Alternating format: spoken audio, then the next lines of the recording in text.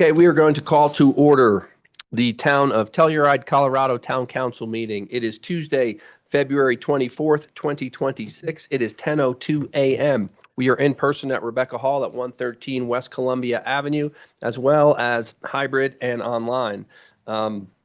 Next item on the agenda is roll call, and starting to my right. Maria Stark. Kristen Permakoff. Ellen 11. Ashley Von Sprecken. And myself, Teddy Erico. First item on the agenda is work sessions. 1A, recap of housing policies implementation, and we have Delaney Tapson to present.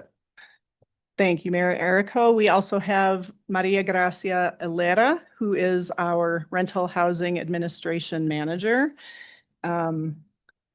First of all, we want to say thank you to council and members of the public who have participated throughout this past year in our periodic updates.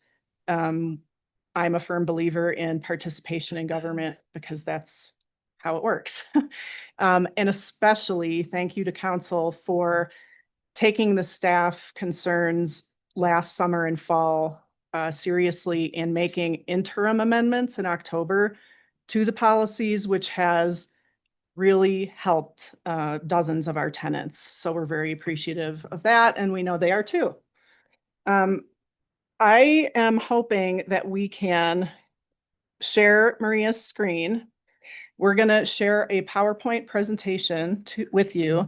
What I would like to do, because I think it would be the most expeditious, is to go through all of the slides, which are highlights from what is a rather thorough and meaty packet, and then go back to the beginning of the presentation to then take the pauses on the slides that do elicit questions, because we don't think that we will have questions on several of the slides, but in an effort to get through the entire presentation and then go back for questions, if we are at your discretion, of course, but that's how I would like to do it.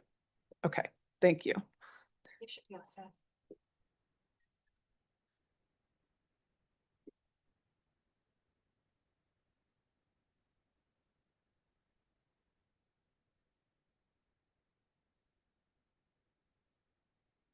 Great. Can everybody see that okay? Do you need it a little bigger? Can we lose the side so we can have it a little bit bigger? Probably, yeah. Yeah, I'm gonna need it. Okay. I think that's, Yeah. Cool. thank you. Thank you. This is for us anyway, long anticipated 2025 Telluride Employee Rental Housing Policies Year-End Review. We are going to refer throughout the packet and slides just policies to shorten that discussion. And in a nutshell, this is the outline of what this slideshow presentation is going to be. And again, this hits on the various sections within the greater memo. We're going to first introduce the background for the policies, consideration, and adoption, how we got to that place, what has already occurred in this past year of implementation, and then looking ahead.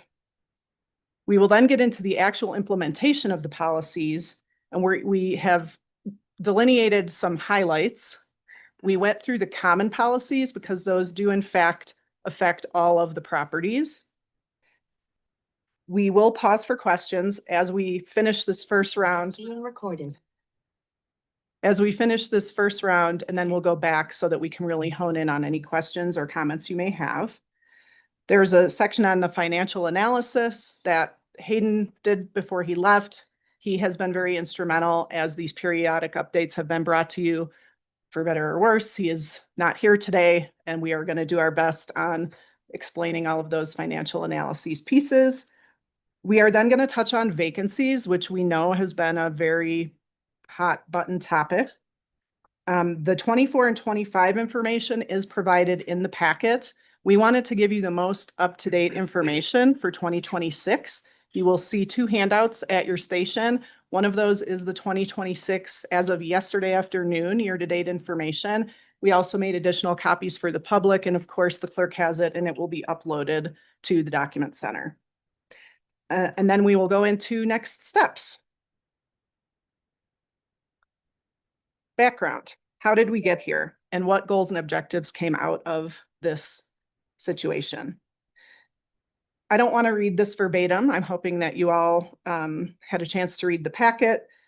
But in a nutshell, by late 2023, staff had discovered tenancy and qualification issues that was brought ahead to the THA subcommittee and eventually elevated to the full THA. Council asked staff to track data, which we did. Primarily, we were tracking employment and financial information to really determine how many people qualified or did not qualify on the basic standards.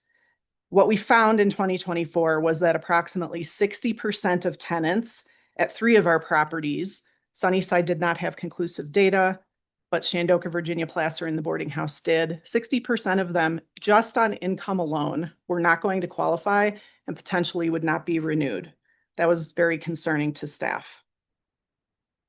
We went through the entire year of 2024 and got to November 19th when the policies were adopted after long consideration, and they went into effect January 1st of 2025.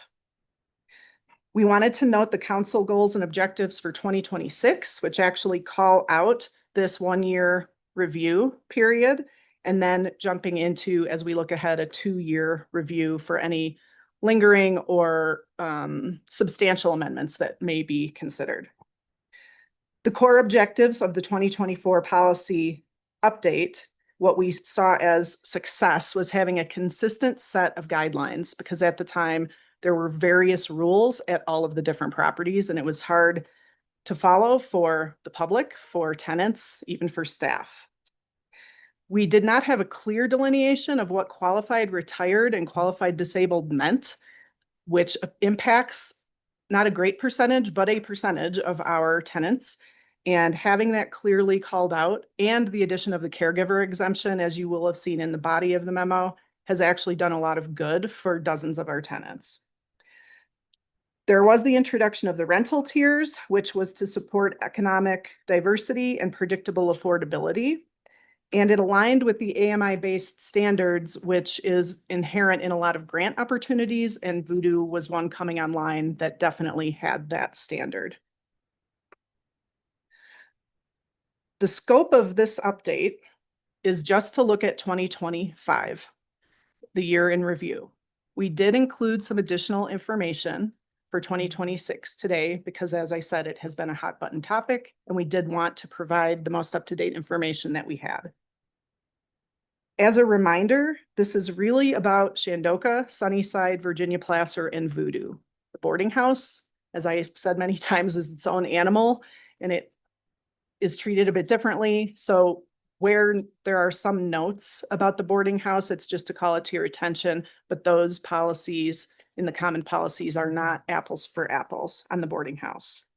We're not doing a line-by-line review. We're calling out the common policies sections that have to do with landlord-tenant interaction and qualification standards. If you do have questions when we get to the next part after the initial introduction of the slideshow, if we need to do deeper analysis, there's 2 options. If it's something that isn't too stringent and it isn't going to necessitate any amendments, we'll probably do reports and future manager updates, but we're at council's discretion in which of these options you would like. The other would be larger policy changes. We would schedule a work session at an agenda setting meeting to discuss those in greater detail. And looking ahead, 2027 will be the appropriate year to focus on larger policy adjustments going in that 2-year cycle, since we did the interim amendments this past year. Amendments to date. Oh, sorry, I left one little thing in there. We were going to do a graph, but we did not. Sorry about the red there. The budget-driven adjustments, as I mentioned at the beginning, thank you so much for paying attention to those.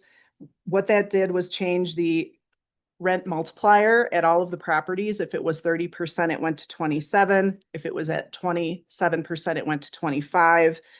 And that was all because the area median income had increased 9%, and it was going to have a drastic effect on tenants and their new rent amounts. We also confirmed that Tier D is the basement at the Voodoo Apartments. We discussed and you approved a local business master lease program for the boarding house, which would take effect for this upcoming summer season after a lottery in the spring. And then other minor editorial adjustments we did make, typos, etc. We included the program goals from the common policies. The 4 reasons that council determined they did want to adopt these policies after a year of consideration.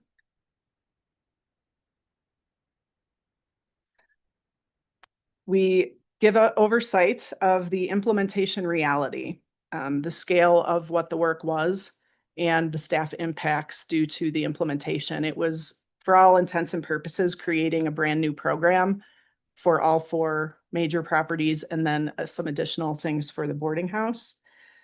We, at the time, had 181 apartments managed. That does not include the boarding house in 2025. And if the numbers throughout this document are shifting, we provided some 2024 comparative information, 2025, and then you will have gotten the 2026 document this morning. When the F building was offline, it shifted the number of units being managed because those were actually under the scope of Shaw Construction when they were doing the remodel. So if there is any questions about those fluctuating numbers, that is why. Tenant meetings took up a huge amount of our time in 2025. We did not meet with everyone. A lot of people didn't want a meeting. They filled their packets out. They were complete. They got their leases and they didn't appear to have any questions, although we did suggest that everybody meet with us. What this has taught us is we did create some process improvements with the help of the communications division and IT. We have a meeting platform for various types of tenant meetings now that is very helpful for us and them. The 2025 highlights. What worked and what created friction? The consolidated policies did what we had hoped it would do, and it decreased, if not eliminated, the confusion, and it definitely improved consistency across the various properties. It standardized the employment hours, which was one of the largest points of confusion for people because it was a different number at each of the 3 then existing properties in 2024. The rental tiers prevented a mass displacement of 60% of our tenants at 3 of the properties that were involved. The 4th one, we didn't have enough info, as I said. The AMI-based process improved the compliance posture. We had to have that at Voodoo, no matter what. And it already existed to an extent at Sunnyside.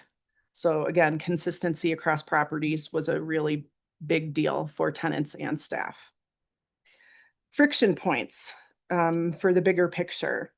The income tier standard definitely generated the most tenant, town council, and THA discussion by far. Part of why I want to go through this whole proceeding and then go back for questions because we know that that will be a section that gets a lot of attention. Another big friction point, especially for staff, was the waitlist age and accuracy. Coupled with applicant non-responsiveness, which we still cannot determine why people are not responding. We're literally offering apartments to people and they're not replying to us. So as you would have seen in the packet, as the age of the wait list gets longer, right now the people at the top of the list have been there since 2018. When we started this exercise at the beginning of 2025, it was 2016.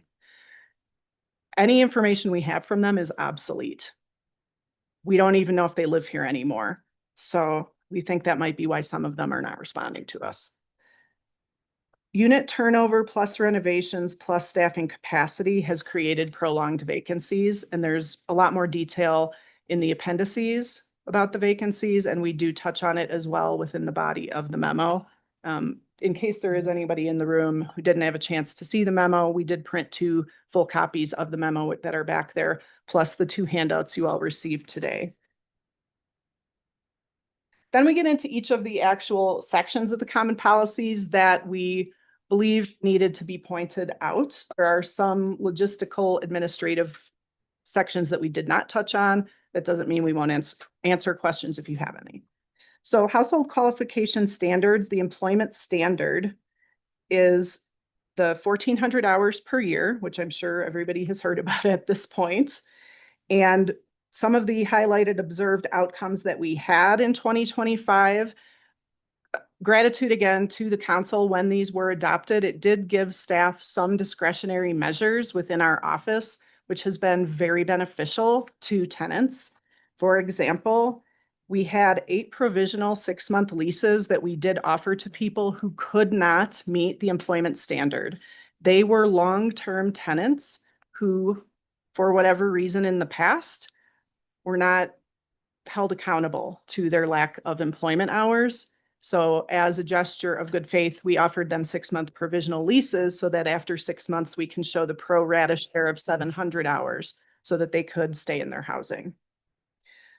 We had 4 college student exemptions. We do require that they verify registration in college, but anyone over 18 is supposed to be named on the lease. They can't fulfill the employment requirement because they're full-time students. We had 9 caregiver exemptions, which that did not exist before, and that is a very big deal. And we expect to have even more this coming year. So again, gratitude from tenants and staff on that. We had 6 qualified retired determinations, and 3 people have actually proactively asked us what they need to do because in the next few years, they do plan on retiring. And 10 households requested qualified disabled options. We worked with the attorney's office to create forms to make that really airtight when they ask for an accommodation. The administrative exceptions are working as intended, but they do require a lot of staff time and clear documentation. I put these on the same slide to cut to the chase because we didn't really have anything serious to report findings wise. So earned income and residency and property ownership and net asset standards. Earned income is 75% of your income must be from presence required employment in the area.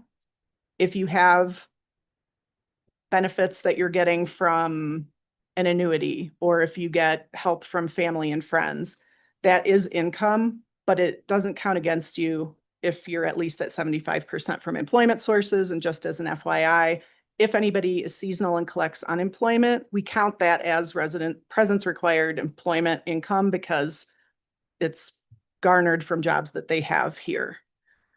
Residency, it must be your primary residence. We have not run across anything to note with anyone there.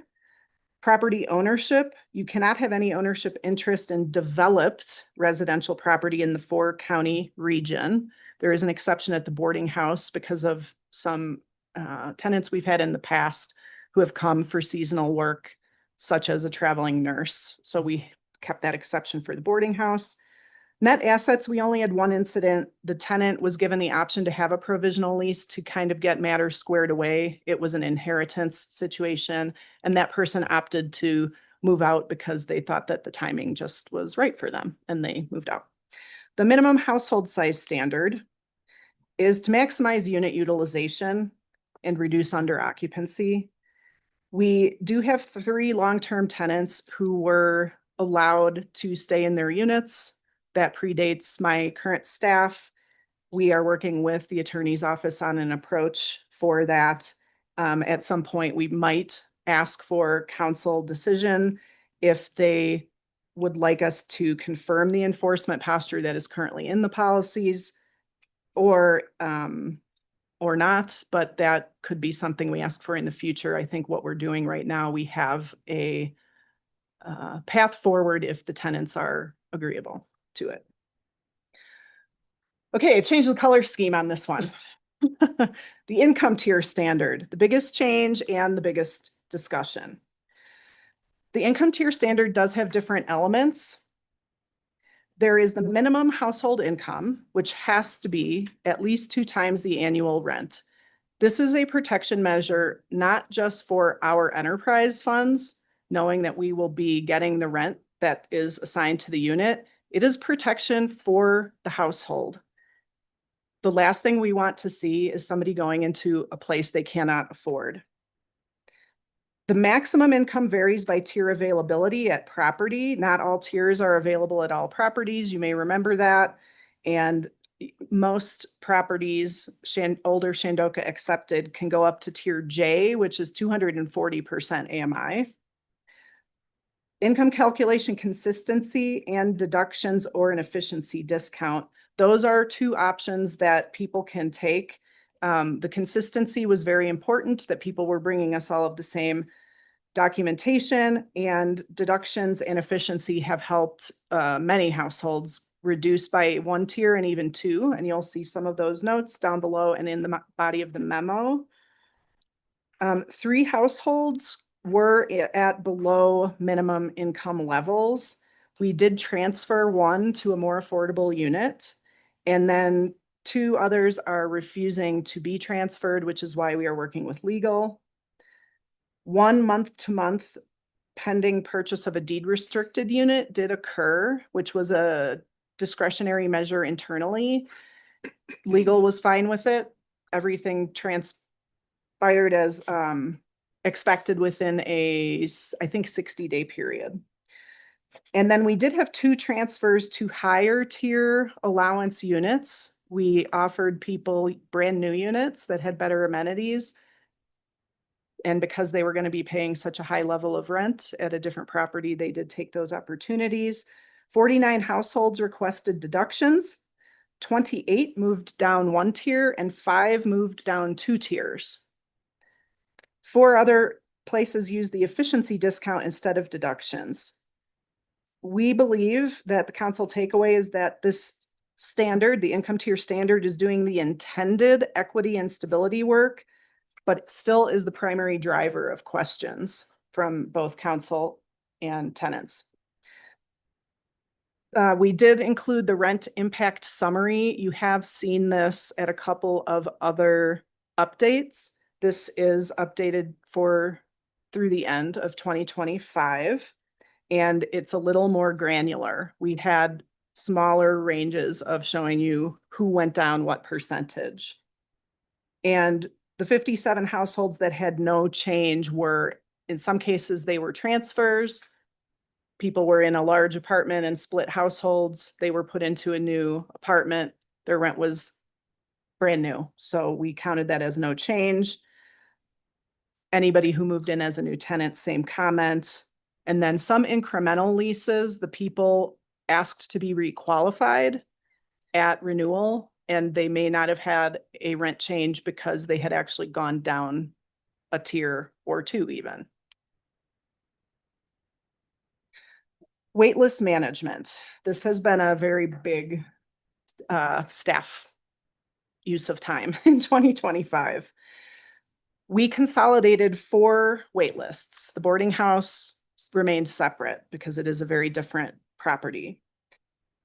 Waitlist data becomes obsolete in approximately 4 to 6 months. When somebody changes a job or adds a job, it completely changes their qualification within our office.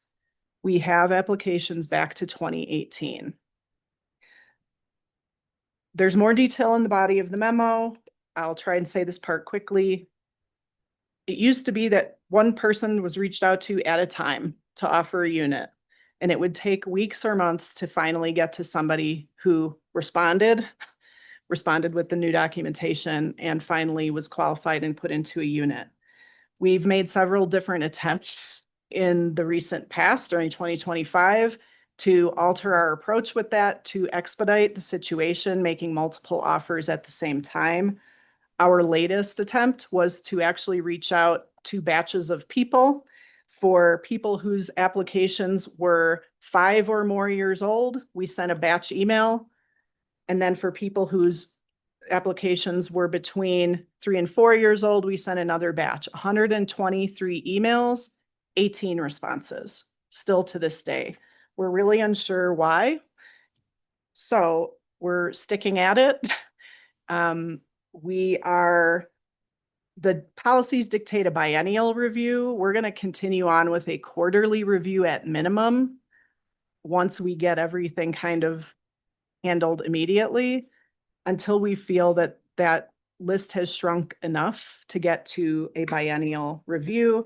And we are very interested in putting up an online waitlist access point that is anonymized for people who are on that list. They would be given a number or a QR code and they can go and just check, because we do get used to get a lot of calls, not so much anymore. I don't know why. Leasing procedures. This was not so much a change as more of a clarification within the policies. We are offering primarily 12-month leases. We did do some 6-month leases. Those cases were specifically for provisional leases, as I talked about earlier, or the incremental leases if people's rent were increasing quite a bit. They had the option to do an incremental lease to sort of step into that place, which also gave them an opportunity to try and requalify if they didn't have deductions the first go around and then came back to the table with deductions. It helped a lot of households. And we did give 25 households 24-month leases, which was a benefit to people to lock in a rent rate for a 2-year period. And that is where some of the financial planning mechanisms that were talked about in the why we got to where we got to with the policies. The number of inherited units with 3+ unrelated people were reduced. That has added to the vacancies, and we'll get into that a bit later, because some of these units were occupied for anywhere from 8 to 15 years by a constant rotation of roommates, and therefore significant repairs have not been able to be performed. We also right-sized a lot of households. There were people in roommate situations who are at a point in their life and they were ready to be on their own. We took care of that as well. We believe the council takeaway here is that the policy is improving the unit needs for households and enforcement consistency, but transitions do take a significant amount of staff time. This is some of the financial analysis that Hayden did before he left. His primary findings were that the data he pulled does not show evidence of a portfolio-wide revenue collapse following policy adoption. There were concerns early on that changing this, if too many people went down into lower tiers, that it could create a cascading effect with revenue. And these are the numbers. I just put them in here as an easier digestible spot other than the pros in the memo. Affordable housing transfers are also mentioned. Those have always existed when needed, but they were called out. They do not originate from any of the policies that were enacted in 2024. AMI comparisons. This was something else that has been shown to you periodically during those other updates. And the decline in average percent of AMI is driven largely by the AMI changes, the area median income changes that come from HUD. Even if earnings stay flat, the CPI dictates that these numbers change based on spending, based on overall economic drivers. But we thought that this table would be an easier digestible point of clarification for you.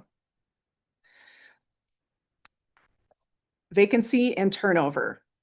This is a portfolio level snapshot for 2025 and 2024. We did bring 2026, as I mentioned earlier today. And I wanted to point out earlier the fluctuating number of units. In 2024, phase 1 was 9 units that had come offline. When it got re-added, it was 12 units. But we then took away the 14 units at phase 2. So when the numbers are fluctuating, I just wanted to give a bit more explanation about that. Okay. Key takeaways after year 1. The policies achieved their primary objectives. consistent standards, reduced displacement risk, and achieving equity within the rental program. The most consistent concerns that still remain are the income tier conversations and the administrative complexity. Leasing and availability is being constrained by, it's not because of lack of demand. It is because of these other items that I've already touched on a bit. The sheer turnover volume and significant repairs we have encountered, the staffing capacity. We have had 3 managers in 1.5 years. And right now we are set up for success. It's been really great to see. We have a very stale wait list and lack of applicant responsiveness. If we don't have anyone tell us they want to move in, we can't move anyone in. Cost sensitivity has shown up in some declined offers, specifically at Sunnyside and Voodoo. Those are tier C and tier D respectively basement tiers. And then finally, we do have some timeline and next steps for where we go from here. This does fulfill town council goal and objective 1A8 to do this 1-year review of the implementation. Based on any direction today, staff can compile additional information either during a future manager's report or a future work session. Staff will continue to collect information to populate the existing data sets. If there's an expansion to that, see the prior bullet. The wait list will be assessed fully on a quarterly basis until a biennial basis is realistic. However, right now we are just going through the whole thing every week. Staff will confirm the capabilities of the online wait list that can be accessible by tenants, and we will start to conduct research into the resident advisory committee. One of our local partners has that already, and we're going to be conferring with them to determine the best path forward for that. That is also on the town council goals and objectives. And then a 2-year policy review in 2027. Town council acting as the THA will initiate the formal 2-year policies review, evaluating broader policy discussions. And then any adopted amendments would be implemented that following January to stay on cadence with how this worked in 2024 and 2025. Okay. I know that was a lot. We're going to go back to slide 1. And I would love for the mayor to call out for any questions on any of the slides as we go through. Sure. Delaney, thank you very much for that presentation. I think the best thing to do is try to stay on topic for our questions. So if someone has a question and it's a certain topic, we should stay focused on that topic till we get through it. And we'll probably have a handful of those.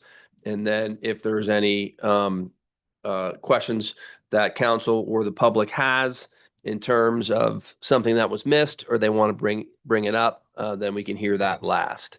Is everybody okay with that? Sure. Yes. With that being said, does anyone have any questions that would like to start? Maria. Thank you, Mayor, and thank you, Delaney. This looks like a ton of work over the past year or so. So my question is, what is the goal vacancy rate for the portfolio, and how long do you think it'll take to get there?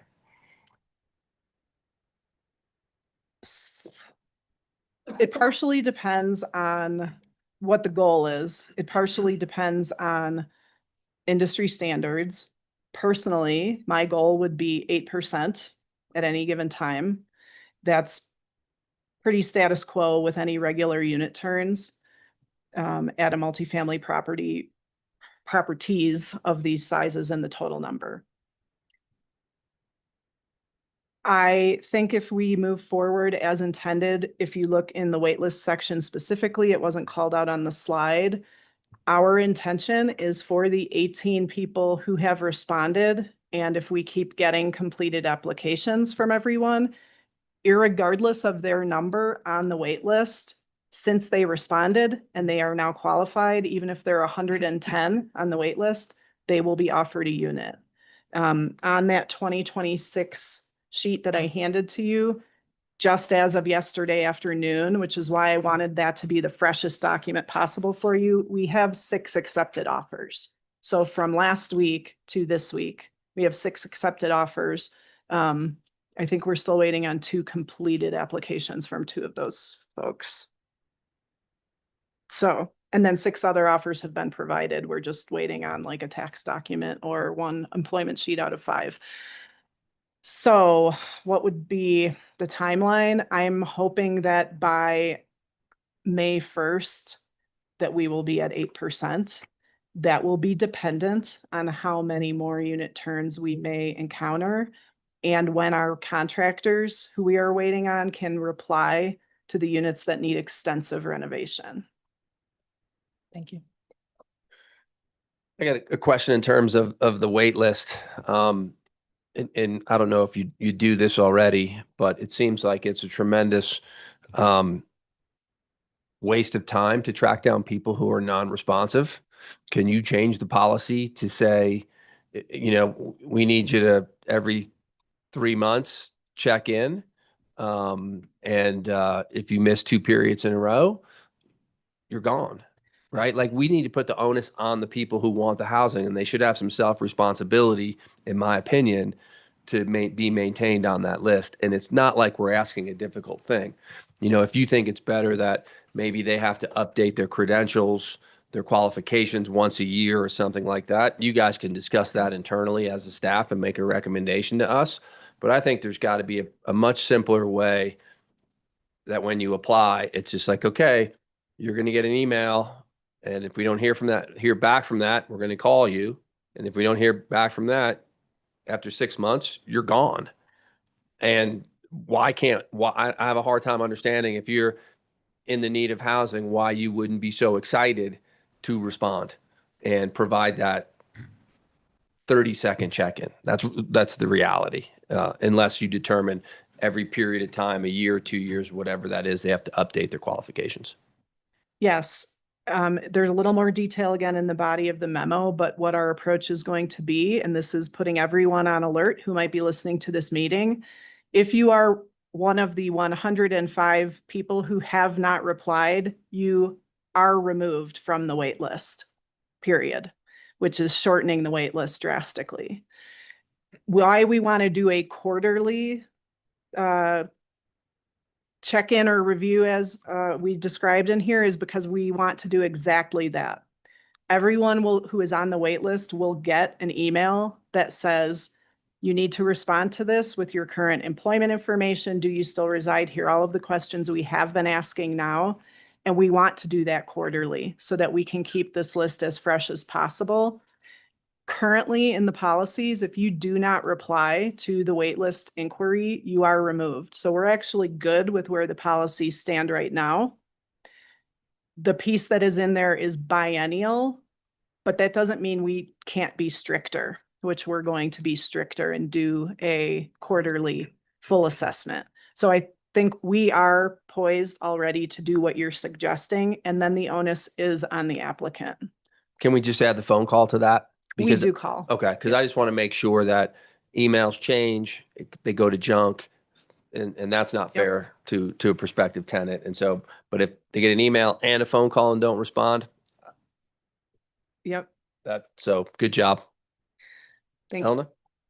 I mean, it sounds like some of this is being addressed, but on the topic of waitlist, I was wondering if the offers that you put out, if they have an expiration date, like, instead of holding space for, or I don't know how long you hold that space for after you send out an offer. It sounds like the policy's kind of shifting to whoever responds first gets offered the unit, which I think makes sense. I also do wonder if maybe we want to add an expiration date to those offers, like this is valid for 2 weeks, and after 2 weeks we move on, instead of the first reply. I don't know if I have a strong opinion either way.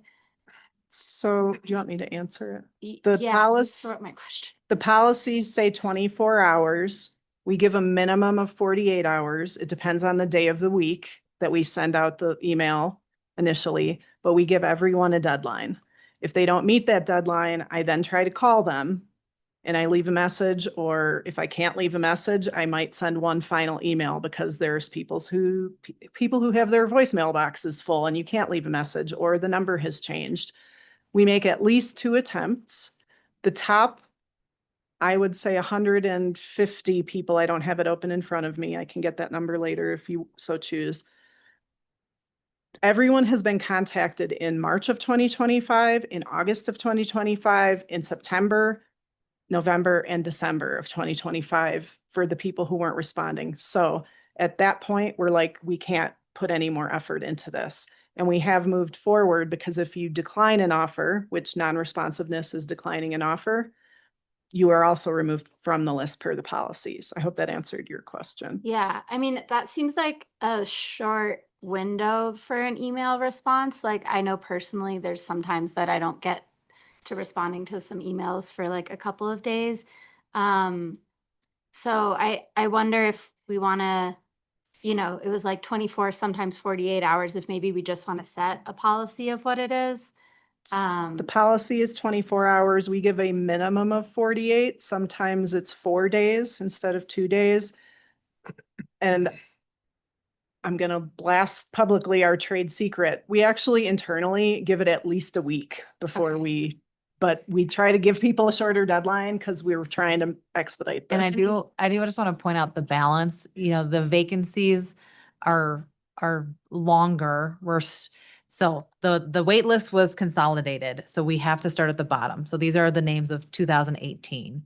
So we have these policies and taking some time, the 24 hours, 48 hours. But again, these are people that are going through from 2018. So it is taking some time to fill these vacancies because we're going through this list and we're prolonging the vacancies. So we're balancing both of these issues, Right. So And- following those policies as well.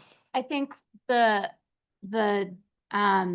inactive people who have a lot of space on the wait list currently, it sounds like that's being handled as like an not independent, but like a separate problem. But then I wonder if we should just make our policy a week so that people aren't reading it and being like, you have 24 hours to respond and it's been 3 days. And then they think like, oh, I missed my window. Because I even had a conversation with someone who was offered a unit and she was like, my boyfriend works remotely. I don't know what I want to do. And she was thinking about it for about a week. And so I feel like, if internally you're letting people have a week, I think tell them that they have a week to make a big decision. I think that would help in just even in the relationship with our housing authority.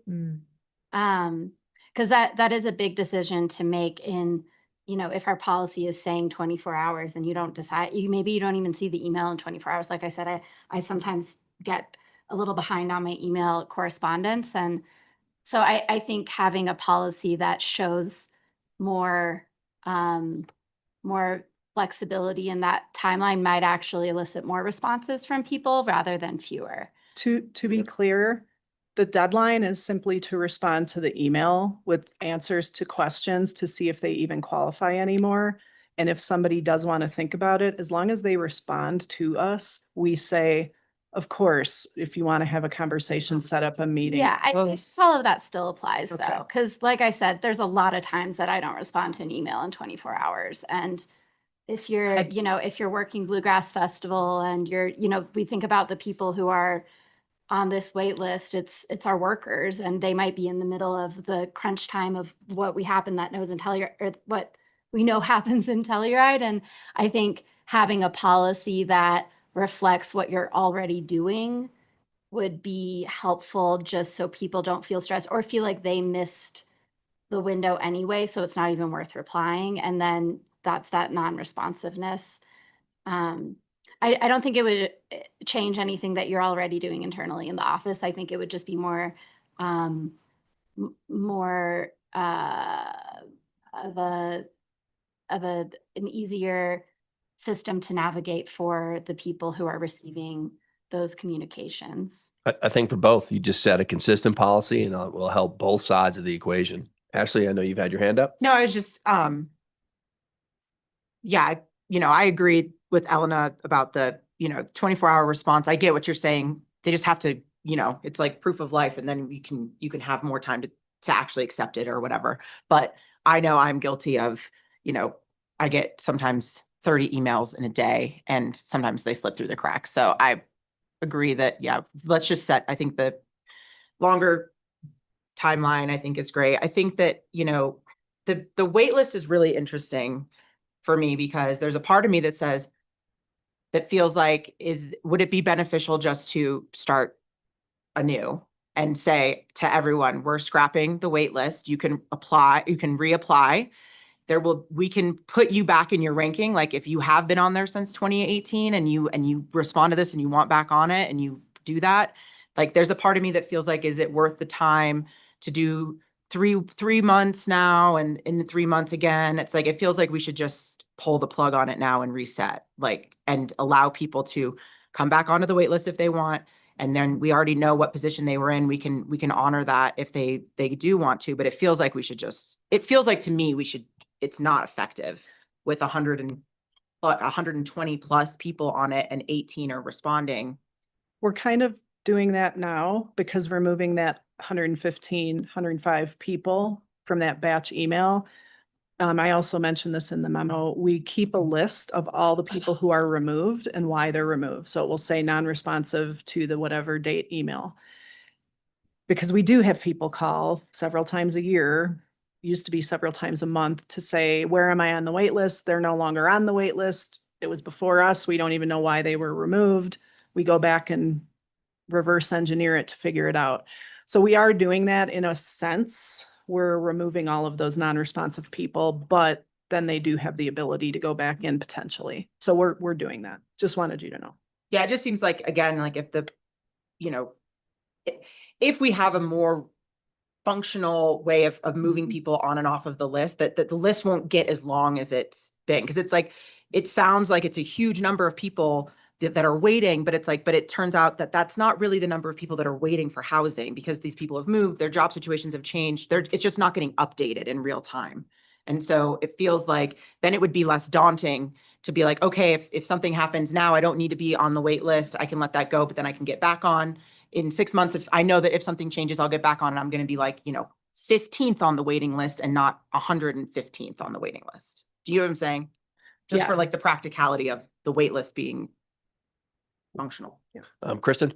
Yeah, and there are so many different types of units available right now that if you've been on the wait list since 2018 and you're not responding, I mean, either you're not living here or maybe some kind of expiration date. I agree with Elena there, I think, but we got to fill the units is the bottom line. And I have another question when we move on to a different subject. All right, on council, anyone on council have any other questions or comments in regards to specifically the wait list and vacancies?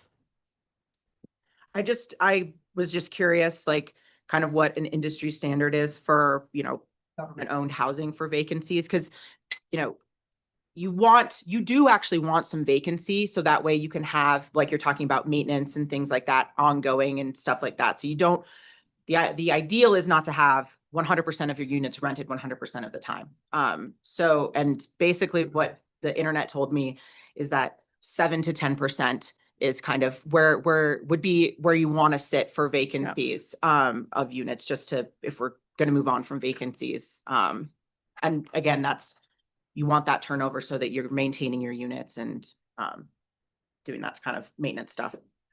Dan?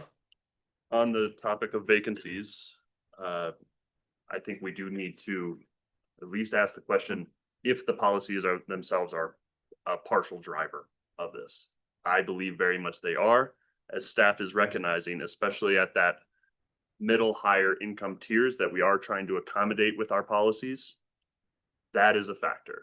When people are advancing in their career, or the type of person we do want to accommodate in our town, somebody who works hard, takes on new jobs, takes on second jobs, takes on a management position and gets a raise and sees their rent correspondingly go up to it.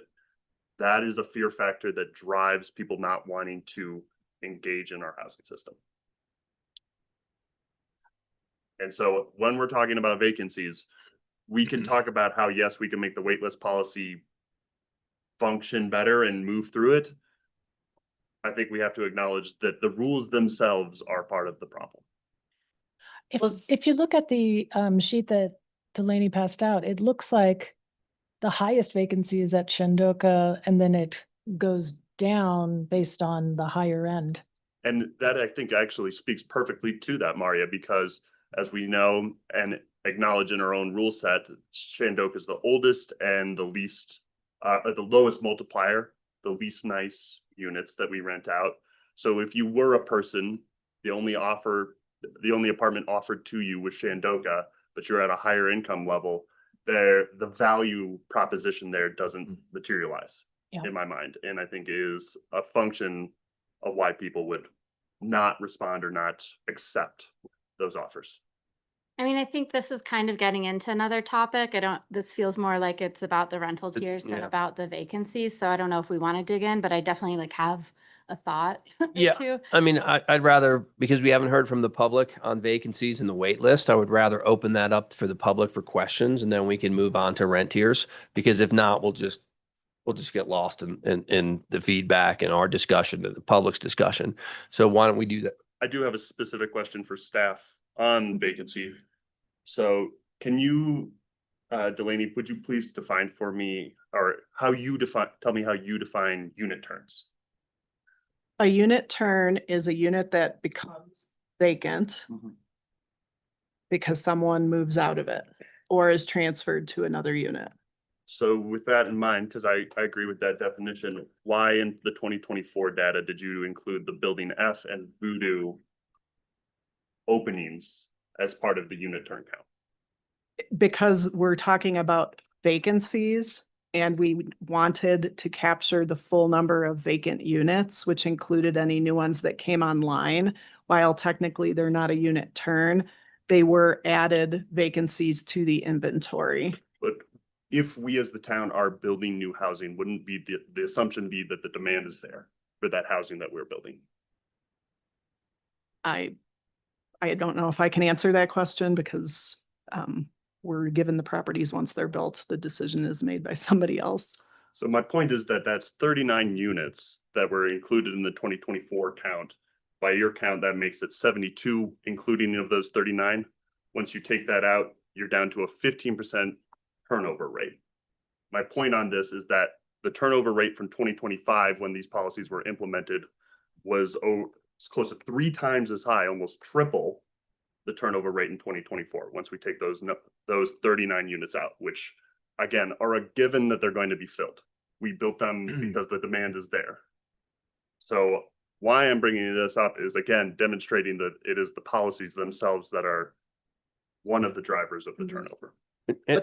And Dan, I think that's a fair point, for sure. I mean, I think we need probably another year to see how it all shakes out, because we made such an extreme choice that we could have kicked 60% of the people out, and we didn't want to do that. So we had to make, what we felt helped lowest income makers.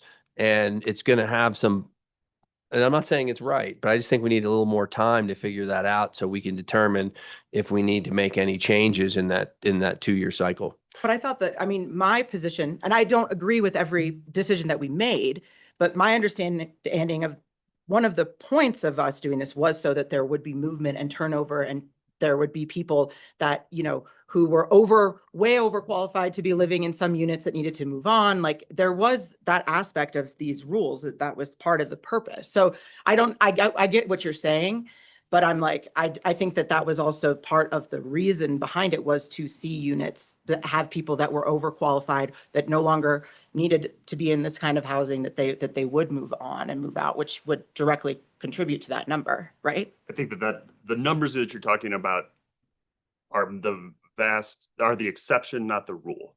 When we're talking about 80 plus unit turns in a year, I don't believe that those 80 people were people we didn't want to house. I think that the vast majority of that number of those people are people that do or would qualify, and we want to qualify, and we are creating rule sets and bureaucracy that don't empower our citizens to want to be in our system. I think some of that is speculation without actually knowing. who We had the, A lot we of- had the data. We looked at We what look at the the AMI levels were when we were crafting these rules. We can have a disagreement about what the exact income cap should be. And I agree should be an income cap, as I've said to you, Elena. But I don't think we can just wave off just saying, oh, those are people that we wanted out of our system. Well, I also What it don't, sounds like you're saying today. I also don't No, think no, that, Hold on, one at a I'm time. saying we don't know, I guess is my Yeah. point. Yeah, and that that's- There Yeah. was an So intent. we had data when we were crafting these rule sets. It's not like we just did this blind. Yeah, but we also made some significant changes based on making a decision to not kick out 60% of the people. And that was going to be an extreme decision where we talked through it a long time Yeah. as a council to come up with this policy. But this is, sorry, Teddy, go ahead. That's okay. And so, again, my point is, I think we need a little bit more time to figure out if what you're saying is accurate or with what other people are saying is accurate, because there's still some, the dust has to settle. I mean, I say that and I'm sympathetic to someone who got 100% increase on their rent or a 50% increase on their rent. I get that, but it came back to the decision that, if I remember correctly, as not everyone obviously agreed, but you had to create a system that helps the lowest common denominator because they had no other options. And so that was kind of the point I thought of why we had to create the tiers, because it was just unfair for some people to be paying the same rent With vastly different. with incomes. vastly different incomes. And I'm also will say, if you get another year and you look at it and we're not filling units and the data supports what you're saying or something we haven't figured out yet, absolutely we can make that change. If we discuss it and what's best for our locals and what's best for it. But I don't think making a change this quickly with how we set up our policies and waiting for this data to kind of shake out another year based on how we do it is warranted. Any other questions on vacancy and wait list before I open up those two topics to the public? I think I would like to add that the vacancies in 2024 do include the newly added units like Shandoka Phase 1 and Voodoo, as well as the 2026 vacancies also include the newly added Shandoka Phase 2. So in both points, we do add the new units because we're looking at vacancies, not unit turns itself. Yeah. And the other thing too is that what's going to really help us guide ourselves, I think, in 2027 is what happens with the Canyonlands on board and in the pool, and how that affects the vacancies and the people on the waiting list and new people, and will help us guide us to what we want to do policy wise at that time. With that being said, is there anybody in the room that has a comment on wait list or vacancies? Andy, come on up. Got to get you to a microphone and just state your name for the record. Andy Kenningsmark. We live in Voodoo 204. I'm very grateful for Town of Telluride putting forth, affordable housing for people that live here. Some things that we're not taking into consideration here, and I haven't heard it, is I work in the service industry, as many of you know. I'm no longer a minister full-time, and I work full-time at the restaurant. Making those hours is hard for me. 1,400 hours sometimes feels hard. I don't apply for unemployment because I'm not unemployed. I feel like that's taking. And so I understand we can count those for our hours, but I know that I'm going to be laid off. That's part of my decision. But I don't know how many of you done your taxes already, but it took me maybe 8 hours to do my taxes. But I've spent maybe 30, 40 hours trying to do paperwork for Voodoo, and it's still not done. And I don't think my town housing should take longer than my taxes.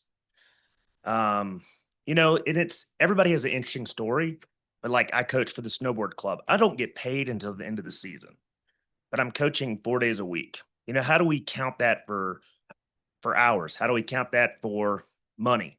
I also do not think my daughter's income should count toward our housing overall. She's 15 years old and works at Brown Dog and Two Skirts. She is not paying me anything for rent. You know, I was told, well, that money can go to her college. Yeah, it can, but we also set aside money for her to go to college. You know, she wants to buy a car, she wants to buy clothes, she wants to hang out with her friends. But, you know, my daughter's $5,000. Should that go to our rent to raise our rent? I can't imagine in a world where if I told my parents, you know, their mortgage was going to go up because I worked at a high school job. I know we're trying to do the right thing. I feel like Maharia Garcia and Delaney are doing the best they can. But I feel like, you know, I wonder if we had a third party that was outside Telluride looking over our finances and our hours, if it would take pressure off of them. Because I feel like they've been villainized when I truly think that they are trying to do the best they can with the time and resources that they have. I mean, Luis is great. I'm thankful he's there. But we're not setting up a system where they are heroes. And I don't think that's fair to them. And I hate hearing people say, well, how is it living in Voodoo? You know, I think we should be saying it is the best thing. We love living in Voodoo. You know, I think we should say that about all of our housing. You know, I think it should be easy or easier. But I realized that we had to put things in place because people were cheating the system. But I mean, I think it was a very small number that were cheating the system. And people like me, my family who works here full time, we do not have an inheritance. We do not have money from my parents. We're struggling to try and make make housing possible for our family here, you know? And so there's just some things to consider. And I hear other people in the service industry say that too. So I don't know what 1,400 hours is, but I know that like I said, in the service industry, 4 nights a week, it's considered full time. So, and I know if any of you've worked in the service industry, 5 nights a week is a killer. Yeah, and I got to cut you short on Yeah, that. I on will. time, That's but, it for yeah. me. Andy, thank you very much. Yeah. I have a question, just because this is a work session. Do anyone who's like under 18, is their income incorporated into the household income? There's not an age limit on there? That's interesting. For those listening, I was shaking my head no. Yes, to the first question. Yeah, Everyone's everyone's income income is is counted. included. Regardless of their age. So Correct. even if they're, you know, under the age of 18, and working part-time, they have to include that income into their household income. Yes. Can we change that? Yeah, that I think seems wrong. that Yeah. seems like something we should talk about revising. Yeah, Definitely. I agree. Definitely. You want to discuss that at THA sub? Yeah. Probably, but yeah, I think we should discuss that. At some. And start there. I think that'd be a great way to start that that discussion. Again, would like to try to keep this to wait lists and vacancies. We'll open it up to other questions later. Is there anybody in the room to speak on those topics? For those two topics, we'll close it in the room. If you're online with your hand raised, again, I'd like to keep it to wait list and vacancies, and then we've got some other things that we're going to discuss after that. So Tiffany, if you want to go down the list. Douglas Tuley. Thank you, Tiffy. Thank you, Mayor Errico. My qualifications, I would hope, are well known by a lot of people in town. You know, financial, environmental, social responsibility, finding a balance of those with, you know, a good general lay knowledge of all sorts of technical subjects, especially those that relate to land use. In college, I managed a private affordable housing apartment building, 22 units. We were able to get 10 to 15% raises a year with in-unit upgrades, and I could turn over a unit in less than a week. Occupied upgrades as part of that 10 to 15% a year. So I'd just like to testify to my experience. I am on the wait list and with some issues, and the extreme thoroughness that Delaney Tapson has used in doing so. She has gone through that historical record where I had some historical issues, and she's on top of it. That said, I do think there are still some remaining issues regarding bias in those previous policies, and which parties or which factions were the recipient of that bias. But that's not on the current tenants. That would be a broader discussion, which we are having at this time in this area. Thank you, folks. Great. Thank you very much. Tiffany, who's up next? Next we have Mark Rainier. Hey y'all, this is Mark Rainier. Can you hear me? Yep. Awesome. One question regarding vacancies, or regarding waitlist, excuse me. Are people who are entering onto the waitlist made aware of what their rent will be? I think that could be, if I were to call and put myself on the waitlist and you told me that my rent was going to be $4,000 a month, I would say, go ahead and don't put me on the waitlist. I wonder if that's something that is a piece of information we might have when people are coming onto the waitlist, if they know what their rent will be.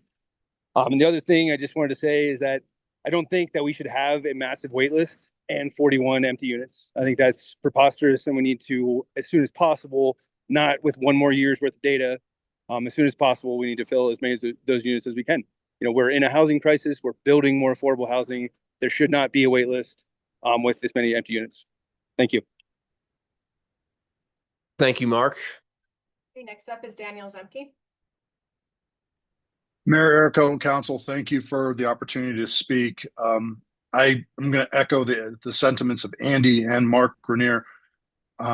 41 units vacant at the end of 2025 should make anybody feel extremely uncomfortable. My comment is this: the town is acting as a landlord and it wants to put a hand out to help somebody up, but the policies and the information required are so onerous that it effectively, it's kind of like pushing somebody back down on the ground, excuse me. No one understands the AMI standards. The applications are invasive. The fact that your daughter, Andy, has to calculate her income is preposterous. I also know for a fact that looking into people's Venmo transactions, what is that? You cannot do that.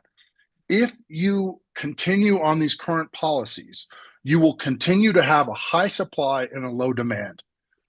I get approached every single month, 2 to 3 people going, holy God, are they allowed to ask me for this? And I have to sit down and talk these people through it. It's not fun, guys. I know that Delaney and her staff are doing the best they can. They are trying to put people in houses, but the public sentiment is very strong that it is so hard to understand and it is so onerous for the application process that I'm going to go somewhere else. And I cannot blame them for that. The entire system needs to be simplified. There needs to be a stronger sense of empathy, and the rules need to be rewritten. Thank you. Thank you, Daniel. Next up is Josh Klein.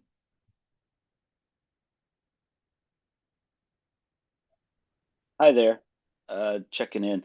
Couple quick things. I'm not able to join y'all in person, but I was curious to know if I could receive a package for the review today from the Housing Authority. Is that published online with all the different cards from today? First question. Also, moving on to the list. There seems to be 4 lists, and I was wondering if I could have a little bit more information explained to the public as to what the 4 lists are and how they were comprised. And then lastly, I'll just say that initially when we installed the 1,400 hour minimum, I was asked in terms of hospitality, was that a realistic number to attain in terms of a food and beverage professional that works full time to hit 1,400 hours, excuse me.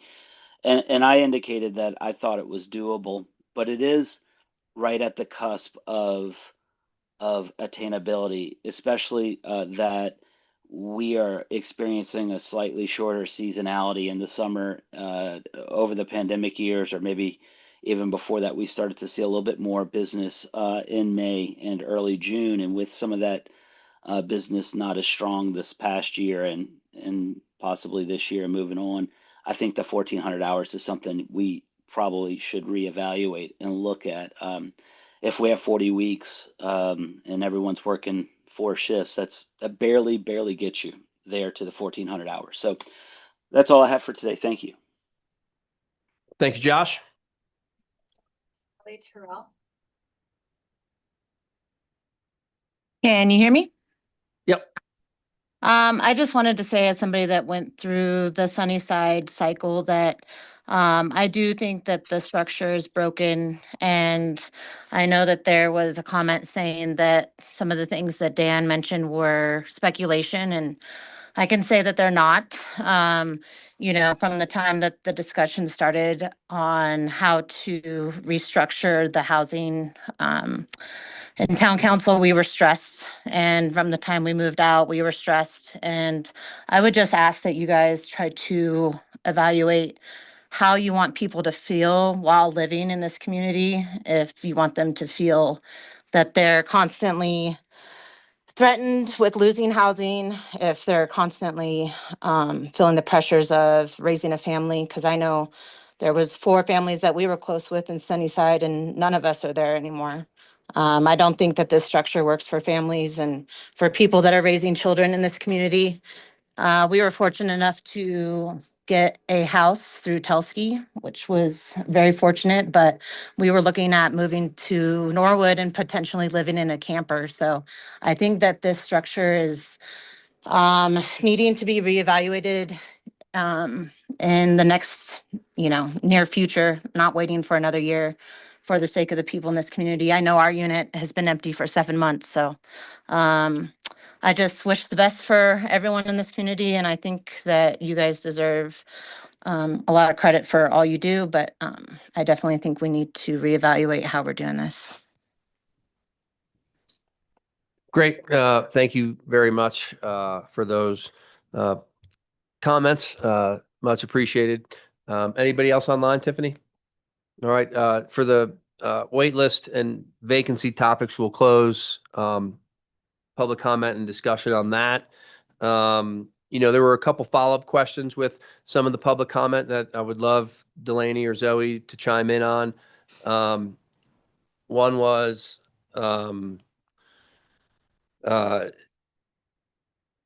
when you on the wait list and you get a call and contacted, did they have an immediate idea of what the cost is of their rent? That was one question.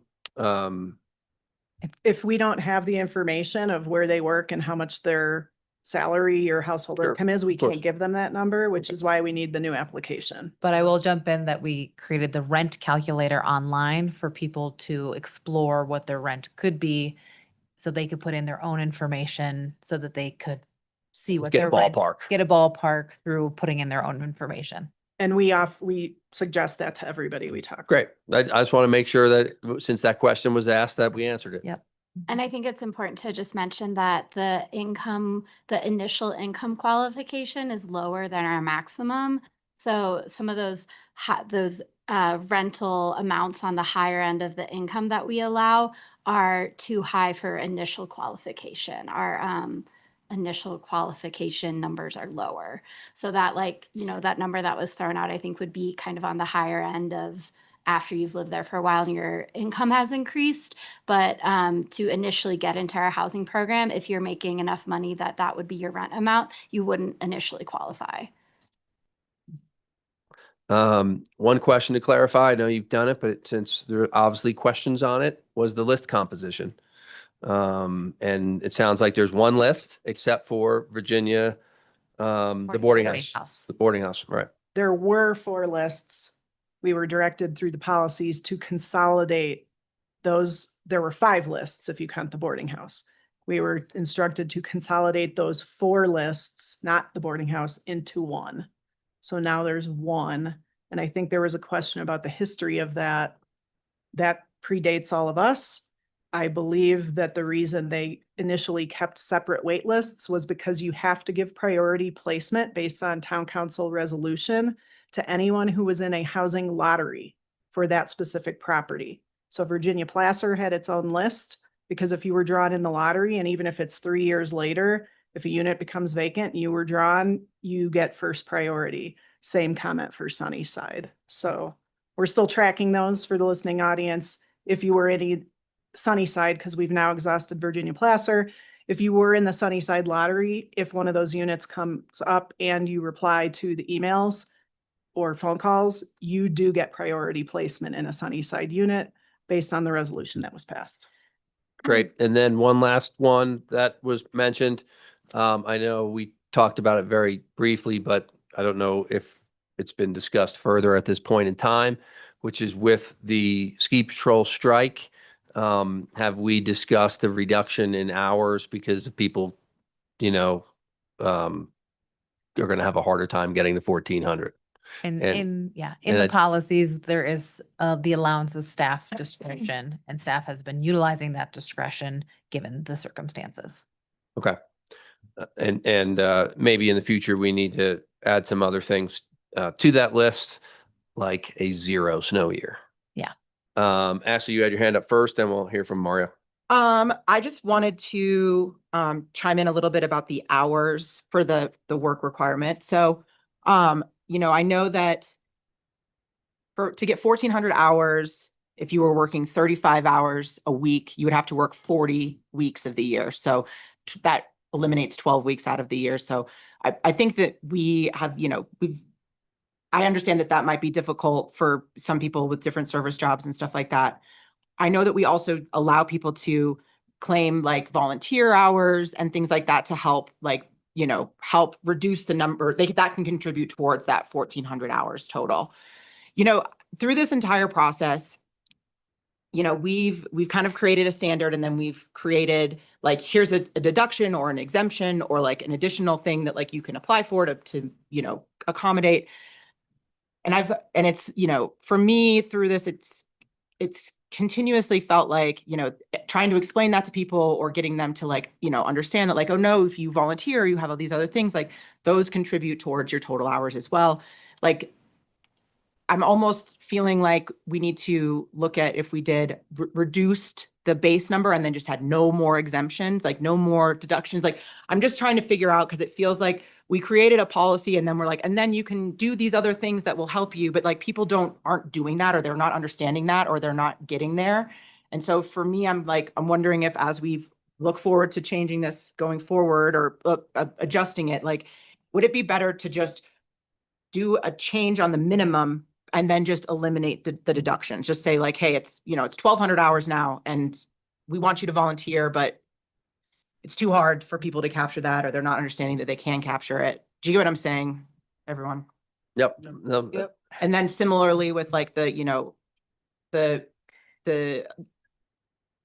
think we should also look at how we can simplify going forward, even into the tier levels, where again, you sit at a certain tier and then you get exemptions and then you can drop down a tier, things like that. I think that like simplifying as much as we can so that it's like, I think that like trying to simplify this entire thing is something that I've heard repetitively. It's also something that I have felt that it is really complex.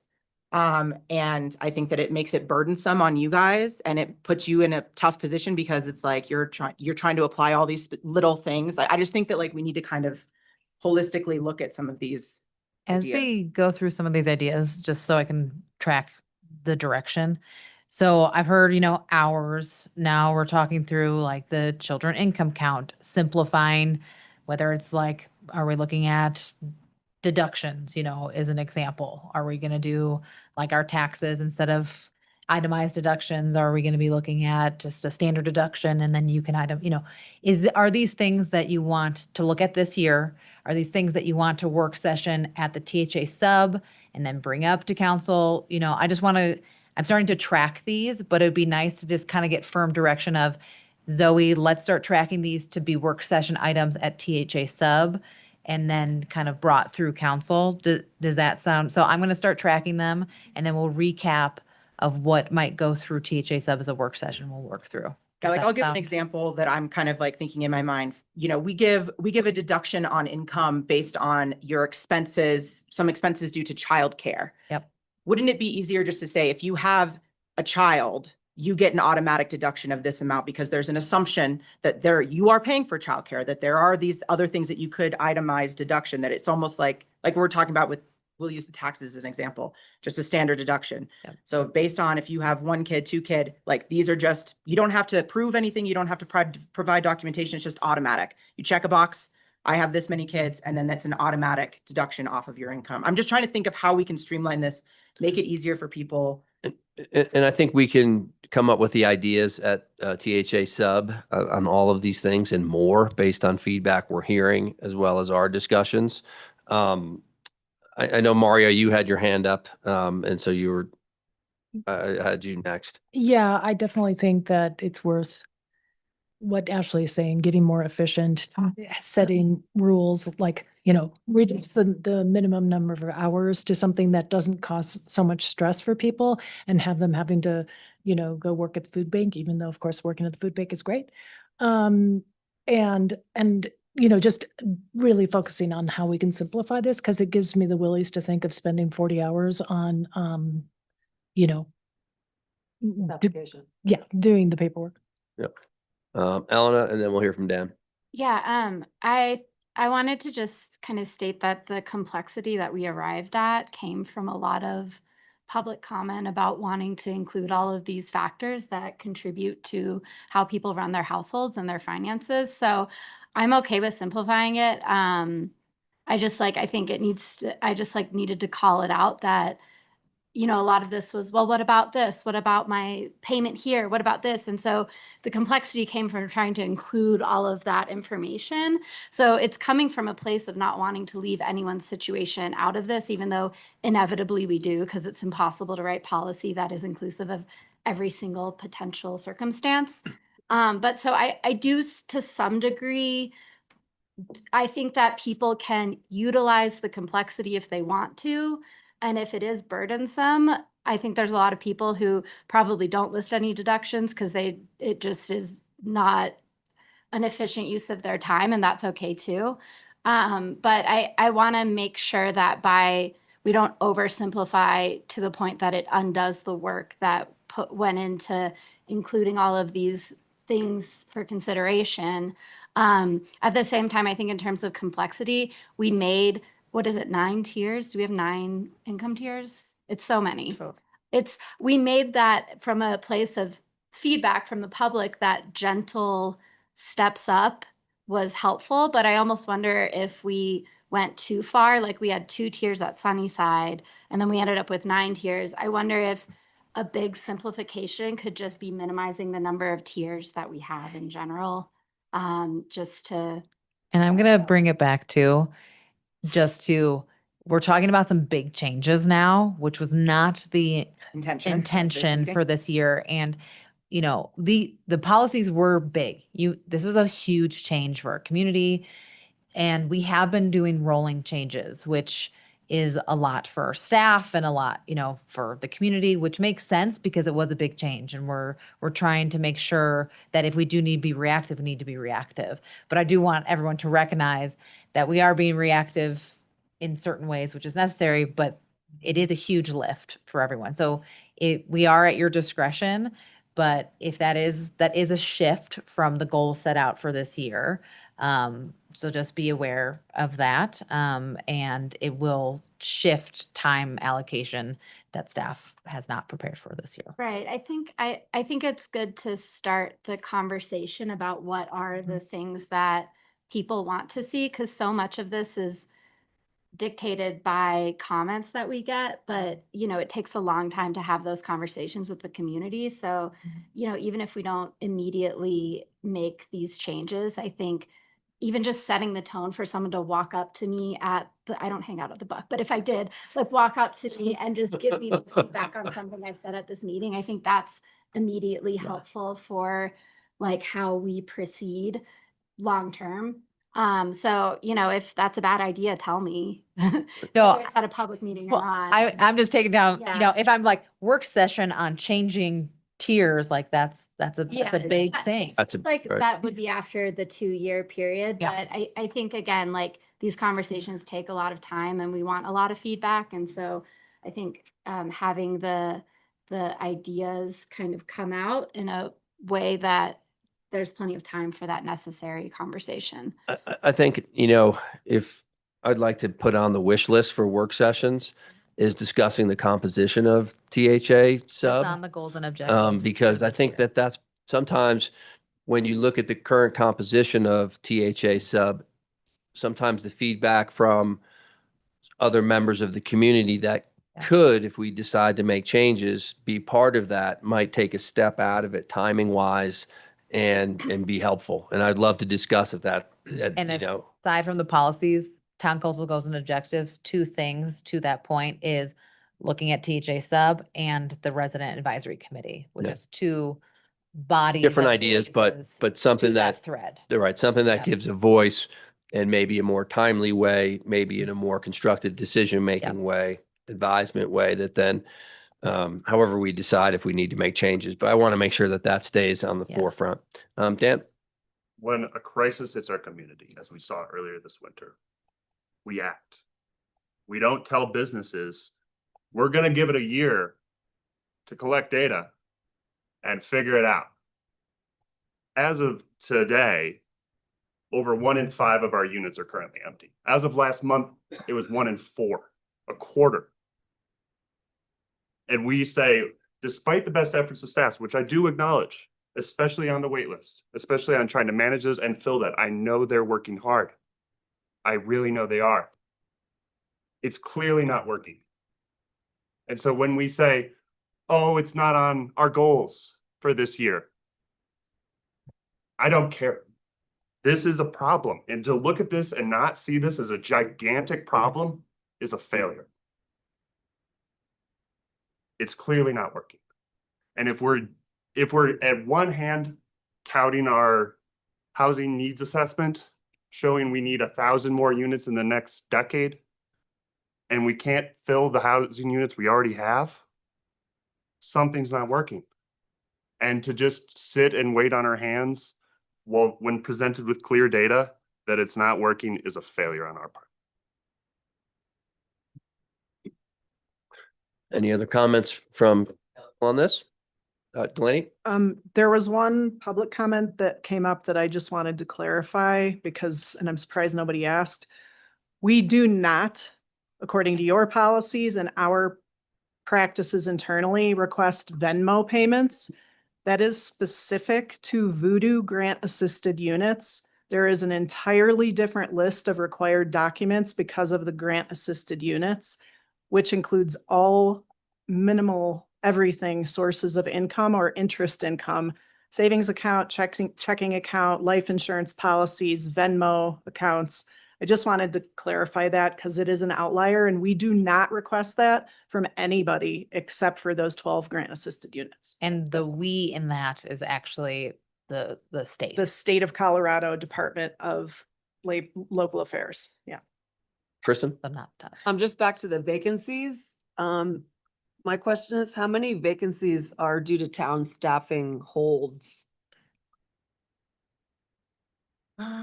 Because we have It says hotels. 2 holds pending town of Telluride new hires is what it says on here. Yeah. 2. Only 2? Is that on the 2026 one? That's as of yesterday afternoon, yes. We filled a couple in the past few weeks with town employee units. Okay, thanks. Any other questions? New topics as part of their presentation before we open it up to public comment? Josh had another question that I'd like to answer. Okay. Josh was asking for a copy of, I think, the presentation and what was handed out. And for the listening audience, and Josh, I see your hand is raised again. If you go to the town council agenda, and you click on Document Center, there's a hyperlink right on the front. It will take you to all the presentations from today, so you can access it that way. Tiffany, thank you So- for that. Yep, and easy is bit.ly/TOT council. You just want to type that in quickly. Before we open it up to public comment, last chance for council to bring up anything else based on the presentation, any comments or questions? Kristen? How are we moving forward with the potential of a master lease program for businesses? Is that a good time to ask this question? I think we're at the point now where we're opening up to any questions that we see Okay, fit. because I think that people who have been asking and businesses who are in need for employees to retain employees, I think that that is a conversation to fill the units. Like Dan said, we got to fill the units. We got to fill the units. I mean, The direction from council on the master lease was specifically for the boarding house, which was then through a lottery program. How many Right. units were designated? Only a certain number. 8 total units, and it could be a single or a double. The business gets to decide, and each business would be allowed up to 2 units. but I'm not The talking about the lottery- boarding house. I'm talking about other like 4 bedrooms that are sitting vacant for 7 months. or- Direction was not given. I would like to talk about that. I mean, Because I wasn't part of that conversation before. Mari and I are new. And And I think that if it's something we want to talk about and bring it up as a concern, the best spot is probably through THA sub and say, okay, we made some changes to master leases in the review, and maybe it's time to revisit that. And Yeah, and I'll just jump in. It was a pilot program that hasn't launched yet. So it was, the direction was for the summer season. So it was meant to launch this spring. I don't know if we have a date on that yet, Delaney. we need to get with Lindsay. Okay, but it was for here soon. And so that was the initial direction. But if we want to look at that further, I'm sure I do. I could put yes. that on the list. for- Do you, Okay. yeah, I mean, for THA sub, for sure. Yeah. great.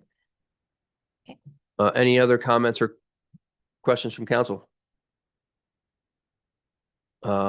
Okay, before we wrap up, is there anyone in the audience that has any comments? Nate, come on up. Good morning, council. I'm Nate Smith, local attorney. I'm not representing anyone today. I guess just trying to speak for a smattering of clients and prospective clients that are in this program. I want to talk about the income tier aspect of this, but also vacancies. Like, you can't talk about one without the other. So it was a little hard when you were kind of saying earlier, we were going to talk about vacancies in the wait list, but as Councilman Enright said earlier, they're intertwined. When I think about this program, I think about, what are the goals of the program and why was this program created? The 2 things that always come to mind for me is, number 1, providing affordable housing to local workers. And number 2, providing an opportunity for those local workers to have, heaven forbid, some ability for upward mobility, whether it's buying a deed restricted unit, or even best case scenario, being able to get out of the program entirely, getting into something free market, so then someone else can move into their unit. So those are the 2 things that the lens I view this program through. Everything discussed today, I think, goes counter to those goals. Rent has increased substantially for, as we saw, 82 households. It's pushed people out of housing. I've talked to some individuals whose rents went up to $1,000 a month more than my $600,000 free market condo mortgage. If they could have afforded that, they would have just bought a free market unit to begin with. And those that have stayed, they have no ability to save. They have no ability to have a buffer for the low snow year or the ski strike or the pandemic or whatever it might be. They're just scrimping along.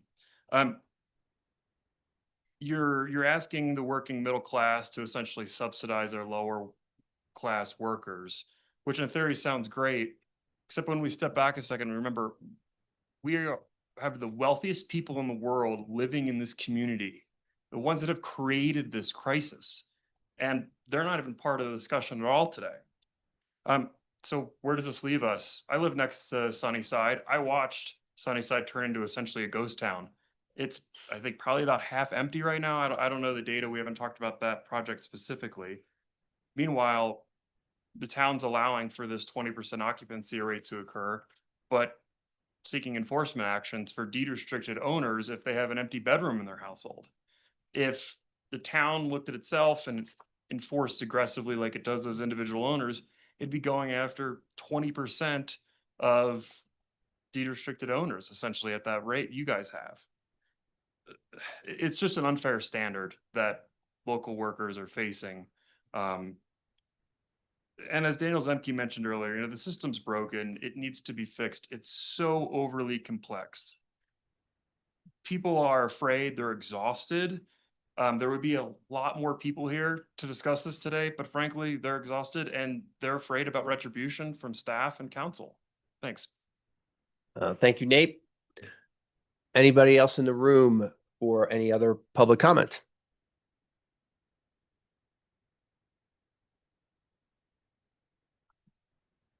Good morning. I'm Chase Cushing. I've been a Telluride resident for a little over 8 years now. I've been a resident of Shandoka for about 1.5 years. I showed up today to give my 2 cents in spite of being stressed and exhausted with these current policies and being in the middle of renewing my current lease. I wanted to comment particularly on the rental tiers. When I signed one of the last original leases at Shandoka in the fall of 2024 and was subjected to these new policies in the fall of 2025. By the time, in addition to having to do all the lease renewal paperwork, I had to find another roommate, and I had about 9 or 10 people fall through before I found someone to move in with me, because a lot of them were against these policies, whether it was, you know, rent being income based or the new inheritance rule, being that if I decided to move out in the near future, they would have to move out as well, and they wouldn't get the liberty of taking over the lease.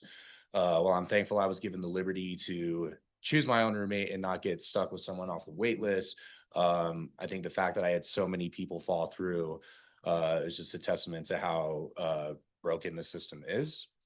When I finally found someone to move in with me, I was under the impression that I was going to be under tier C for my particular unit. But when their paperwork was approved, we found out that we were going to be a tier higher than what I projected. I found out that my income was overcalculated by $12,000, and my roommate's income was heavily overcalculated as well, especially considering that she hadn't met the 1,400-hour work requirement. And when I tried to dispute it, I was not given a fair chance to do so. I was told that I was going to have to go through the renewal process all over again, submit the paperwork, which would then take minimum of 2 weeks to get approved. I knew I was against that, knowing that that was just going to yield the same results. When I asked for a chance to sit down and show them my itemized gross pay stubs throughout that period, I was told that I had already exceeded the amount of meetings I was allowed to have in regards to lease renewal questions and concerns. So I feel as though that I wasn't given a fair chance to stand up for myself. So again, I showed up here despite being stressed and exhausted over being subjected to these new policies, and less than 6 months later having to go through the process all over again. After submitting my paperwork a week ago, it has since been returned twice to me because I was told that there were missing documents that were in fact included in that packet, which has caused more stress and frustration. So again, you know, while I'm thankful to, you know, have a roof over my head, you know, I was under the impression that by, you know, living in deed restricted housing, I would have an opportunity for, you know, upward mobility in my life, which hasn't really been the case, and it's just caused more stress than what I believe it's worth it. So thank you. Thank you very much for stepping up to share that. That's important for us. Anybody else in the room for public comment?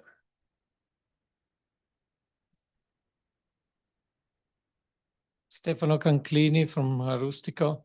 I just had a little comment.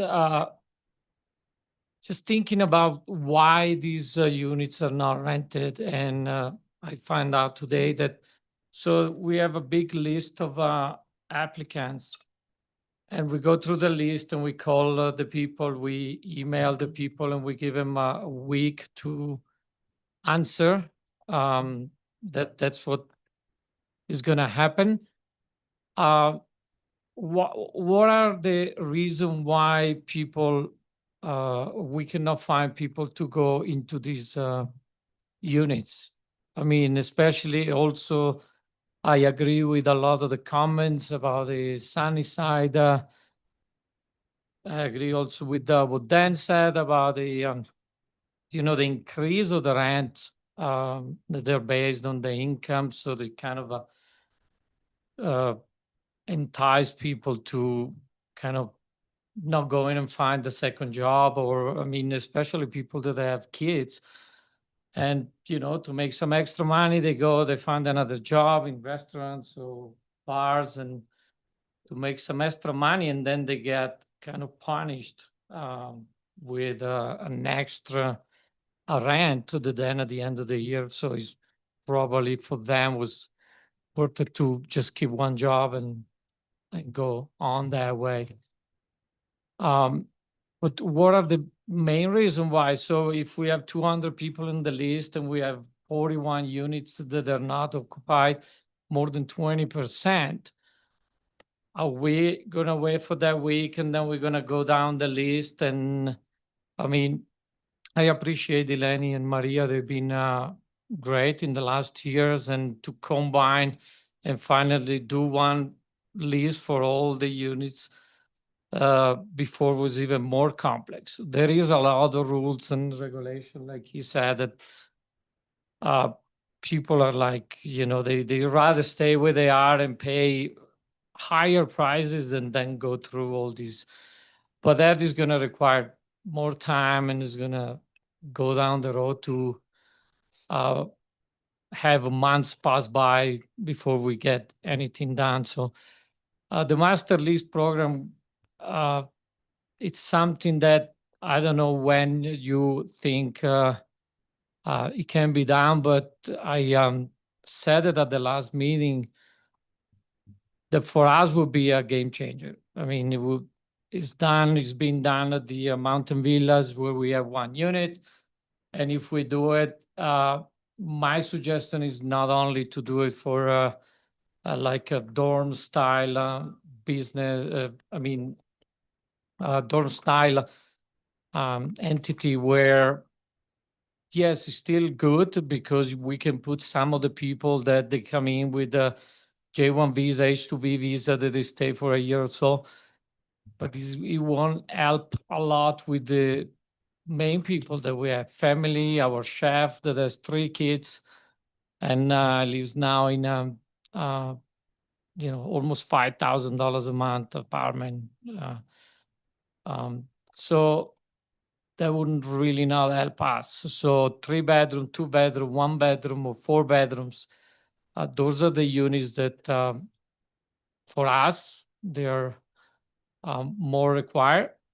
But I don't know, a timeline and maybe not to just put it down the road where we have too many months goes by, because, we're kind of forgetting about what happened with the strike, and we do appreciate about the help that is going to come, but there's very little. This indirect help would help us a lot more than Steph, I'm going to just interrupt you real quick because I think we can discuss master leases at THA sub and bring that up again and see if there's changes that we need to make.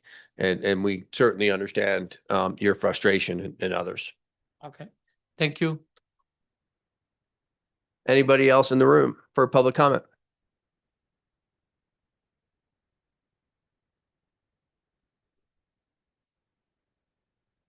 Hi there, guys. Chris Uline. Couple of things as I've been listening today. Volunteer hours versus work hours. Not, if my understanding is correct, volunteer hours are counted at a limit and a little bit less. An issue I've seen with talking to people is the best time to volunteer is the best time to work. And I know in the past that I've volunteered for Telluride Adaptive, and I could not work those hours because it's only when for instance, when the ski area is open. So the best times to go make money is the best time to volunteer. And if my volunteer hours count less towards my 1,400 requirement, then picking up that shift, I'm going to pick up that shift to make sure that I get the full volume of that. Same with like, if I want to work Bluegrass weekend and I want to volunteer for Bluegrass to get a ticket, that is a very tough split to decide if I'm going to volunteer versus I'm going to work, and also try to enjoy the festival. So looking at how we handle volunteer hours versus work hours, unless I'm wrong on that, and then, you know, how the system's acknowledging those. Another thing I wanted to bring up was right now we combine our incomes as a family to qualify for our AMI tiers, but we don't get to qualify our hours, or I mean, combine our hours. So if I work 1,000 and my roommate works 1,800 and we combined get to 2,800, but we don't, like, that's a bit of a challenge for some people where it's like, you know, I work a restaurant job. My roommate works a 40-hour-a-week job. You know, it's just a, you know, it's a tough balance that we have to combine our income, but we don't get to combine our hours. And something else as far as the vacancy requirements, right now, I know a lot of people whose leases will be up at the end of the ski season. I try to, whenever I lived in the free market, have my lease end in April or May. So that way I didn't have to deal with a mid-February move in the middle of the busy season. So I'm curious if we're going to see more people available for moving into some of these units as their leases. Cause like most landlords won't say, oh, you want to go to Doka? Yeah, I'll let you out of the lease early. And then they're going to struggle to fill the lease for the last 2 months of the ski season. I don't see that happening across town very often, where landlords are going to be like, oh yeah, by all means, break your lease early, no penalties, go get into Shandoka. That's not a realistic expectation. So are we, as we're going through the wait list, asking these people, hey, I've got a Shandoka unit available. Can you move in today? No? Okay, you're off the list. If they say my lease currently ends in May, are we allowing them to hold a unit, or if there's still units available, stay on the program where they're, I mean, I understand staff is doing a great job with their discretion, but it is something I've seen quite a few people are looking for housing come May. And are we, you know, I see it on Sweet Deals all the time, seeing anything for those people where it's like, hey, let's help you out in 2 months when this stuff becomes available, when your lease is over. Thank you. Great. Thank you very much. Anyone else in the room for public comment? Seeing none, we will close public comment in the room on this agenda item, and we will go to the people that have their hands raised online. Hey, thank you, folks. Hopefully I can keep this under 3 minutes total. Just as a goal, I would throw out, let's get everything occupied by the start of summer season or close to, and hopefully including myself in that list. I am ready to go. One suggestion in the processing, you know, if you're going to speed up the processing, allow people to do a pass on the current availability, but to remain on the wait list. So they're not gone if they cannot move at that exact moment, and that would keep things moving quicker. I do take objection to Dan Enright's criticisms of the program. There are some historical problems, and resolving those historical problems is not free, and doing so professionally is not free. And those costs should go from where they accrued. County Commissioner Council candidate Paul Reich, it talks about accountability and responsibility. The accountability and responsibility for that is not on our non-deed restricted property owners. The accountability is on the professionals that have served this, created this problem. And many of the commercial property owners, certainly including Telsky, and most likely including the clients, commercial clients of both Mr. Smith and Mr. Zemke, those two attorneys. And just lastly, as you all know, I have certainly been subject to great retribution for speaking to these issues historically, including from Mr. Zemke, but not Mr. Smith. Thank you. Thank you very much, Doug. Do we have any more? I know. No. All right, Ashley? I just want to clarify something about the wait list because it's been brought up a couple times. The removal from the wait list isn't if you decline a unit. The removal from the wait list is if we don't hear back from you. That it's not that you're saying I don't want the unit. It's and then you get removed. It's that there's no communication happening and that the non-communication is what is going to result in being removed. Not saying this isn't working for me, I need to wait till May, or this one's too expensive, or whatever the reason may be. That's not what's going to result in removal from the wait list. It's being radio silent. Just want to click, right? Yes, and if someone tells us, we did have some respondents who wanted to be removed from the wait list because they admitted to not living here anymore or having purchased something. So we will also remove someone if they ask us to, and it is already in the Section 105 of the policies that you can decline an offer and not be removed from the list. If you decline subsequent offers, and I'm trying to find it because it was off the cuff. I believe if you decline twice, then you get removed. And we understand more than most notice to landlords because we're landlords. So if somebody says, I absolutely want this unit, but my lease is through the end of April, we say, okay, great. So one of the offers accepted on the list from today is probably going to be an April move-in, not May. But we still wanted you to know that we're working towards that. Hope that answered your question. I just didn't want people to think that like if they declined something that they were getting kicked off the wait list. That was getting said and I just wanted to clarify. Appreciate the clarification. Yeah. Eleanor, do you have your hand up?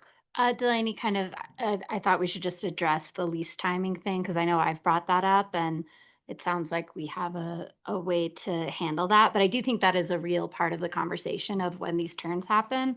Because a lot of the leases in town are kind of scheduled with the off seasons intentionally. But you addressed that. So I think as long as, we're being flexible with the people we're making offers with, and maybe they know that instead of saying, no, I can't do that, like, let us know what your timing looks like. Yeah, because I would hate for someone to miss out on an opportunity just because they're stuck in a free market lease. Great. Any last minute questions, Dan? Last comment on it. I think it sounds like a shared goal that we can all agree on is how do we simplify this process and make this as easy both for staff and for residents as possible. So I think we can start there and look at some of that.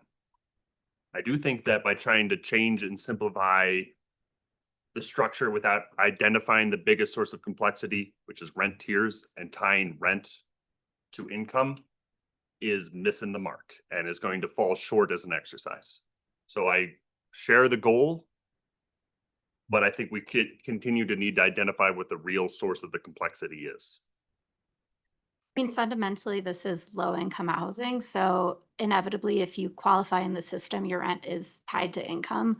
So I think there's. That's not what I meant, Eleanor. No, I know, but I think it's worth And you mentioning. know what I mean. I think You Let her do this finish. a lot, Eleanor. you cut me off a lot. So I don't know. I who's at fault feel here. unlistened to when you deliberately try to twist the words or the meaning of what I relay that you You know. didn't let me finish my statement, Dan. I'm You have to done. let- I don't even want to.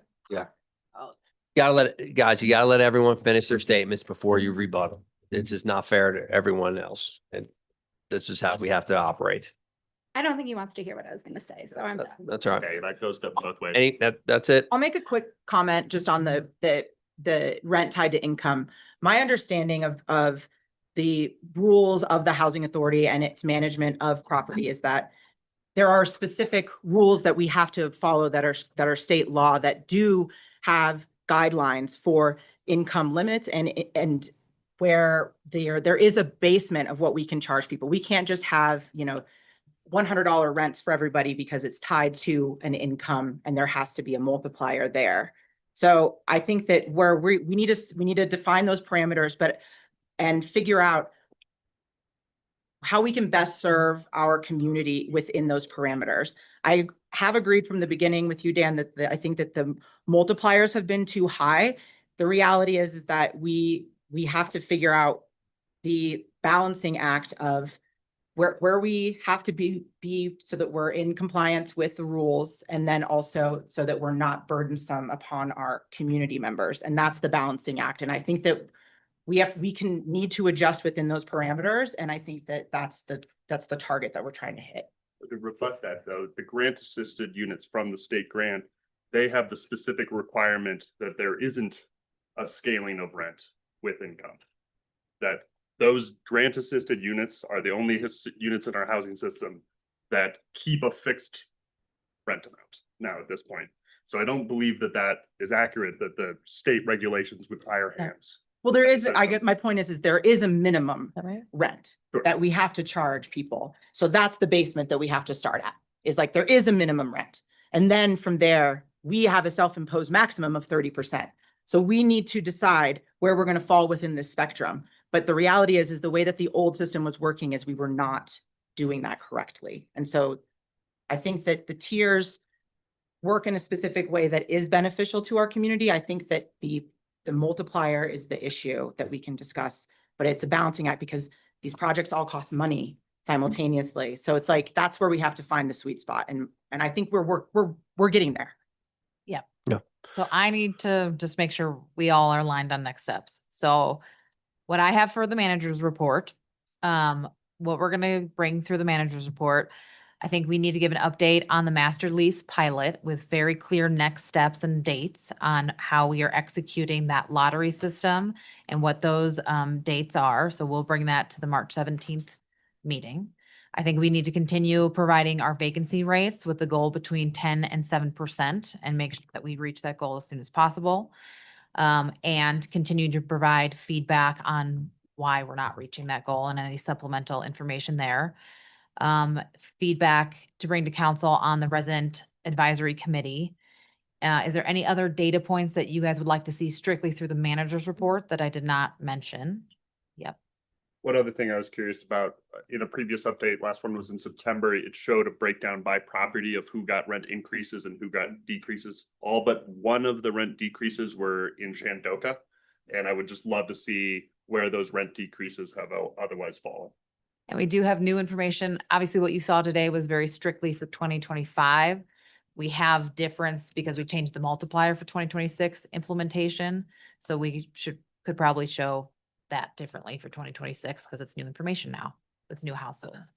So for the next manager's report, 2026 rent increases and rent decreases. Okay. Then I think there's a lot of information for the THA sub. Again, I think the theme is simplification of the policies. I would like the opportunity to get with Elena and maybe you and I can discuss with Delaney on what we can agendize for THA sub to bring forth on what that could look like for work sessions and then come up with a bigger plan on what that could look like and if that impacts any larger full THA or town council goals or impacts, we can kind of look at that out into the future. Does that sound good for everybody? Yeah, I'd like to say that, I would like to move up as quickly as possible the discussion of the composition of THA sub. I mean, it's, hearing, it's great that we had a lot of people step up and give us, constructive criticisms today. We know that certain people are intimidated to make further comments, which is not a good thing for us to hear. That's disappointing. And we have to be better if that's the mentality that's out there. But, my concern would be if we can incorporate, if we decide that we want to incorporate, whether it's changing the composition of THA sub or having that resident. I think the resident advisory committee is what we should really be focusing on for that piece, only because THA sub has such larger legal impacts beyond just the policies that It'd take longer. It's going to take much longer. So I think we can move quickly to make sure we have a voice within these policies and utilize a resident advisory committee to help with that voice much quicker than we could than the THA sub, because there's a lot bigger impacts from, owning. There's a lot more values than just the policies that THA sub holds from the authority piece. On that note, Ahead of this meeting, perhaps I missed it, but I didn't see any outreach to our residents to let them know that this review was going on. Can we please take extra effort to contact our residents, encourage their input? Yep. That's fine. Yeah. And I'll just encourage everyone to sign up for this was done through our normal policy or our normal outreach, which is the newspaper, our social media, our website, all of those pieces, but we can always look to do additionals, but I will always encourage people to sign up for our communications. Yeah, Chris. Right.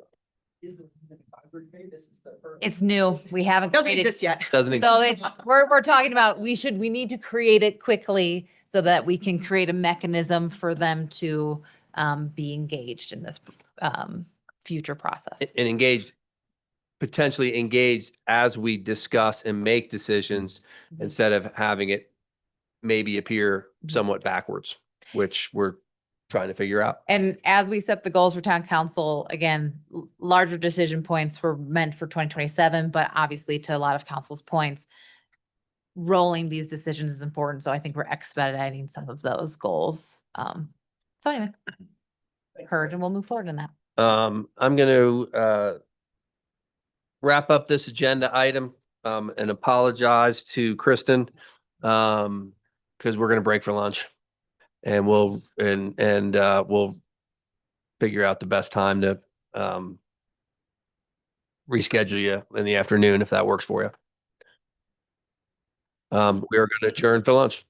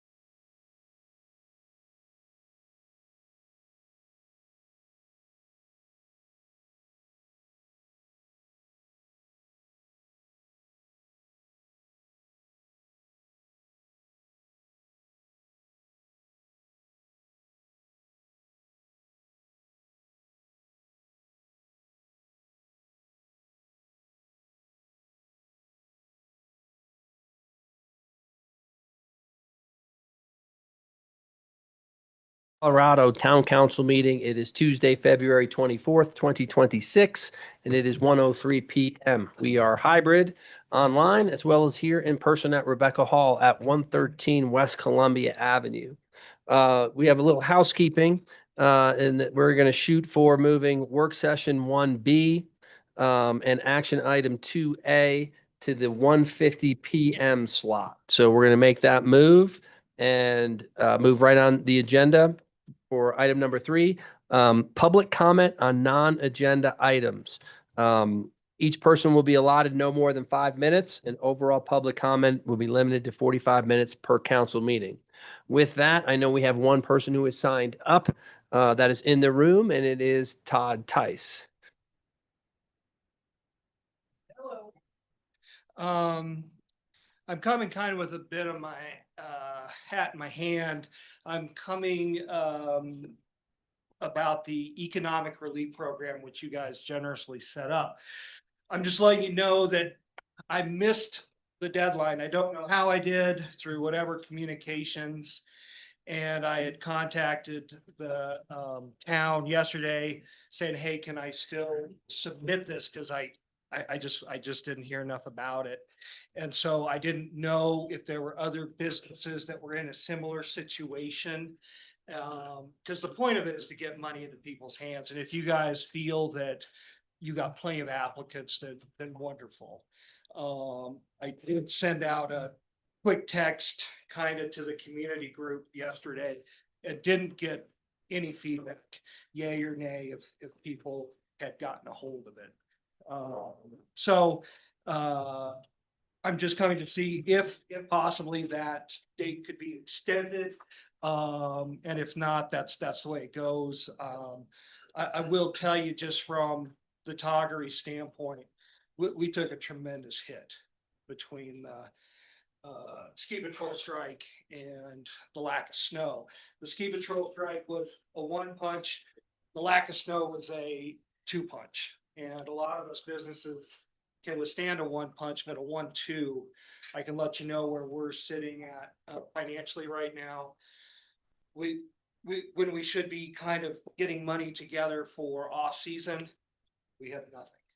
And I know a lot of other businesses are like that. So I'm just letting you know, just from a pull standpoint, it's tight.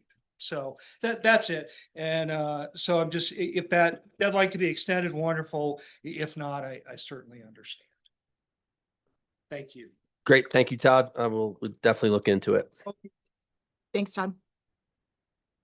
Is there anybody else in the room for public comment? Seeing none, we will close public comment in the room. Is there anybody online, Tiffany? Yes, we have Douglas Tooley. Great.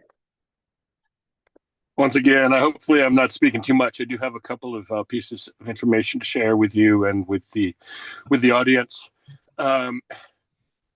First, I had considered running for seriously considered running for the county commissioner seat and took some initial formal steps in doing so. Talking with Michael Wazinski and Joan May Michael Wazinski, the county clerk, and Joe May, the former commissioner, District 2 seat holder commissioner and current chair of the county Democrats. And, it was my intent in running to kind of raise some of the free speech due process issues that we've had here in the region with myself and with others. Retribution, to use a word. I got a 4-punch myself last year, and still not resolved. But hopefully, I've raised enough issues to kind of help clarify some of those issues, including very much appreciated the ability to continue to speak here. Just checking the news, we have a replacement for former County Judge Sean Murphy.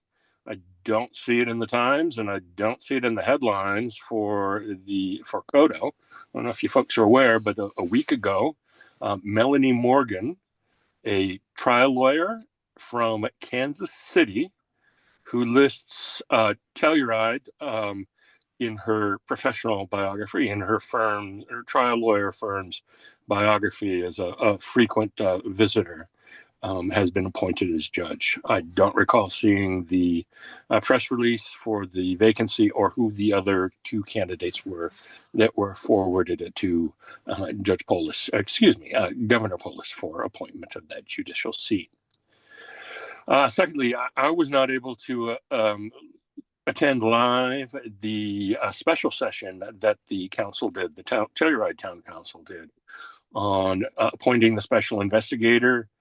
And would just like to raise some concerns about the way Rick Silverman was treated in raising his concerns. Mr.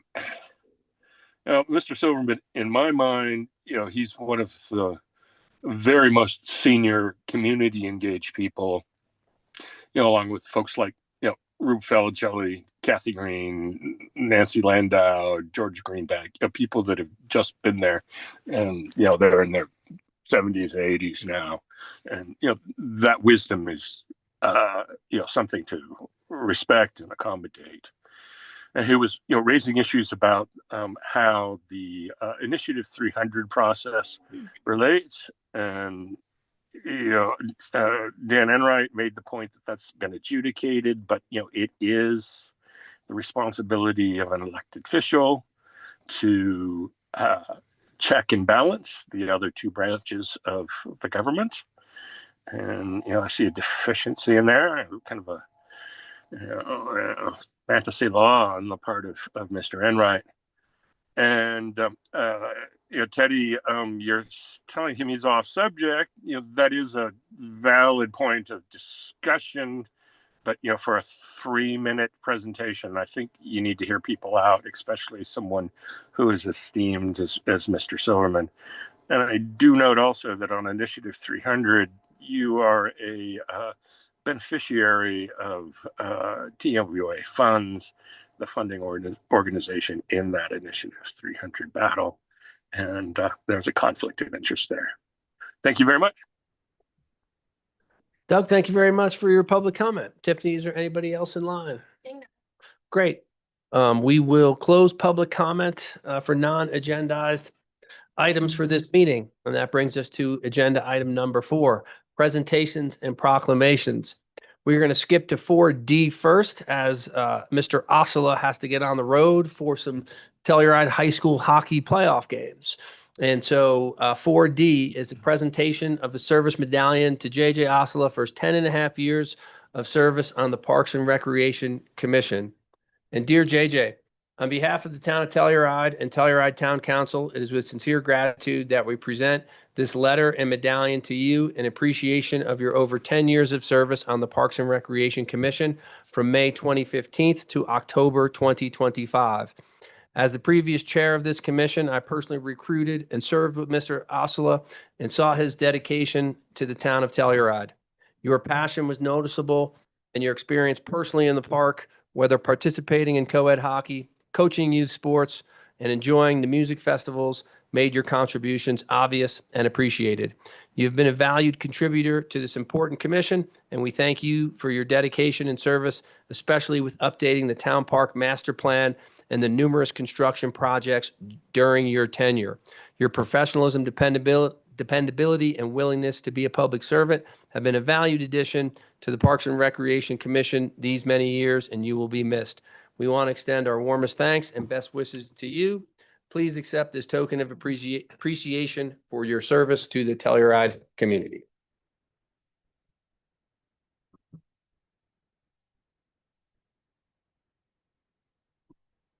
Thank you, Teddy.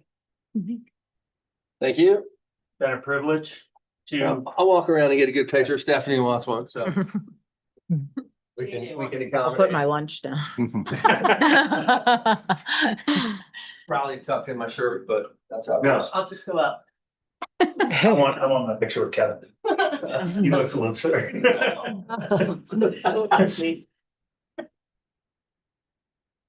Yeah. Thanks, guys. Thanks, JJ. Good luck. Right.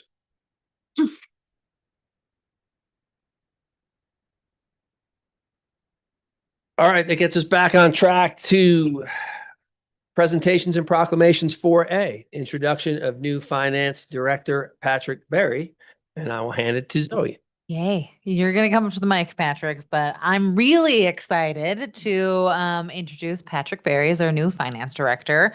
So a little bit about Patrick. I think a lot of us know him. He's been in our community for quite some time, but he most recently served as the CFO for La Plata Electrical. He also was with the Telluride Ski and Golf for 21 years. Their executive director for finance and accounting. He has served on many committees that I think are valuable here for his role. He was on the Town of Mountain Village Town Council from 2017 to 23. Is that right?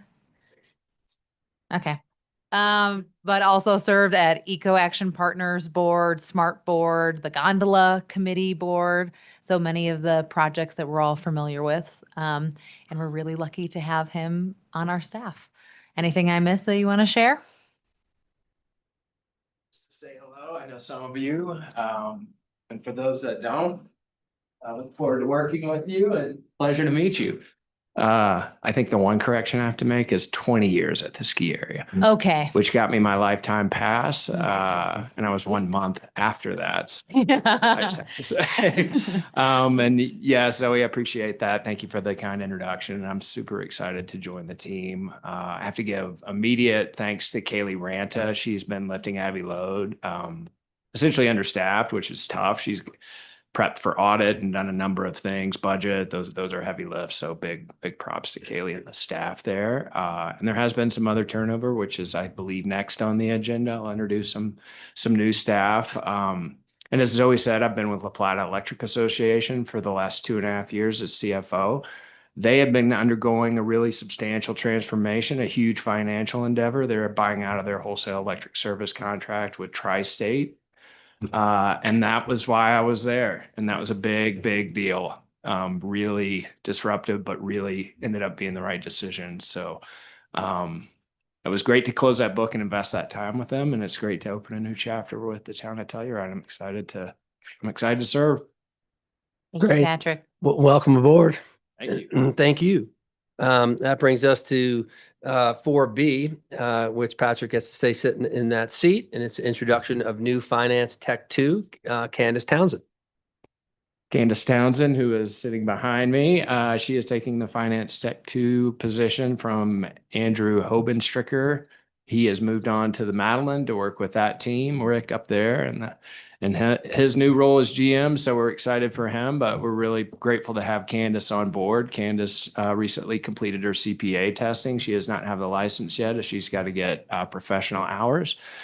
Before that, she worked for a tax firm in Fort Worth, and they also ran a brewery as a small business, and they live in Rico. So she's doing that Rico shuffle back and forth. So really excited to have Candace on the team.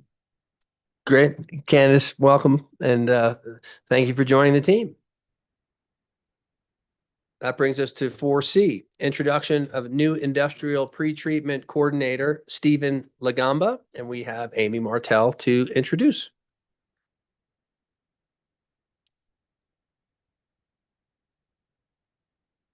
Good afternoon, Mayor and Council. For those of you who don't know, my name's Amy. I'm the Water Wastewater Division Manager. I am here today and excited to introduce to you Stephen Lagamba in a position that has been years in the making for both the town of Telluride and Mountain Village.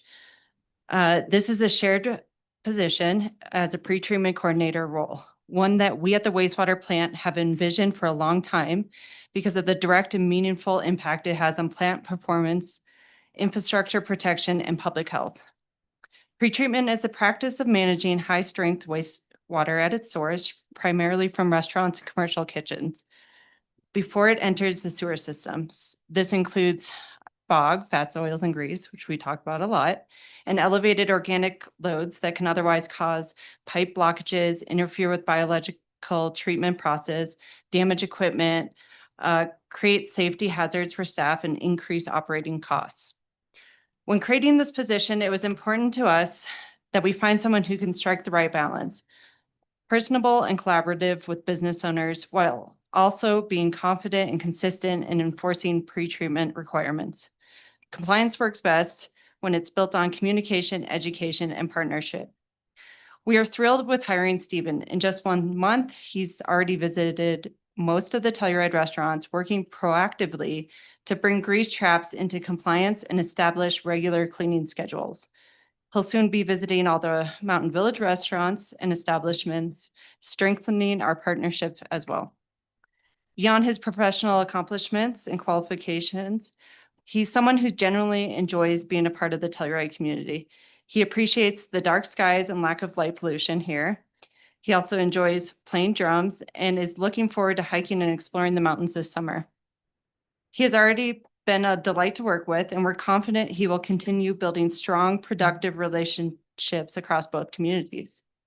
We're very excited about this partnership between Telluride and Mountain Village and the long-term benefits this position will bring to our wastewater system and our business community. Thank you. Thank you, Amy. Stephen, welcome aboard. Okay, that gets us through the presentations and proclamations to agenda item number 5, appointments to boards and commissions. Current board openings. The Telluride Town Council is accepting applications for current and upcoming vacancies from residents interested in volunteering their service on one of the following towns' boards, committees, or commissions. Applications must be received by noon on Monday, March 9th, 2026, for possible consideration at the next Town Council meeting, March 17th, 2026. Board of Adjustment and Appeals, 4 regular seats for a 1 or 2 year term, 2 alternate seats for a 1 or 2 year term. Ecology Commission, this seat is being considered today. 1 alternate seat for a 1 or 2 year term, town or county resident. Ethics Commission, 3 alternate public at large seats for a 1 or 2 year term, town resident. 1 regular public at large seat for a 1 or 2 year term, town resident. Parks and Recreation Commission, 1 regular seat for a 1 or 2 year term, town resident. 1 alternate seat for a 1 or 2 year term, town resident. Please note that Town Council may choose to appoint a sitting alternate to a regular seat vacancy. Should that occur, Council reserves the right to appoint any applicant to an alternate position. And that will bring us to 5B, Ecology Commission, 1 alternate seat for a 1 or 2 year term, and Piper Miller is in the hot seat. Thank you, Mayor. As you say, there is a alternate seat vacancy on the Ecology Commission, and we have had 1 applicant apply for that. His name is Christopher Arndt, and he is a new applicant and has not served on any town board or commissions to my knowledge. If you, staff recommends that you review his application, and if you deem it appropriate, appoint Christopher Arndt to an alternate seat for a 2 year term, which would be effective immediately. I'm not sure whether Mr. Arndt is with us today or not. He's online. Oh, Here. fantastic. Okay, great. Well, Piper, thank you very much. Before we have any possible questions from council, Chris, is there anything you'd like to add about your candidacy for this position? No, I understand that there's 4 other members of the commission and it's a meeting once per month. Is there anything else that I need to know? Nothing other than we appreciate you stepping up to serve the community. Happy to do so. And I think there's a lot of opportunity. And a lot of interesting things to be done. So I look forward to it. Great. Are there any questions of council for Chris or Piper? Maybe I'm just confused, but I thought it said that this was for an alternate seat. And then on your application, it asks, are you willing to accept an alternate seat? And you said false. So do you want the alternate seat or do you not want the alternate seat?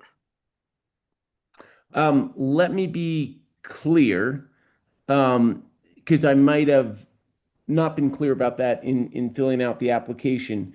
So I thought this was an alternate seat, meaning that I would only be called upon if there was a seat available or there was a need for it. No, the way that it works is that an alternate contributes to every meeting, assuming you can make every meeting. Of course, absences happen, and that's fine. The only difference is if that the attendance is full, you will not be a voting member, but you get to contribute as an alternate to all of the discussions. But if the regular seats, if anyone is absent, then if there's availability, then the alternate can vote in those meetings when there's not a regular spot filled. Honestly, I'm happy to fulfill whatever role is needed. So. And Excellent. I think it's worth mentioning that if an alternate seat does become if a regular seat does become available and you wish to take that regular seat, you can apply, and oftentimes we'll move people from alternate seats into regular seats as they become available and if they have interest. But yeah, essentially you're still part of the discussion and part of the sort of thought process behind each board. Got it. That makes total sense to me. I may have not understood what I was filling out exactly, but I'm happy to fill the role as you've just described it. Great. Maria? And as the liaison to the Ecology Commission, I can say with confidence that your leadership will be welcome and fully realized, whether you're an alternate or a regular commission member. Terrific. Great. Any other questions from council? Seeing none, is there anybody in the room for public comment on Chris's application? Seeing none, Tiffany, is there anybody online? Seeing none, I would entertain a motion. And sorry, just before a motion, it's not truly pertinent, but we did get some changes in the liaison positions, and Maria is the council liaison, and not myself. That's right. Stated on here. My mistake. And with that, I move to appoint Christopher Arndt to an alternate seat on the Ecology Commission for a term of 2 years, effective immediately. Second. We have a motion from Dan and a second from Maria. Dan, how do you vote? Dan, yes. Maria, yes. Kristen, yes. Elena, yes. Ashley, yes. And Teddy, yes, it is approved unanimously. Chris, thank you very much for stepping up to serve your community, and we look forward to having you aboard. Thank you. Thank you, Chris. Sorry for the hard-hitting question. Piper, thank you very much. Glad you asked. That will bring us to agenda item number 6, the consent calendar. I suppose everyone has reviewed all of the documents in 6A through 6D, and unless there's any question or further discussion, I would entertain a motion to approve the consent calendar. I move to approve the consent calendar as presented. Second. We have a motion from Ashley and a second from Elena. Ashley, how do you vote? Ashley, yes. Elena, yes. Maria, yes. Kristen, yes. Dan, yes. And Teddy, yes. The consent calendar is approved. That brings us to agenda item 7, public hearing. 7A, consideration of an appeal filed on September 3rd, 2025 by Cotton Johnson of the August 20th, 2025 Historical and Architectural Review Commission approval with conditions of the Stender residents. This item will be continued, and what I would need, unless there's further discussion, is a motion from the council member to approve to continue this item to the March 31st, 2026 meeting. At the request of the appellant and appellee, I move to continue this public hearing to the town council meeting on March 31st, 2026 at 10 a.m. Second. We have a motion from Dan and a second from Ashley. Dan, how do you vote? Dan, yes. Ashley, yes. Maria, yes. Kristen, yes. Elena, yes. Eddie, yes. It is unanimously. That will bring us to agenda item 7B.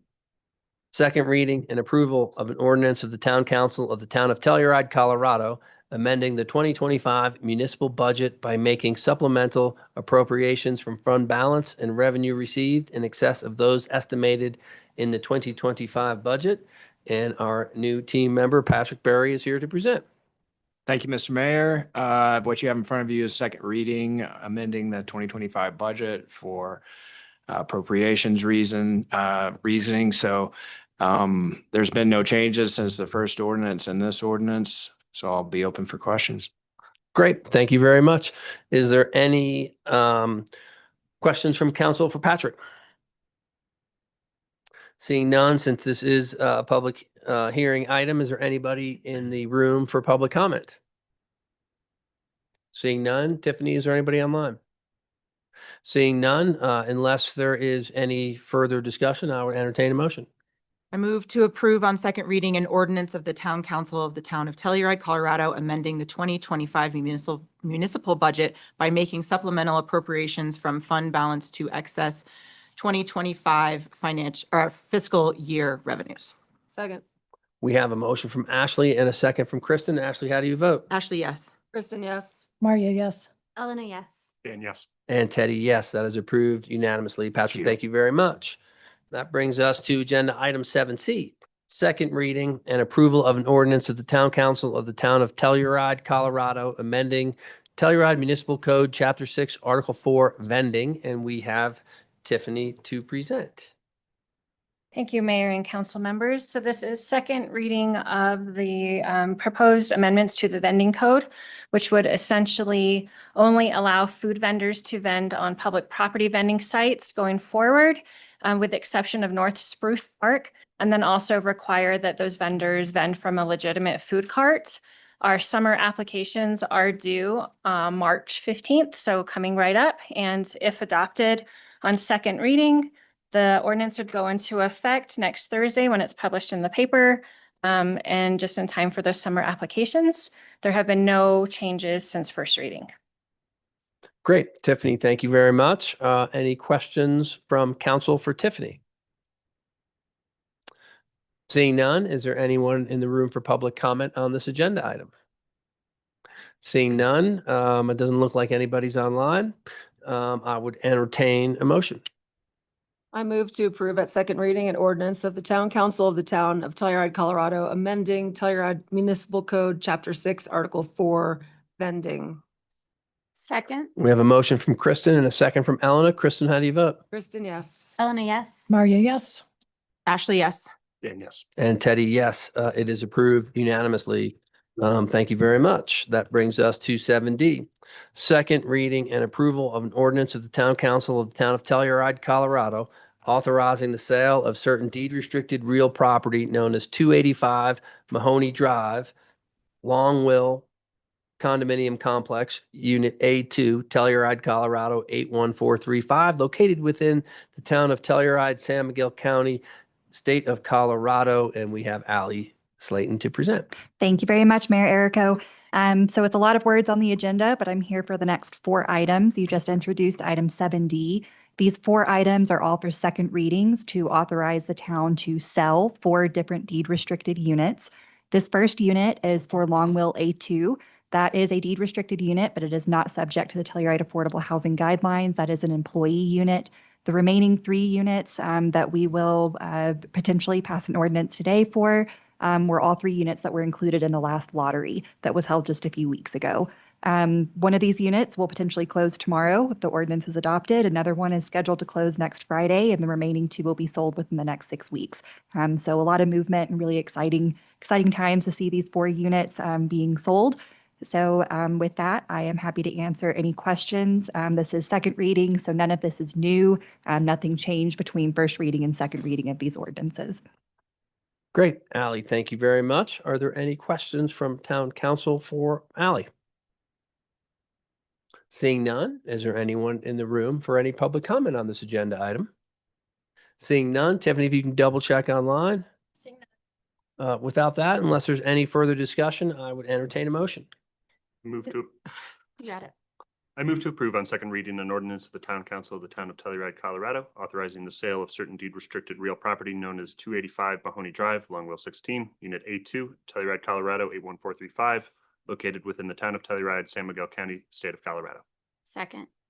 We have a motion from Dan and a second from Elena. Dan, how do you vote? Dan, yes. Elena, yes. Maria, yes. Kristen, yes. Ashley, yes. And Teddy, yes. That is approved unanimously and brings us to 7E. Second reading and approval of an ordinance of the Town Council of the Town of Telluride, Colorado, authorizing the sale of certain deed-restricted real property known as 295 South Mahoney Drive, Entrada Condominium Complex Unit H, Telluride, Colorado, 81435, located within the Town of Telluride, San Miguel County, State of Colorado. And Allie will present this as well. Thank you, Mayor Errico. Nothing further to add unless anyone has any questions about this unit. This one is a guidelines unit. Great. Ally, thank you very much. Council, are there any questions for Ally? Seeing none, once again, is there anyone in the room for public comment? Seeing none and nobody online, unless there's any further discussion. I'll move to approve on second reading an ordinance of the Town Council of the Town of Telluride, Colorado, authorizing the sale of certain deed restricted real property known as 295 South Mahoney Drive, Entrada, Unit H, Telluride, Colorado, 81435, located within the Town of Telluride, San Miguel County, State of Colorado. Second. We have a motion from Kristen and a second from Ashley. Kristen, how do you vote? Kristen, yes. Ashley, yes. Maria, yes. Elena, yes. Dan, yes. And Teddy, yes, that is approved unanimously. That brings us to 7F, second reading and approval of an ordinance of the Town Council of the Town of Telluride, Colorado, authorizing the sale of certain deed restricted real property known as 147 South Tomboy Street, White House, Unit 3C, Telluride, Colorado, 81435, located within the Town of Telluride, San Miguel County, State of Colorado. And back to Ally. Again, Mayor Errico, nothing additional to add. This is the second of the 3 units which were selected by lottery. So this is also a guidelines unit, and this one is expected to close a little bit further out. This one will be about 6 weeks, just based on the buyer's needs, but nothing else. Great. Any questions from council for Ally? Seeing none, once again, is there anyone in the room for public comment on this item? Seeing none, we will double check online, but there's no one there as well. So unless there's further discussion from council, I would entertain a motion. I move to approve on second reading an ordinance of the Town Council of the Town of Telluride, Colorado, authorizing the sale of certain deed restricted real property known as 147 South Tomboy Street, White House, Unit 3C, Telluride, Colorado, 81435, located within the Town of Telluride, San Miguel County, State of Colorado. Second. We have a motion from Maria, second from Kristen. Maria, how do you vote? Yes. Kristen, yes. Elena, yes. Ashley, yes. Dan, yes. And Teddy, yes, it is approved unanimously. And then that brings us to 7G. Second reading and approval of an ordinance of the Town Council of the Town of Telluride, Colorado, authorizing the sale of certain deed restricted real property known as 394 West Colorado Avenue, Marable Residences, Unit B, Telluride, Colorado, 81435, located within the Town of Telluride, San Miguel County, State of Colorado. And we have Ally still sitting at the seat to say the same thing. Last one and final of the 3 lottery units. So again, this is a guidelines unit. The buyer was selected by lottery, and nothing further to add unless you have any questions. Are there any questions for Ally on this one? Seeing none, once again, is there anyone in the room for public comment on this agenda item 7G? Seeing none and nobody online, unless there's any further discussion from council, I would entertain a motion. I move to approve on second reading an ordinance of the Town Council of the Town of Telluride, Colorado, authorizing the sale of certain deed restricted real property known as 394 West Colorado Avenue, Marable Residences, Unit B, Telluride, Colorado, 81435, located within the Town of Telluride, San Miguel County, State of Colorado. Second. We have a motion from Ashley and a second from Elena. Ashley, how do you vote? Ashley, yes. Elena, yes. Maria, yes. Kristen, yes. Dan, yes. And Teddy, yes, approved unanimously. Ally, thank you very much. Thank you very much. I'll see you guys in a few hours. Much appreciated. As I'd mentioned, as we restarted this meeting after lunch, we've got to go backwards a little bit based on time. So we are going to go back into agenda item 1, work sessions, and go to 1B, discussion regarding amendments to the construction mitigation plan manual. And we have Kristen Clothier to present. Just a second. Take your time.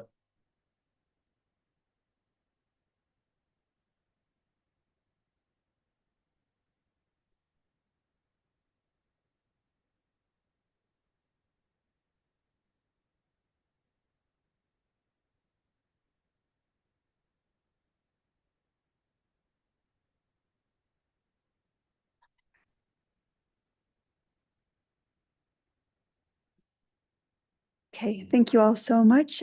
This is a work session on the construction mitigation plan manual and proposed amendments. So the way amendments work to our CMP manual is that the town council may amend the document from time to time through placing consideration of amendments to the manual as an action item on the town council agenda. So today we will have a work session, a discussion, and then per your direction, I could move forward in drafting a resolution with a final amendments that I would bring back to you for approval. So this update round was triggered by improvements to our process for construction parking. So we've developed a streamlined process between our department and the Telluride Marshal's office that we would like to put into place, and we need your approval to do so. And I will describe that to you momentarily. But at the same time, I reviewed the CMP manual and saw that there were some additional potential edits that we might want to consider. Some editorial, very straightforward, others a little bit more significant, but the most important part of this is that construction parking piece, just so that we can move things smoothly forward during the next building season. So these proposed amendments revise thresholds and address cumulative impacts, establish a CMP amendment process, clarify submittal requirements, specify requirements for job site supervisors, prevent adverse impacts to neighboring properties, prevent impacts to protected and neighboring trees, implement streamlined processes for construction parking, and then make those editorial revisions. Input to some of these revisions comes from those in my department, as well as across a few other departments for which this mitigation plan applies. And so first, just going to go quickly through these. There was a case where we talked about disturbance of 500 square feet of property or greater, but then we had the number 400 or greater in a different place. That really should be consistent numbers, so that's just a cleanup. But then the second piece here is that these thresholds should be cumulative, with calculations based on all projects which take place on the same property in that same 12-month period, which isn't clear in this, so it leads to difficulty in applying this. So that's a very straightforward cumulative calculations.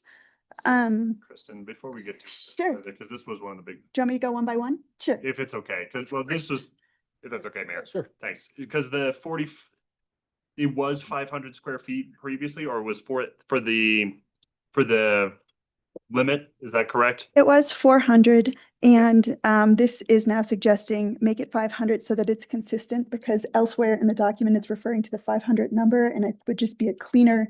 Okay, so it's not Document. 4,500 square feet, that 4,000 crossed out. And it Okay, is- that was my confusion, because that was a great, A huge, huge. yes, yes. Yep, I see that. No. I looked at that the same way you did at first. You bet. Okay, that's a different matter. I can going to 400 to 500 is fine. Going to 400 to 4,500, I think would warrant more discussion, but we can move forward with that in mind. Thank you. Excellent. That slowed me down too. It actually is crossed out. It's just very hard to tell with the fonts I was using. So Four, it has a line through it. yes. But thank you. I would have appreciated that catch if I had. No worries. Thank you. Yes. So construction mitigation plan amendment process, there wasn't a process outlined within the document. So this is for applicants who apply, get their CMP approved, and then want to amend it subsequently. This is just setting out a very simple, straightforward process where they would redline and cloud their proposed revisions. It would come to our building official and reviewed by Planning and Public Works, then approved and added into our SmartGov system moving forward. We've had this come up where applicants want to amend their CMPs, and just formalizing a process would be helpful. Again, some of these are very minor, but clean up. For the narrative piece for their submission, it was very open-ended in terms of what they needed to submit, and we want to have a little bit more structure in terms of what we're looking for. So this just outlines additional things we would be looking for as applicable. So just some clarity for the application. Here, in terms of project contacts, the thought is to ensure that we have an overall site supervisor that's either on site or within 5 minutes of a response time to a site as needed. So currently the overall site supervisor should be on the the big sign on the property with their contact information, but this is asking for that designated person to either be there or able to respond within 5 minutes, or if they're not able to do that at any point in time, they need to select a substitute overall site supervisor who's able to respond within the 5 minutes, designate them and place their name and phone number, just tape it to the sign so that anyone who has an issue knows who to call, and just kind of keeping up with that to help us with site supervision enforcement. I'm just going to keep going quickly through these and then questions at any point. Adjoining properties. This is just clarity on what we need. If there is a project that will include excavation very close to a property line, we just need a survey. We need clarity on what could be impacted as part of their submittal.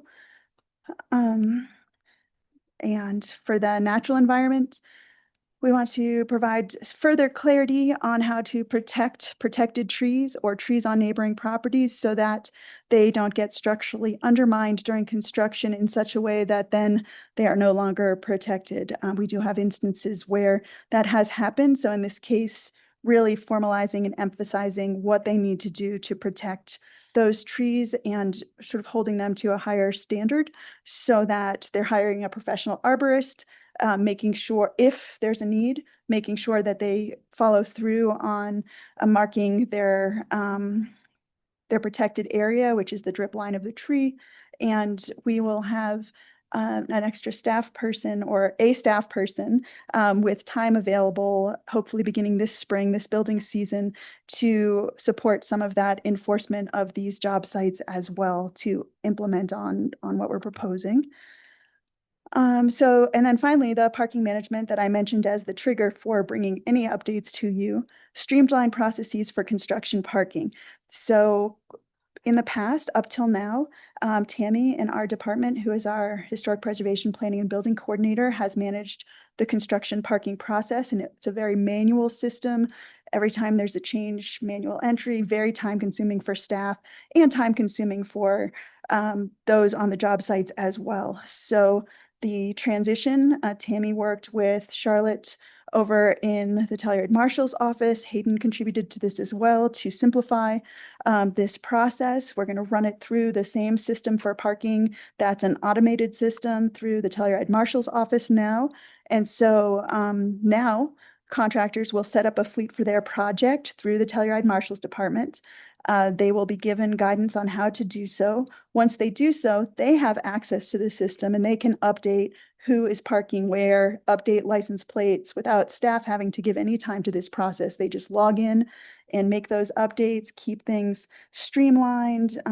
Contractors can manage everything at their job sites. So it reduces administrative workload, improves flexibility for rotating crews, encourages greater compliance and utilization. And as part of this, the suggestion is to adjust the parking fee to $100 per quarter versus the $150 per vehicle with a maximum of 6 permits allowed per job site.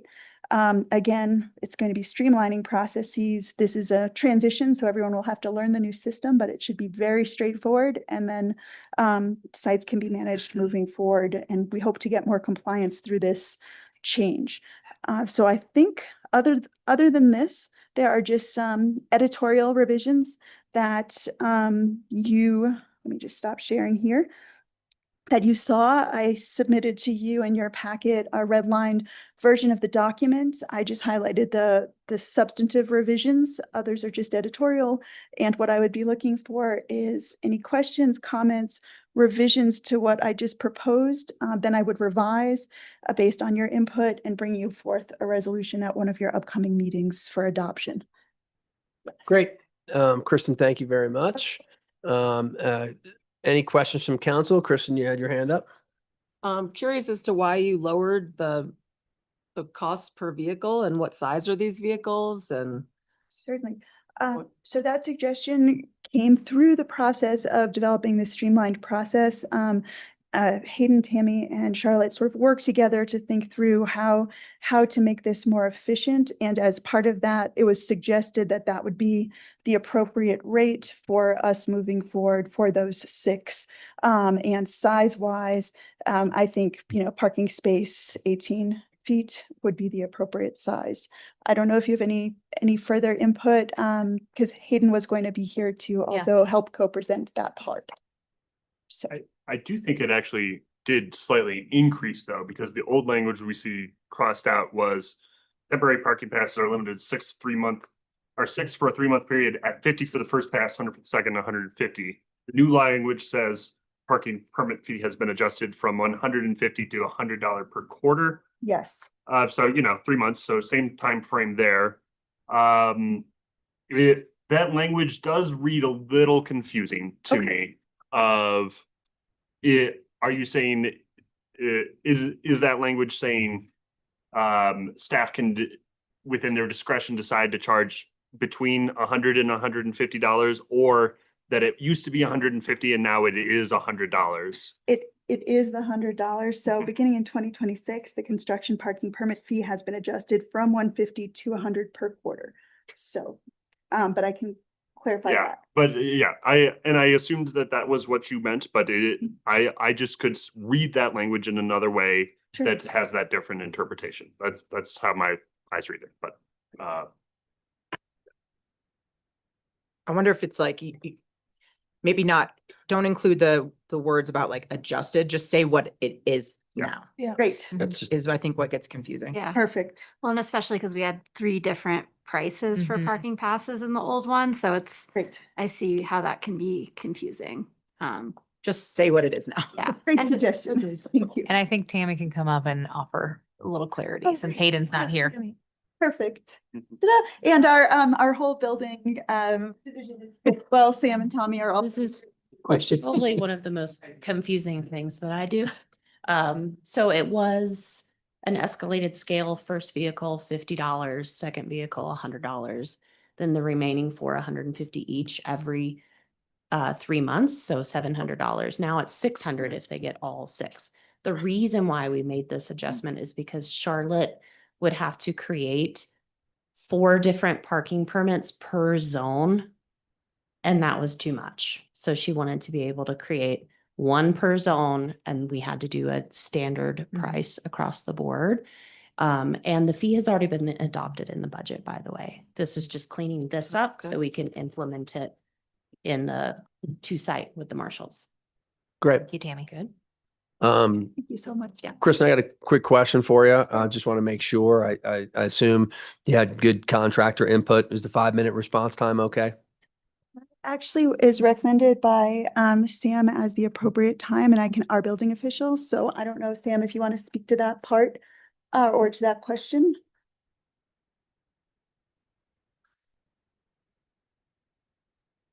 Hi. I'm glad we are revisiting this. There's been a lot of issues on this over the years. The response time has been, we've had one person doing several jobs, or they're up in the village, or they're up in El Tesoro, so they really aren't there. And it seems always when we need them, they're not there. So we decided to, in theory, they should have somebody on site or somebody designated on site. And this hasn't been happening, and so that's why we just sort of brought it down some, so that if they can't be there, they need to designate a person there. Usually it's a phone number. Call Bob, he'll come to the gate and talk to you or something, because there are issues. That's why the time difference and stuff. We were finding 10 minutes was really 20 minutes, and well, you guys know. So that was the reasoning for that. Okay, great. Any other questions for the crew up there? Seeing none, would love to hear from the public. Is there anybody in the room for public comment?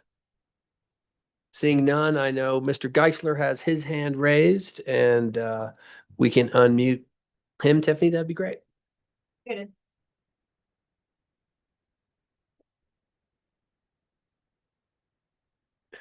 Doug, are you there?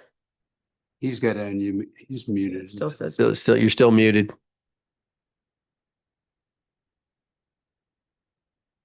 How's that? There you go. That's perfect. Now you can. Okay. Hey, it's Doug Geisler, owner of Cobra Construction. I had a couple comments about this.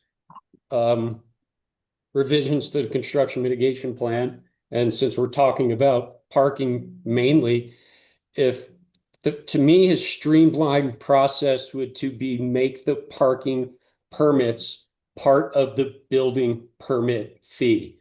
So if you have 6 vehicles at $100 a piece, that's $1,800 or $2,400 per year for 6 vehicles. Just add that fee to the building permit fee, and then it's not a quarterly updating thing that the town has to follow through with. You know, part of this construction mitigation plan now says we have to mention the duration of the project. So if somebody says it's a 24-month project, just add that 4,800 to the parking fee to the building permit, and it's essentially done. That's at least in my eyes. Obviously, I'm not a government official, and it could be more confusing than that. My other point, which Sam just mentioned, is the 5-minute response time. You know, when we put in for a building inspection, we have to give 24 hours notice. When we do a ROW permit, it's 72 hours notice. But if we were able to, when we apply for a building inspection, if the building department can tell us that the inspection is going to happen in the morning or afternoon, that would make it a lot more efficient to have our people on site for that window. Because when you just show up at random times, somebody might be at the lumberyard, somebody might be at lunch. I think there's a way to make that more efficient, because 5-minute response time is just not that feasible.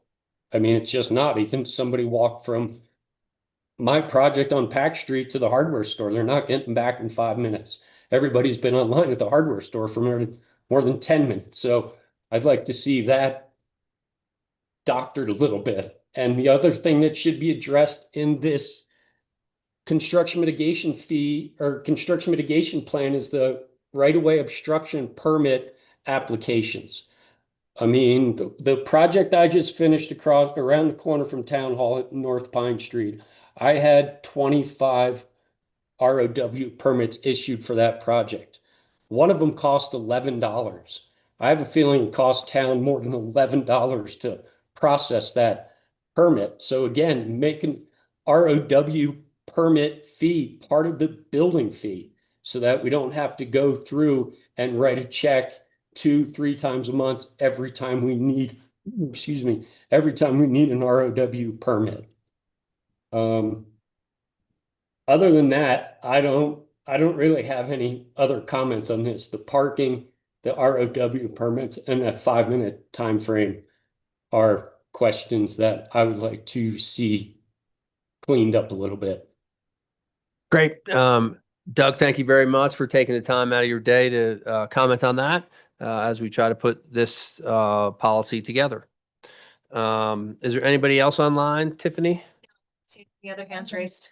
With Mr. Geisler's comments, or anything else that's come up? Are there any questions from council for our crew up there?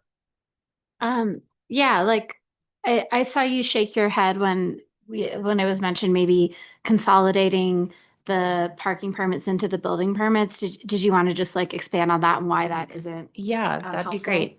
So that's kind of what we're doing now. The reason why it's 3 months is because this is intended for every type of permit, if they're doing a small remodel or new construction. So that's why it has to be done in 3-month increments. The issue is 2-site and moving into this mobile parking system where the vehicle drives by, and we can't do it that way. We can't interchange the electrician to the carpet installer from day to day. I would have to manually enter those in when the contractor needs to change those, which is why this has to go to 2-site.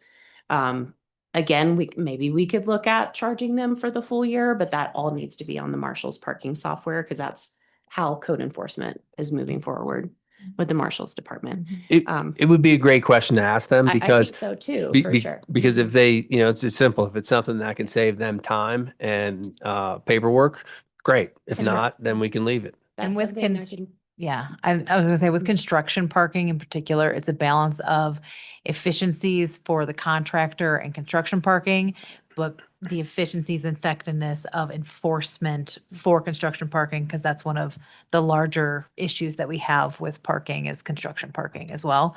So we're now with this policy change is moving toward more effective and efficiency and the enforcement aspect. So we'll see how that goes. And then we can look at the balances within the efficiencies for the contractors. I just want to understand how the system is going to work then. So with their new, So before they would, but they would have to go through Tammy, call Tammy and be like, hey, look at her spreadsheet, double check the license plates. It would take so much time that by the time that they got there and double checked, a lot of them would drive away or they would fix it. So now they will quickly use their handhelds or use the LPR system because they're in our two-site system. So they can just drive by and can scan. And if the license plate's not in there, they're going to issue a ticket. So it's no longer this manual double checking. It's part of our like bigger enforcement software system. but the construction company, so like the example that you just said a minute ago was like the electrician is coming on Tuesday. Yep. So then they would have to manually enter in the electrician's license plate into the system to replace the carpet installers. Yep. In the thing. So that way, when a license plate reader goes by, it recognizes, oh yeah, that car has a permit. We don't need to write it a ticket. This is similar like we ask our STRs. So for anyone that has a parking permit for a short-term rental, if a new tenant is in for that short-term rental, they have to replace that license plate into the system so that they are within the system. So a very similar type of requirement is now for our contractors. And oops, I can certainly chat with Charlotte about maybe doing 6 months or 9 months or a year if the contractor wants to prepay somehow. But that's That may work. that's the marshals. I don't even know if I need to go that far because to Zoe's point, part of the idea is that this is a check-in through our enforcement provisions and the entire purpose of the mitigation plans is to mitigate impacts on our community and that parking being one of the biggest ones. So I think I'd prefer to keep it at 3-month increments. Yeah. All right, while streamlining the renewal application as much as possible, just, if it can be a checkbox of nothing has changed from our initial application, here's the new fee. That would be, I think, the most ideal, but it is still a checkpoint with town staff. I mean, I wouldn't mind looking into a longer one and with no refunds, so if someone thinks they're going to be there for a year and that makes it easier on our staff, why wouldn't we do it? And just as long as the caveat is there's no refunds. And if you don't want to do it that way, that's fine. Then you just do the 3-month increments. But if someone thinks they have a 12-month project and just says, I'll just write the check for it and that's it.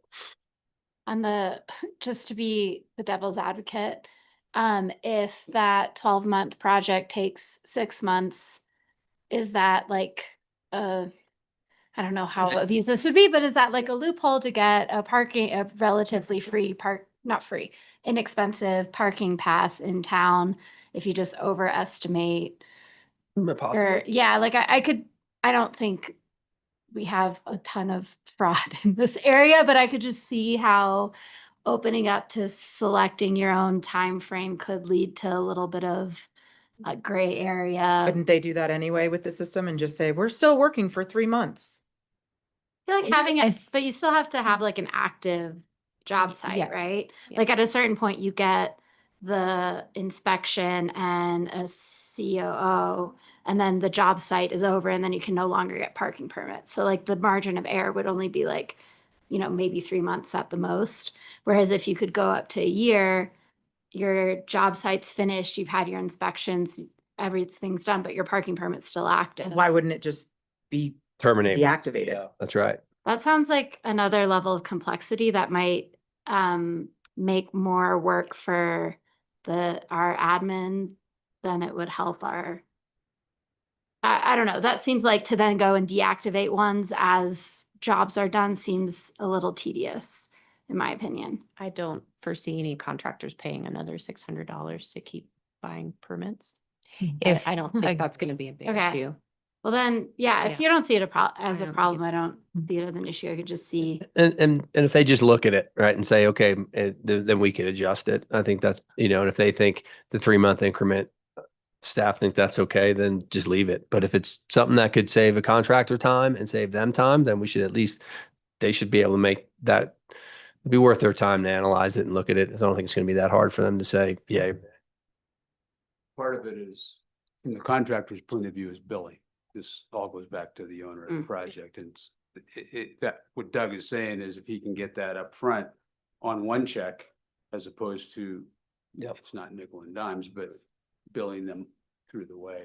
I think that's more the time listening to Doug. And just one other thing, if Doug's still listening, the 5 minutes, I get it. I know it's hard to do, but just designate someone.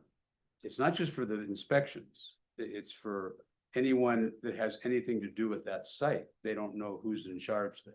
And when this first came in 18 years ago, the idea was to have someone in charge of sites. That was what the then council really was they needed someone sort of that they could talk to. Always, we needed a number, we needed somebody. And that was a big deal. And so what we found is there's nobody there, or the people that are there, they're not going to talk to anybody about it. So that's why the 5 minutes. It's not that you can't go to the lumberyard or Ace Hardware or lunch. Designate someone. Someone should be there or close the site. Pretty easy. We had a gas leak last year, so that's the kind of thing you need. Yeah, there's so many different reasons, and of course, then we get calls, mainly, well, this is the person we have. I mean, that's why we'd like to have that be a little more, not quite as fluid as it has been, a little more dynamic. That was the reasoning for that. Not to, I understand the process, but that was the reason, Doug, not to bum you out. No, I get it. I just, I just look at Doug's point and I'm like, if it's 5 minutes, is it a chalkboard on the job site so you can change the numbers 10 times a day? I mean, because every time you're running for lunch, you're running to the lumber yard, you're running to Ace, you're picking up your kid from school and juggling a job site, that just sounds a little challenging. I see both sides. I'm just trying to, almost devil's advocate it.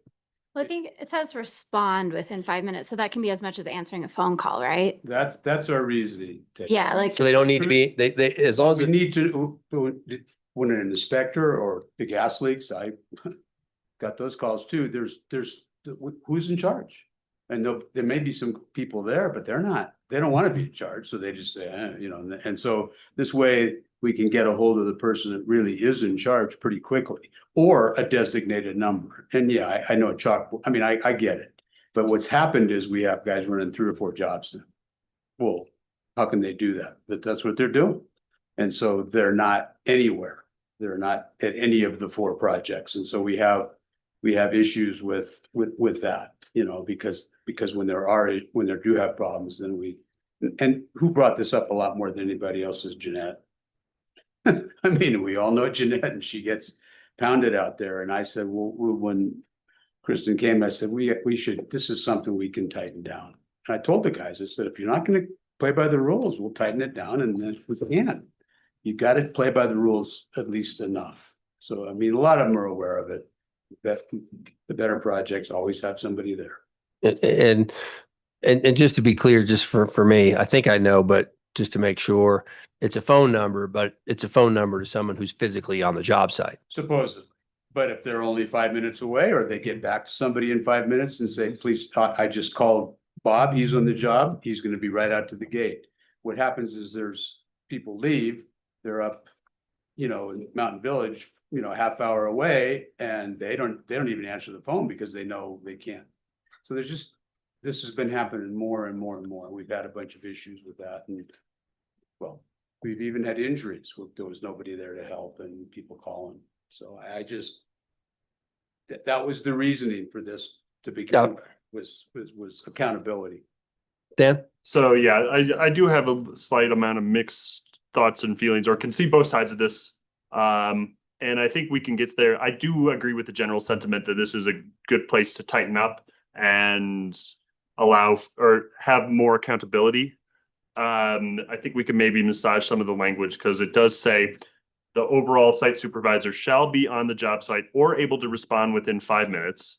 So that what does response mean? Does response mean I answer your question on a phone call, or I have to physically come to the job site and talk to you face to face, even if the question that you have or the issue that you have can be resolved over the phone or digitally or what have you?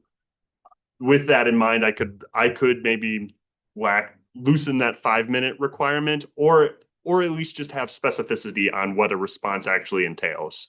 Because I can certainly imagine, and I'm no expert, but I imagine that there are a good number of circumstances that could be resolved with a phone call instead of somebody face to face on it. So I do want to be accommodating in that regard, but I don't know exactly what that looks like there. But those are my sort of thoughts on this specific section. Overall, very much in support of a provision like this, but I think we could maybe massage it just a little, or just allow with a little bit of flexibility within this standard, if that makes sense, and if others agree with it. Yeah.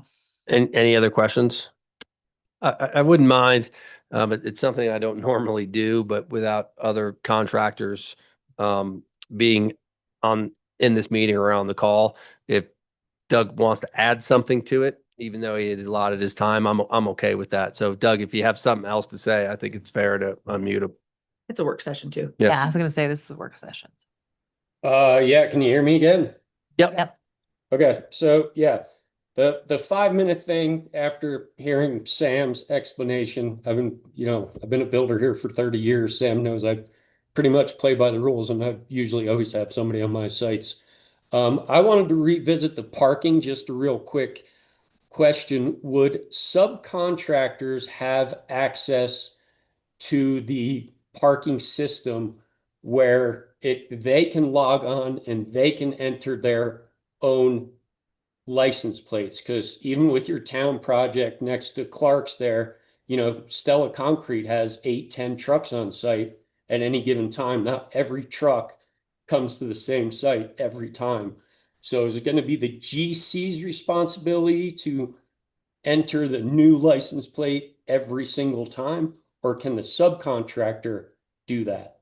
Because, Stella might show up with one truck in the morning and come back with a different truck in the afternoon. Would they be able to change their license plate, or is it up to the GC? Good question. Do you have ever answer for that, Tammy? I sure do. So these are intended for the GC to hold. So the general contractor gets 6 parking permits for that project the entire time. So if one truck at Stella is there in the morning and a different truck is there in the afternoon, the GC or whoever is on site should have their phone out, change the license plate just like an STR, just like someone else is moving in for that 6 hours. But the subcontractors do not qualify for these unless, for instance, a roofing company is installing a new roof. They should be purchasing these for that construction project for their vehicles. Does that make sense? Yeah. So And I'll just jump in, Doug. This is Zoe. Hi. And we have the experience with our STRs. The owner of the company is responsible for the STRs, but they allowed their staff the logins who manages this on their behalf. So you can figure out on your behalf how you're going to administer this, but it is under the responsibility of the single GC. Okay. I think comparing it to STRs isn't quite the same because they're renting for 2 or 3 days, where our guys might be there for 1 or 2 hours.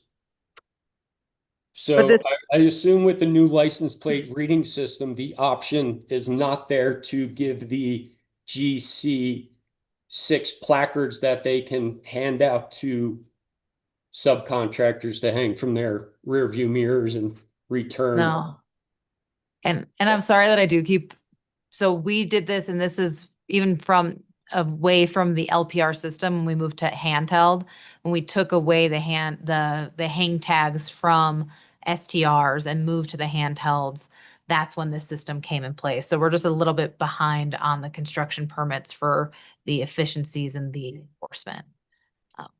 But it seems like this should be pretty efficient to change. Yep. Because like I said, as people come to a job site, they should be able to, whoever's in charge, whether it's the GC or their appointed person on that job site, should be able to pull it up, see the truck number, go, all right, typing in truck, this number, and it's done.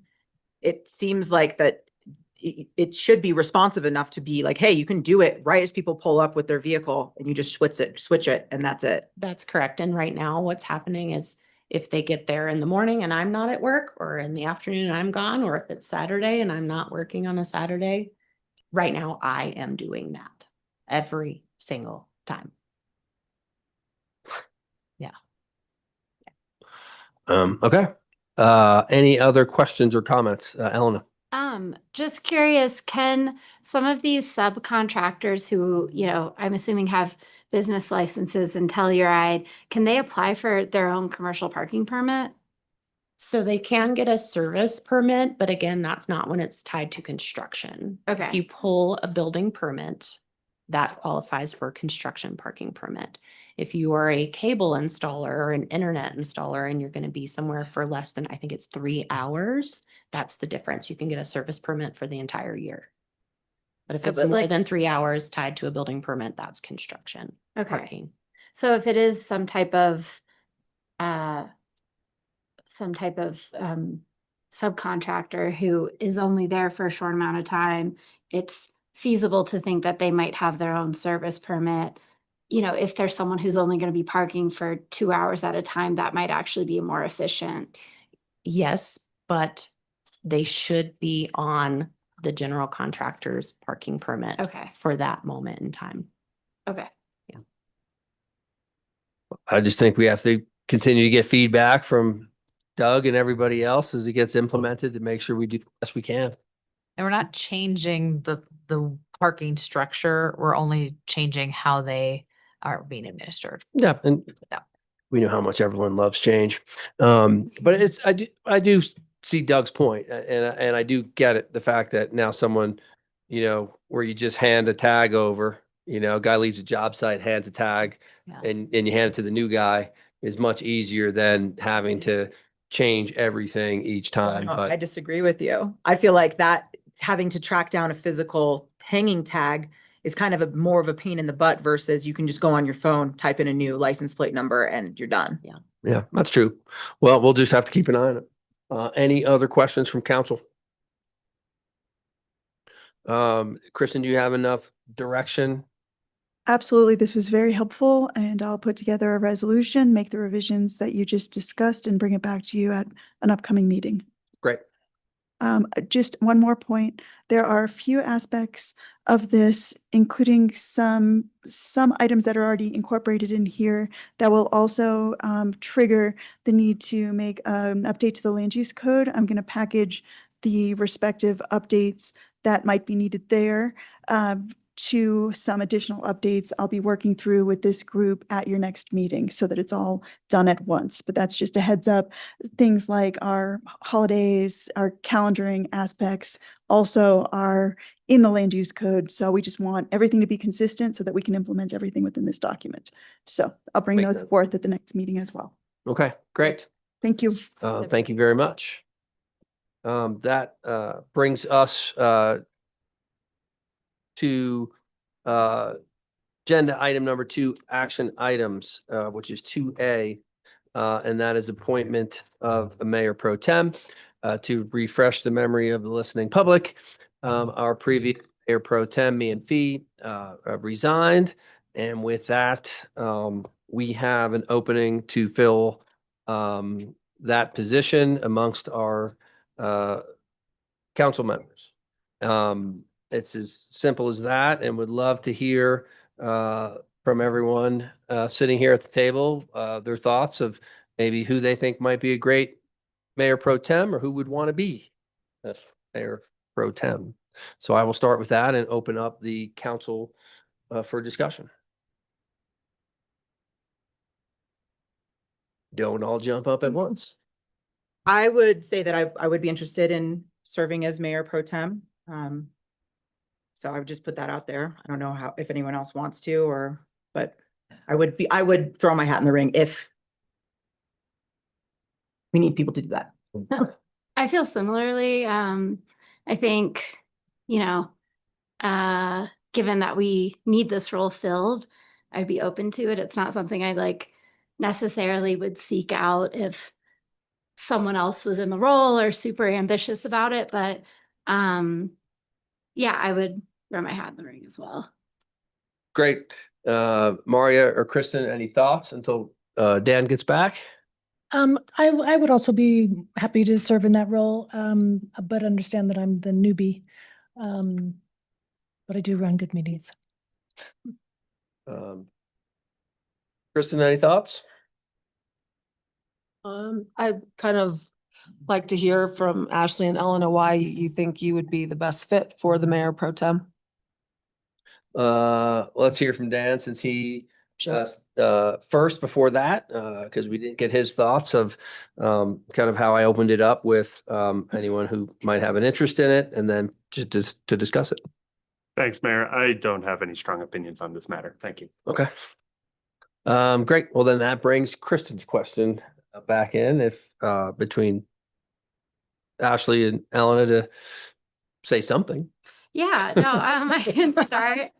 I feel like I generally have a pretty calm demeanor. I can run an efficient meeting. I feel like I stay pretty engaged in a lot of the goings on of council. We all do. That wasn't to discredit anyone's work, but you know, I'm on a lot of very active boards and commissions, and you know, sometimes have too much to update you guys on. So I feel like I would come into the position with a big scope of kind of what's going on in different parts of our community and our government. And yeah, and I think beyond that, you know, I've been chairing THA, which you know, I think has given me a little bit more experience in just how to run a meeting and how to keep things on track. I also just like really logistically I have the time and a pretty flexible schedule. So as different meetings pop up, I'm usually, except for recently, I had a ton of weddings. I'm sorry, I was traveling so much, but usually I'm pretty much able to, you know, be at a meeting and adjust my life accordingly. So in that way, I feel like it wouldn't be usually burdensome to my, you know, my life. So, but I am super open to anyone else. And I think we have several people who would do a great job of. Great. Thank you for that. Ashley? Yeah, I mean, I feel like I could just echo a lot of what Elena said. You know, I also serve on a lot of very active boards, and I am also a board president, so leading meetings and moving stuff along, and all of that is something that I'm really comfortable doing. So I don't see an issue having to step in if there was ever a time where you weren't here to lead a meeting, Teddy. Yeah, I think that I, you know, similarly represent, you know, a portion of our constituents as a business owner. I think that, you know, yeah, I feel that like this position, you know, is largely just supportive of the mayor and, you know, kind of collaborative with that. And I would be happy to, you know, throw my hat in and be of assistance. And yeah, that's basically, I mean, it's like I said, I think a lot of us are qualified to do this job. I don't think that there's any of us that are, you know, wouldn't be able to take it on. And yeah, I think we just have to make a decision on who we want to put in there. But like I said, I'm happy to do it. I think it's something that I can take on. And I think that, you know, I appreciate, Maria, you wanting to throw your hat in, but I think that just with the newness and especially like the fact that like you're going to be up again for election soon, it might be more beneficial to have Elena or I just take the seat. So I would just kind of throw that out there. But yeah, like I said, I would ask Maria too, though. She threw her hat in the ring. So what qualities do you have to bring to the mayor pro tem position?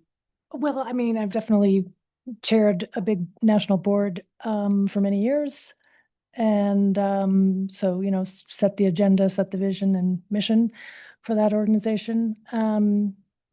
But I agree with everyone that we have some well-qualified people to take on the role.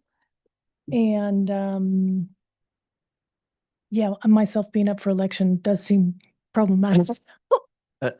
I'll just throw in, I do want to sincerely mention that I think everyone at this table is qualified for it. My preference is to have someone that's been at the table a little longer. That wouldn't be necessary, but we do have two people that have willingly stepped up that have that extra service, which I think is important. I'd be happy with either one, very happy with either one as my mayor pro tem.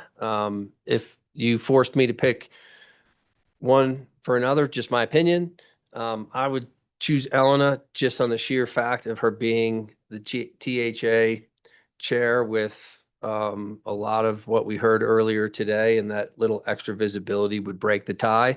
It's minor to me. And like I said, I'm very happy with either Ashley or Elena.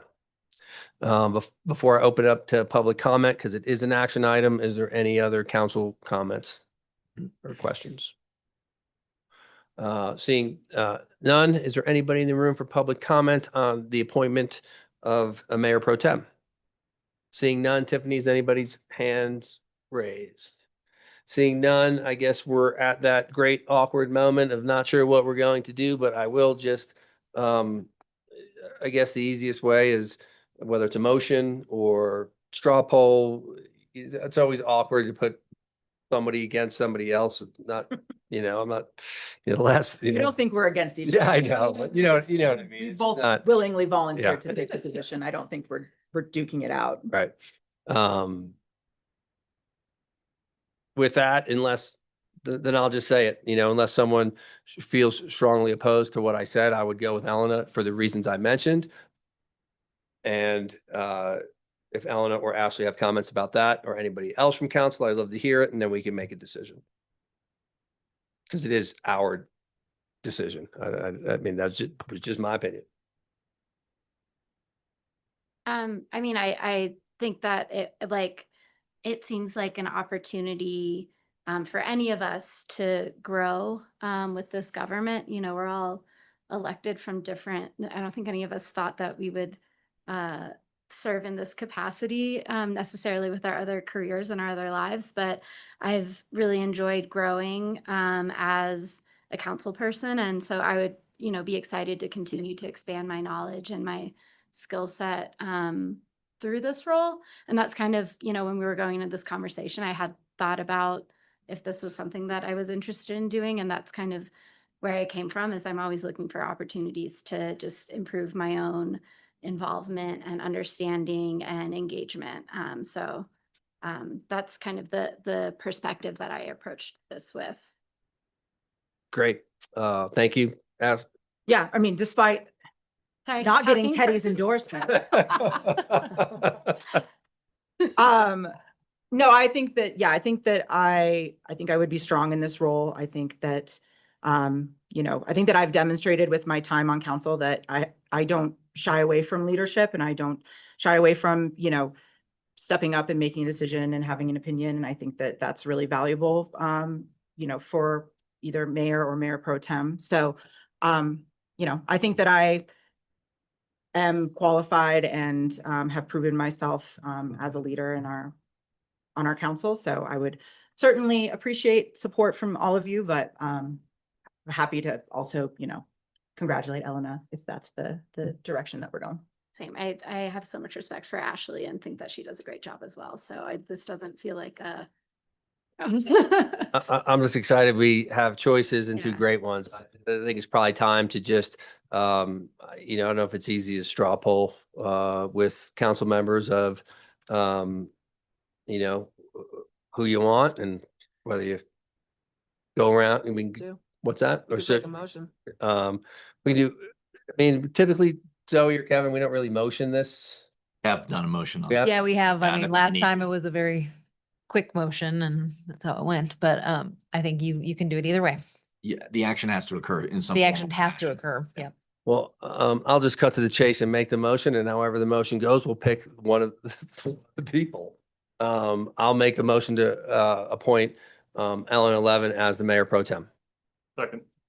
I made the motion, which is awkward because I don't think I've ever done that before. And Dan has seconded. So Betty votes yes. Dan, yes. Mario, yes. Kristen, yes. Elena, do I vote on myself? You can. Yeah. Elena, yes. Ashley, yes, there's no point in it. Say no, but Obstructionist. Okay. Well, thanks to everybody. Ashley, thank you for throwing your hat in the ring. Maria, thank you for offering to throw your hat in the ring. And Elena, not sure it's congratulations or condolences for being the mayor pro tem, which is probably why Ashley was smiling a little bit over there. That will conclude that agenda item, and our Mountain Film people and Stephanie have been very patient. Thank you very much.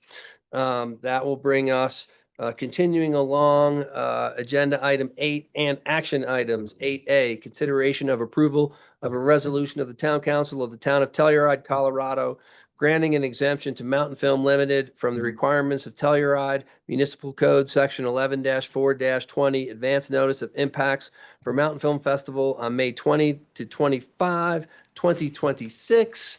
And Before we get started, I would like to say that I work for Mountain Film, so I will recuse myself from this agenda item. perfect. Yeah, yeah. Everybody okay with that on council? I was like, perfect. Eleanor, thank you for disclosing that. And with that, we will hand it off to Steph.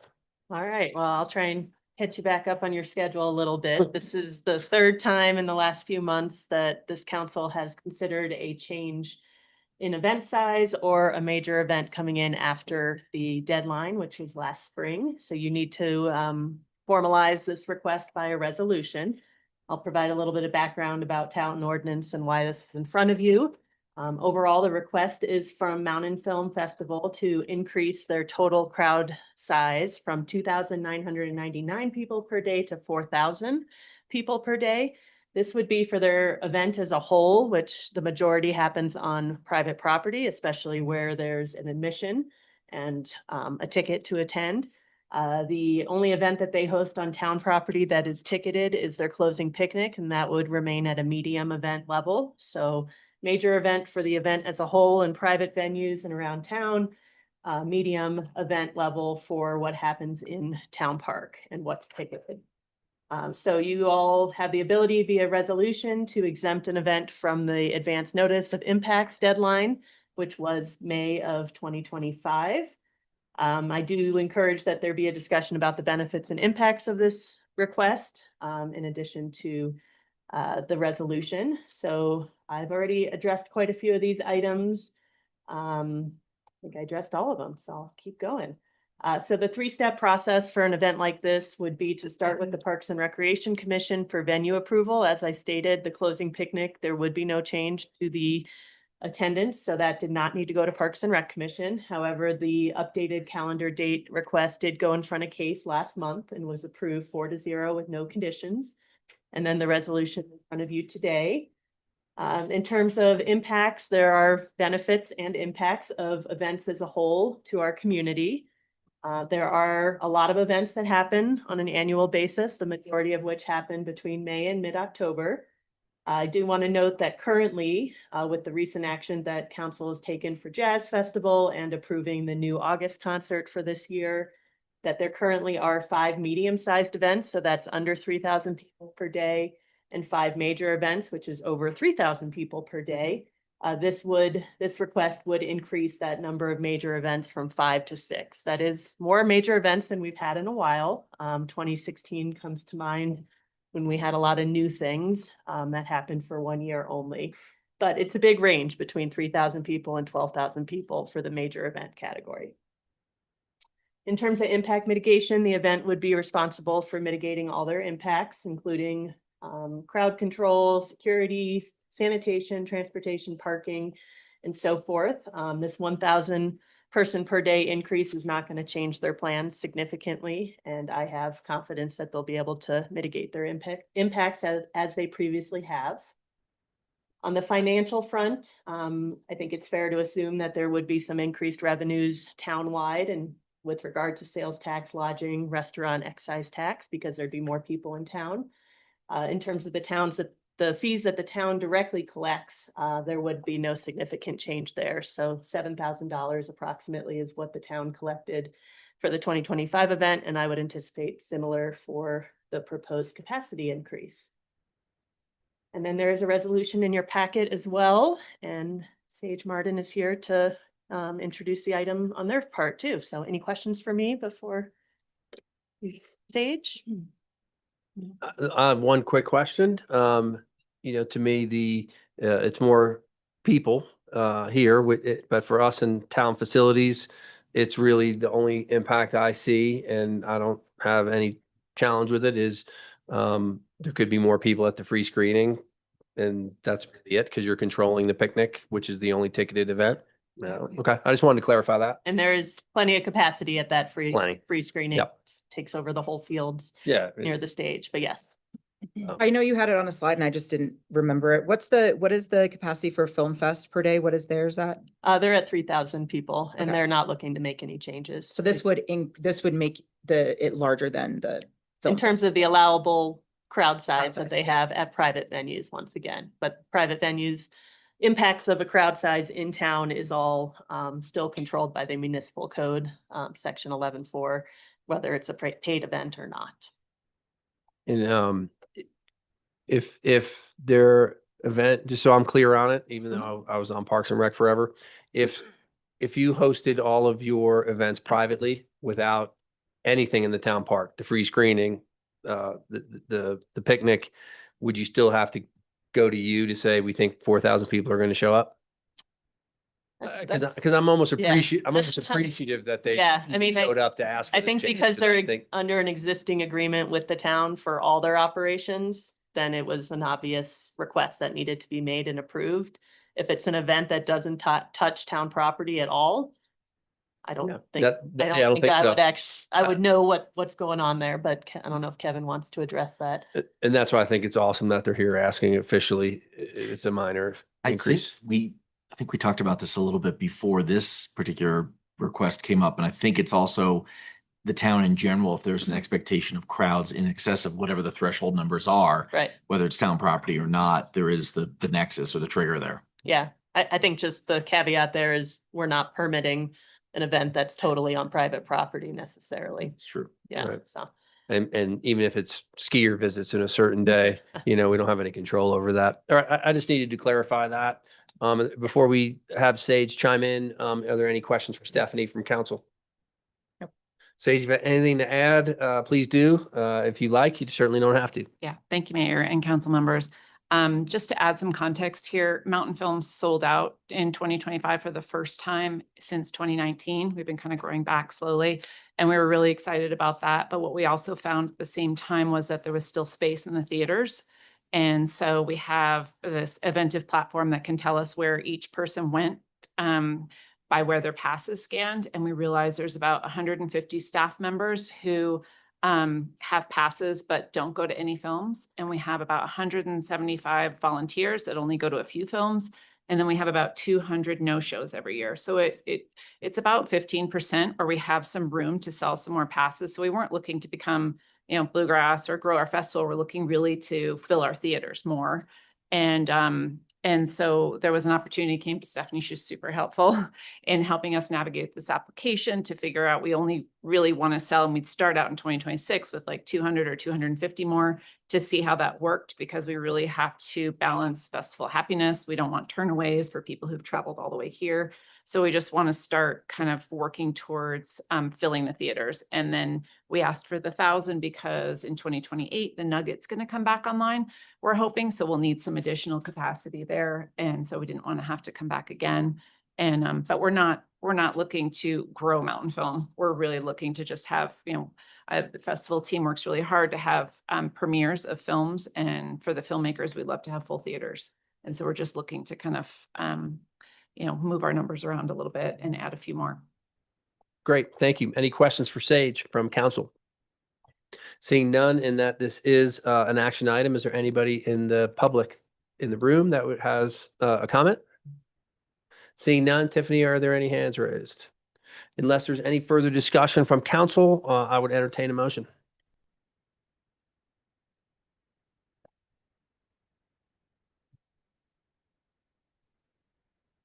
I move to approve a resolution of the Town Council of the Town of Telluride, Colorado, granting an exemption to Mountain Film Ltd. from the requirements of Telluride Municipal Code Section 11-420, advance notice of impacts for Mountain Film Festival on May 20 to 25, 2026. Second. We have a motion from Kristen and a second from Dan. Kristen, how do you vote? Kristen, yes. Dan, yes. Mario, yes. Ashley, yes. And Teddy, yes, it is approved unanimously. Thank you very much for your patience today. We appreciate that and best of luck with the event. We'll be here before you know it. That brings us to 8B, consideration of approval of a resolution of the Town Council of the Town of Telluride, Colorado, calling for a special election to be held Tuesday, June 30th, 2026, and listing the purposes. And we have Tiffany and Kevin to present. Yes, thank you, Mayor. I didn't know if Councilmember Stark had to recuse from this item. Well, we did on the prior discussion, and there's a formal vote on this, and if the Okay. vote is going to implicate No the problem. appointment versus the election, out of an abundance of caution, it Probably might be should. better. Thank you. Sorry. No problem.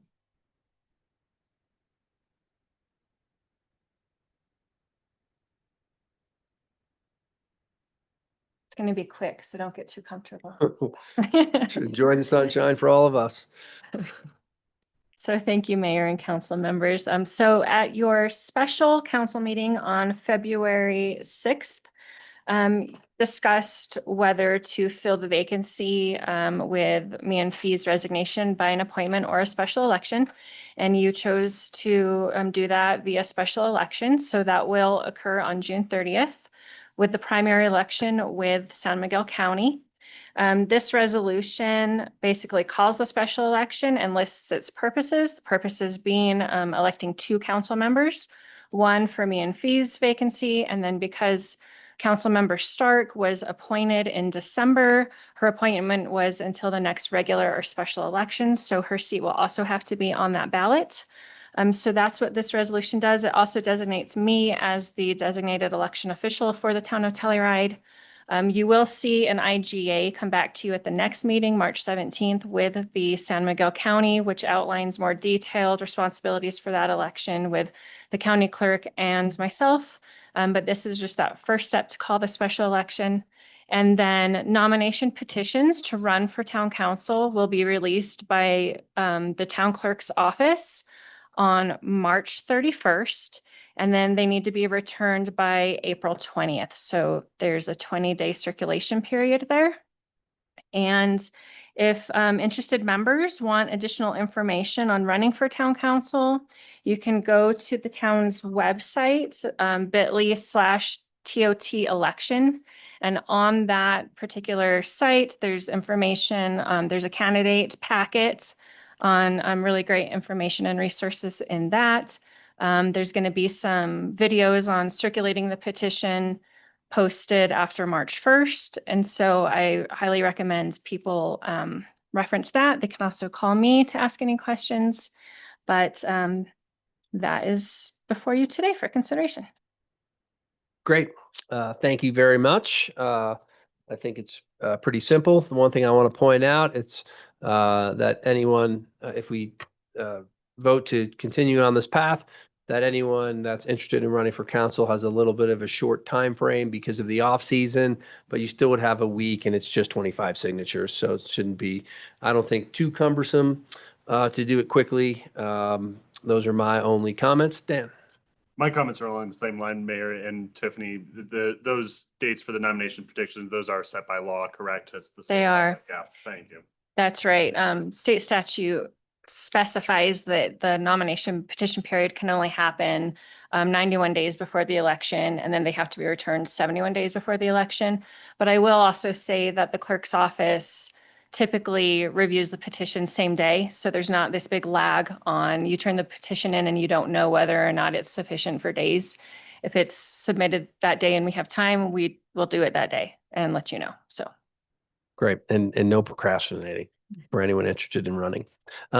Just to the best of our ability, starting to tell the public now that those are the dates for the nomination petitions, because that, as we all know, is right at the start of off season and over spring break when we just have the biggest exodus of residents now possible. So yep, get that word out there right now. Kevin? And just a friendly reminder for council, if you do decide to move forward with calling a special election, just remember the Fair Campaign Practice Act applies to not only ballot questions, we've had issues about that in the past, but it applies to candidates as well. So if you are going to express support for a candidate, you need to make sure you're not using your town devices on that expression of support or opposition.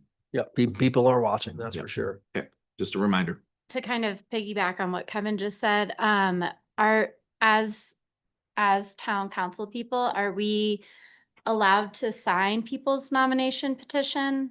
I can't. Okay, so that. Yeah, it's not like the liquor hearings where you would have to recuse yourself from that. You can act as an individual and sign petitions. Okay.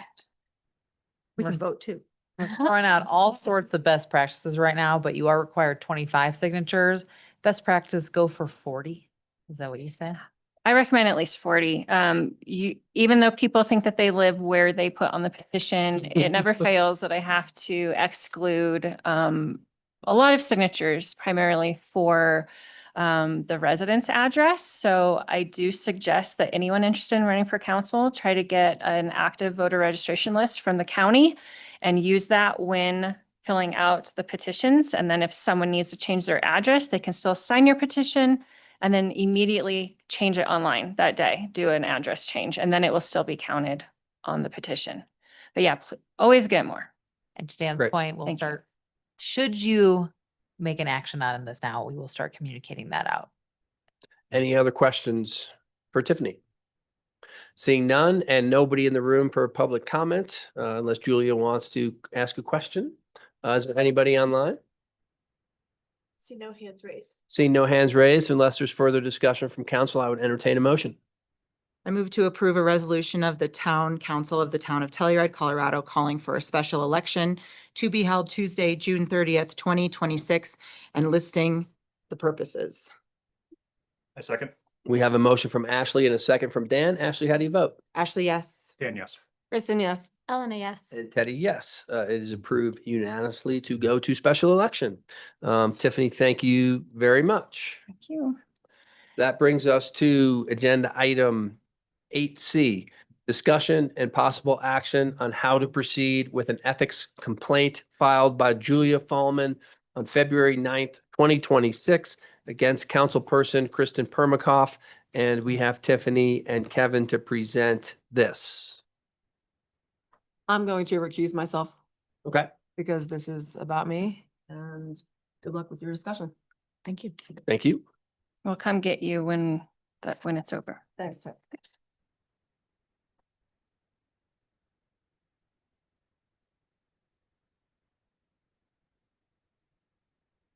Just kidding.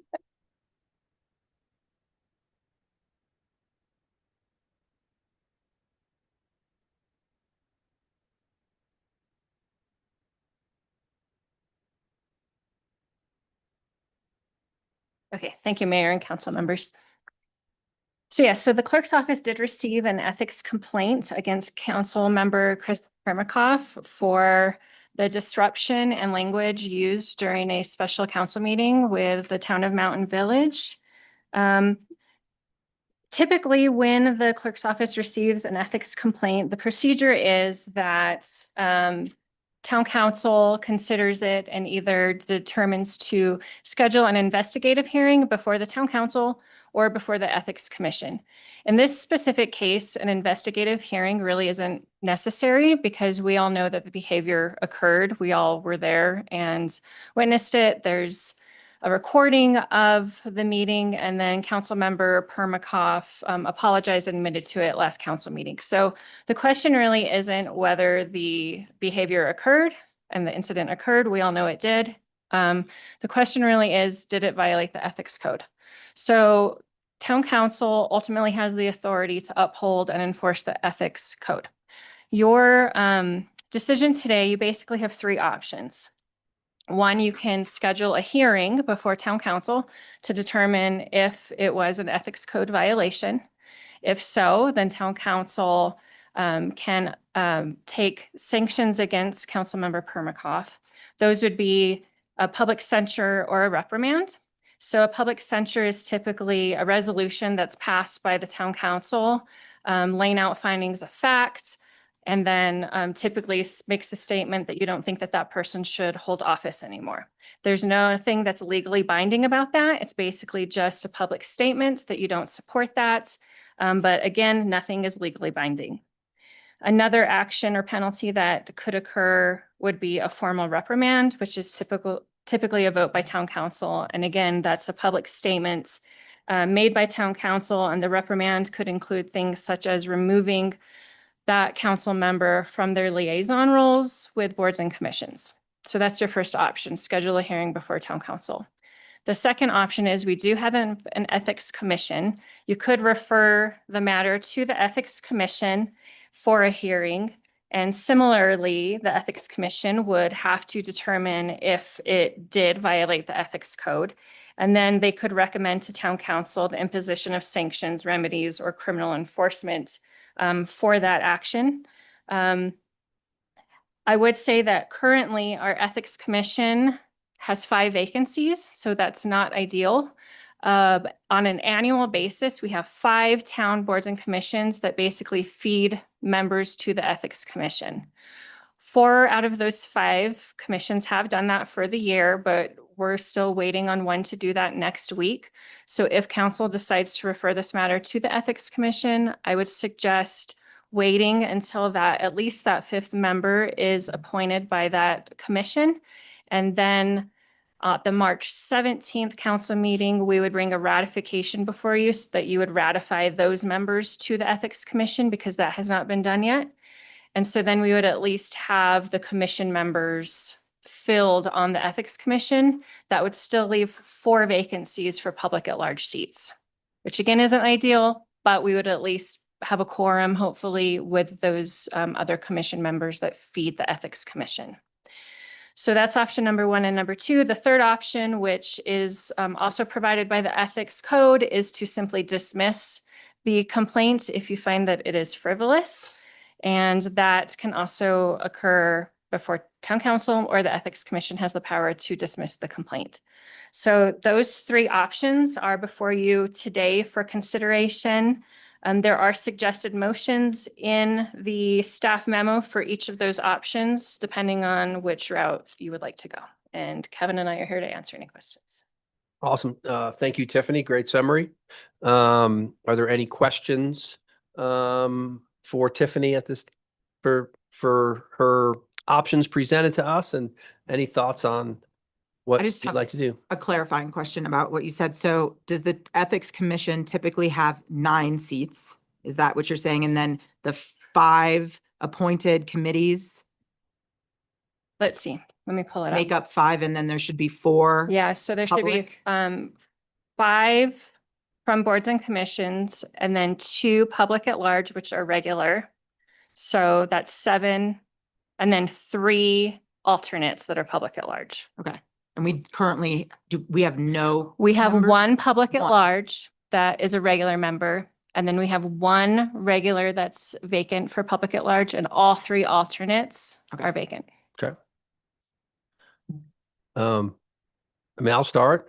You know, my thought is, I think it's important in this scenario of having the ethics commission look at this, in my opinion, just because it's, you know, I know sometimes our council gets falsely accused of having too much internal control over things like this.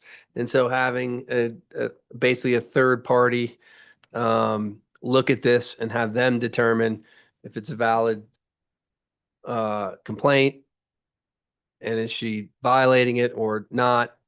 That's my preference on where to send it. And I'll just start with that. I agree with Teddy. I think that that this is something that we should refer to the Ethics Committee. I think that the obviously the actions are known by everyone, and I think it's worth them reviewing it and giving their input separate from the town council. That's my position. Yeah, that's how I feel, and I agree with Teddy. I think that we should refer it to the Ethics Commission. Great. Thank you, Ashley. Any other comments, questions? Agree. Okay. Dan or Elena, we haven't heard from you. Yeah. I feel a little conflicted on this because I agree that, the process that I would follow with an ethics complaint is to put it to the Ethics Commission. I think what I wonder is if, like, the behavior that happened was, I think we can all agree, was unacceptable. I wonder if it actually violates our ethics code, and if, we have a lot of extra tasks on our plate right now and on our staff's plate. And I do wonder if, if there's an outcome of here that is worth the extra work that will be involved from this, from putting this to the Ethics Commission. But I think I don't want that to be the reason for my decision, but I think I have a hard time, like, finding this like a super defensible action or misstep with our ethics code. That would be my only holdup is, but I think,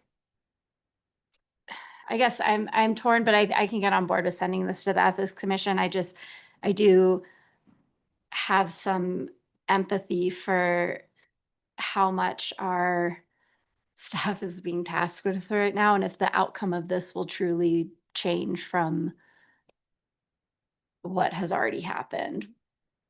Does that make sense? Yep. Tiffany, can you speak to a little bit of the extra work that staff would face? I mean, it's finalizing the Ethics Commission, then having the hearing, and We then haven't had a hearing in over 15 years.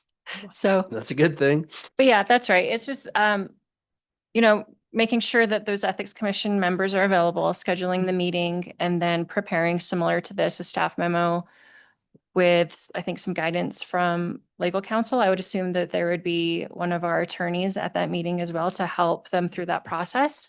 Right? Wouldn't you think so? We have been present in the past. There was one in 2007. And then it would ultimately have to return to town council because, again, you are the ultimate authority to uphold the Ethics Commission. So it is just a recommendation from the Ethics Commission on what should happen. So then it does return to town council. Yeah, and I do agree with Elna a little bit, but I personally feel more comfortable that if the Ethics Commission made the decision that not to move forward with it, then that would be a good way to go too for us. Yeah, I mean, I can get on board with that. I just needed to express like where I sort of had like a few thoughts about how to approach this, and just wanted to talk that through with the whole council. Dan, any further comments? I agree with Elna's assessment that there will be subjectivity in how any person looks at the relevant portion of the ethics code to whether or not each person will make their own decision whether or not they feel like they violated that. It was highlighted, or emphasis was added in our memo of their conduct must be beyond or above reproach. That might be one element that would be in violation here. I would also perhaps look that the previous sentence they must discharge the duties of their offices and employment faithfully. I would certainly argue that one of the duties that all elected officials has is to listen and hear each other and their constituents in particular. And that to me was the largest part of the issue, is that Councilperson Permacoff demonstrated that she dismissed an earnest public comment outright and belittled their character without taking the time to listen and hear what her thoughts and feelings were, even if she disagreed with them, which is her right. So that's going to be a bit of a Rorschach test, and that's going to be tough. And we can all have our own opinions on that, and we might end up disagreeing. We might end up agreeing. I do see the subjectivity of it and make it black and white. Part of being an elected official is when a difficult subjective choice is put in front of us, making a call and standing on it. And I think that by passing it to the Ethics Commission, we are somewhat passing the buck. Since it is just a referral anyways, it's not their ultimate decision, it's our ultimate decision. I think we are just trying to, it can feel, I don't know that this is what we're trying to do, but it can feel to me that it is trying to have somebody else make a hard decision for us. That's not how I feel at all. I think that it is important for us to incorporate the, opinions and interpretations of other, community members. So I don't feel like it's us passing the buck. I think it's us saying we have this ethics commission that exists for them to, refer things, to have bigger discussions and give it back to us. I don't think it's passing the buck, because we have to make the ultimate decision regardless of whatever they determine. But I think I feel like it was opening the circle to what Teddy's point was earlier, that sometimes currently are, some complaints that we've had about us is that we feel insulary and things like that. So I didn't interpret it as us passing the buck. It was more of that we have an ethics commission with members of our community that are on boards and commissions, and the public so that they can weigh in to us and give other feedback. And ultimately we still have to make a decision whether or not based off of their feedback. I don't think it relinquishes us from responsibility. And I think that's why we have an ethics commission. If we didn't have an ethics commission, then we would make that decision. And just similar that we've done in the past, and I don't necessarily agree with it, is when we call up items that other commissions voted on and go different ways. And so, I think we, as council, we're the top and we'll get a chance to comment on it, but to have an independent group outside of the people sitting up here at this desk is my strong preference, and where I'm going to put my vote. I think everyone will agree that it was inappropriate. Like, I don't think this is something that's like terribly controversial in that way. I think I'm just wondering, with the potential outcomes and what the end goal is of all of this. What are we looking to accomplish from this process? Sorry, go ahead. No, it doesn't matter. Mine would be to uphold a high ethical standard and make sure that we, as the elected leaders of this community, are beholden to that standard. I really just do feel that it comes down to the only people that are able to hold each other responsible are the other people sitting up here. And that's where I just feel like it's our responsibility. I'm not going to object to it going to the Ethics Commission. I understand, and it's fine. But I do feel like the responsibility lies with us. My one concern about the Ethics Commission as it's not filled out is that people might join because they're animated by how they feel about this particular issue rather than that they want to be on the Ethics Commission. But I think that's part of the problem of a commission that doesn't meet more than once every. It really would only be one voting member. So you wouldn't really have that outpouring of new people coming in, and then it would have to be to the 6 current, the 1 at-large member and the 5 commission members to be swayed by the alternates if you had this groundswell of people that all of a sudden wanted to join the Ethics Commission for this one complaint. And But that's just how it goes. I mean, if that's, what it is. And I certainly understand Dan's point. Very much so. And the only reason why I disagree with it is, why do we even have an ethics commission then? Why wouldn't the council just decide everything? And so if we have something amongst us, having that other party, somewhat neutral of us is why I feel that way. And then we get to, then make the recommendation to us, and we still get to chime in. And if we disagree with it as a whole, whether it's for or against, we have every right to stand up and make that change. And we've done that in the past. And I'll also remind council that if we get a flood of applications now for the Ethics Commission, that you ultimately appoint members to the public at large members to that. So you would see those applications possibly at the next meeting, and you can interview those applicants on their reasoning for applying now. And if it's really just driven by, we don't like Kristen Permakoff, you can make that decision whether or not you want them on the Ethics Commission. Or appoint a full member, just one, and then hold on the alternates till after to see if then you'll find out after the fact if their aim was true. Kevin? Let's just make sure we're all on the same page, because I think we are, but I just want to make sure. Of the board and commission appointments, 4 have already been approved by the commissions. There's only 1 that's remaining to have a commission or board take action. So there's only 1 there, and it has to come from within that board composition. And then I believe there's only 1 public seat that has not been filled. And then there are the 3 alternates, which none of those have been filled. Yep. But they're not necessary. You might want to have alternates too, but they're not necessary to have the quorum or to have the full 7-member move forward. Great. Okay, just want to make sure we got that. Thanks for clarifying that. I don't know if anybody is online. Piper can take a quick look. If there's anyone from the public who would like to chime in on this, we'd love to hear from you. There are no hands raised. All right, seeing no hands raised, unless there's any further discussion, I would entertain a motion.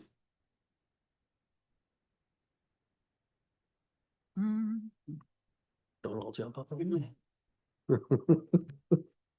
I move to refer the complaint to a hearing before the Ethics Commission scheduled after the March 17th, 2026 council meeting. We have a motion from Ashley. Do we have a second? Second. We have a second from Maria. Ashley, how do you vote? Ashley, yes. Maria, yes. Elena, yes. Dan, yes. And Teddy, yes, it is approved unanimously to refer this to the Ethics Commission. Thank you. Tiffany and Kevin, thank you very much. New one for everybody, except maybe Kevin in 2007. We can go get Kristen if she's outside. Great, thank you, Piper. That will bring us to agenda item 8D. Unless, Kevin, do you think we should wait and tell Kristen what? I think there should be some. We don't want to leave her hanging, Yeah, right? I think there should be let's some wait till she. share. Yeah, let's wait and do that, and then we'll get into 8D.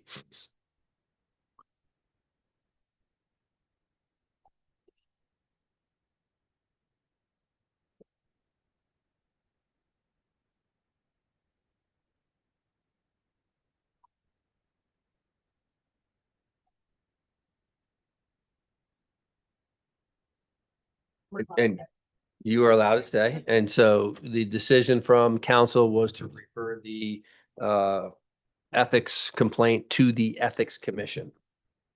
All righty. That brings us to agenda item 8D.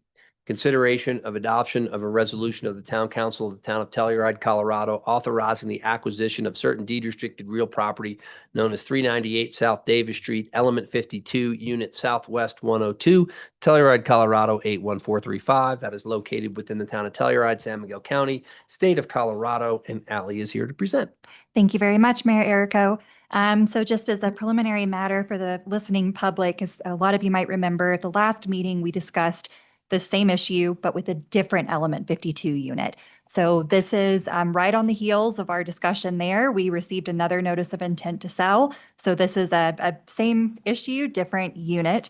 In this case, the owner submitted the intent to sell on February 5th and did express to SMRHA staff that they were under contract for a unit in the county and desired a very quick closing and desired for the town to purchase the unit. So even though they have the option to sell to an owner of or a buyer of their choosing, should the town pass on this option, they did desire for the town to exercise this option and would like to see the unit entered into the lottery. So knowing that they were under a quick timeline, even though this meeting is within the 21 days, we still reached out to, I reached out to each one of you individually via email to poll whether you would like to exercise that option or if you would like to pass on the option. I did receive a response from a majority of council members that you would like to discuss it at this meeting. And your preliminary impression was that you would like to purchase the unit. Therefore, that brings us here for this discussion. I don't know if the seller is online and wishes to give any additional comment, but I did include in the staff memo the ongoing tracking sheet for the options that we have considered. And that sheet tracks the options that we have exercised and what the disposition has been. So if we've sent those units to lottery, if we've prioritized a town staff member, or if we still own those units, and then also tracks the options that we did not exercise. So you can see kind of over time where we have been passing on these options and what we've been doing with those units that we have exercised the option for. We are anticipating a lottery to be announced here within the next couple of weeks. So it is actually a pretty good time for us to purchase this unit and enter it into lottery. You don't have to enter it into the lottery. If you do decide that you would rather prioritize it for a town staff member, you can also do that. And I'll let Zoe and or Julia speak to whether there is any need for that right now. But I'm happy to answer any questions you might have about options for purchasing, options for selling this unit, or any other questions about the unit. Unit details are also in the staff memo. It's a 2-bedroom, tier 2 unit. Great. And then mostly for the listening public, can you re-clarify the seller's wishes? Yes. So this seller is under contract for a property in the county. And when a current owner is under contract, usually for another property, there's a contingency to sell what they currently own. So in this case, while they could potentially choose their own buyer, should the town pass on this unit, they're really just interested in selling it as quickly as possible, which usually means the town would purchase the unit. However, it's a good opportunity for us to put it in a lottery. So whereas they might be able to, if the town did not exercise the option, they would be able to choose a friend, a coworker, whoever it might be to sell the unit to, so long as they were qualified, the town could purchase this and open it up to the whole community, qualified community. Great. Thank you for clarifying that. Any questions for Ally?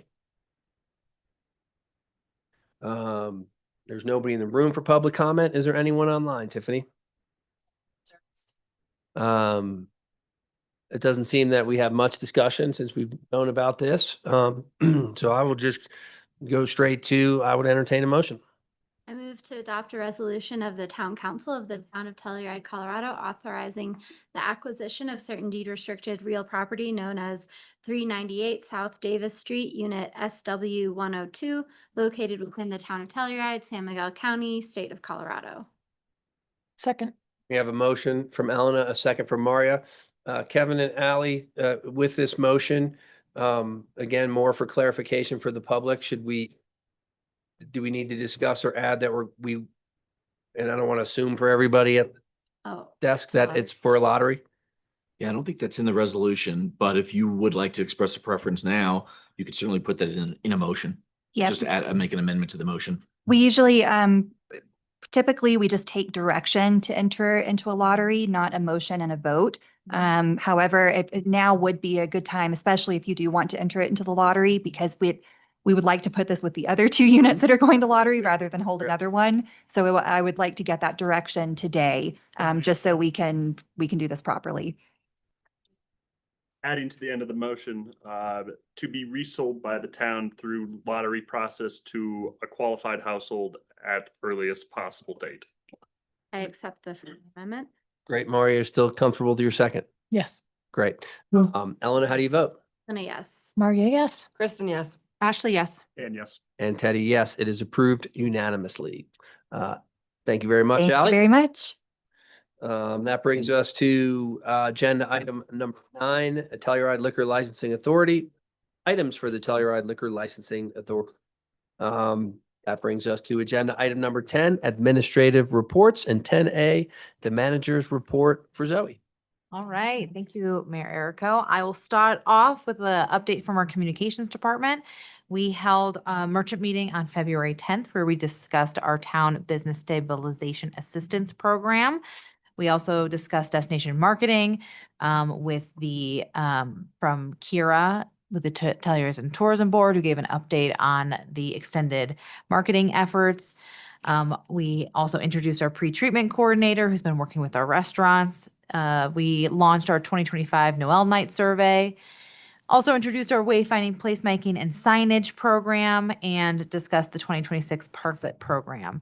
Our next merchant meeting will be held, during the spring break, April 14th, to maintain our cadence at 1 p.m.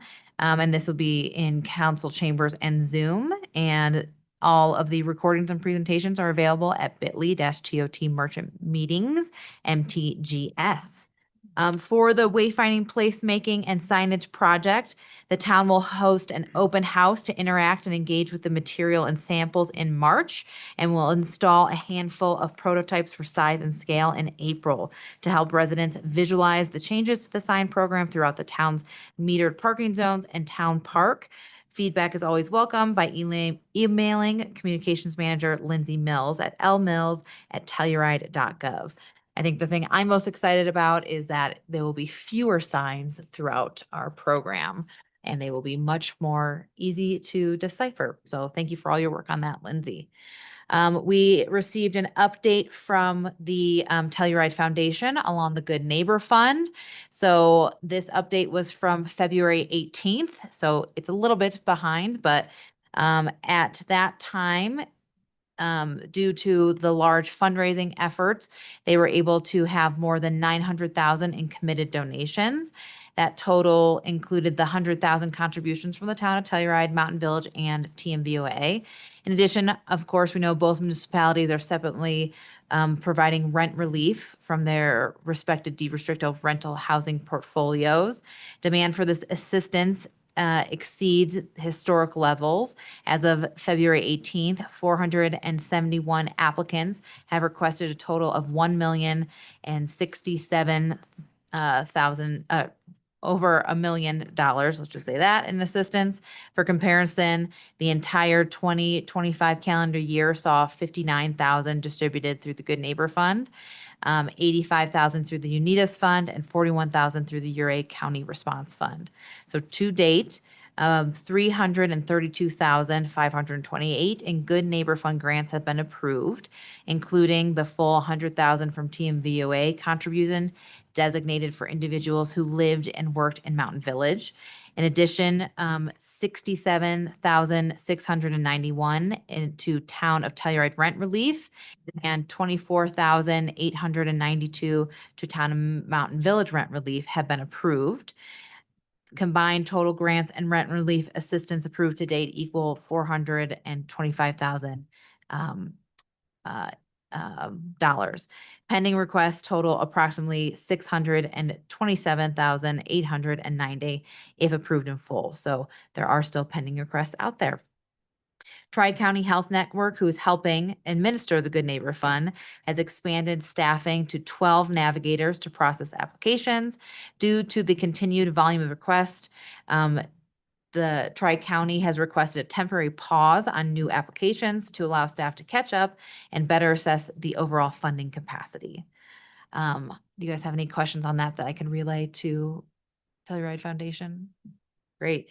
Long story short, the fund is being well utilized, and we are processing through our affordable housing fund in addition to our contributions to keep up with that effort.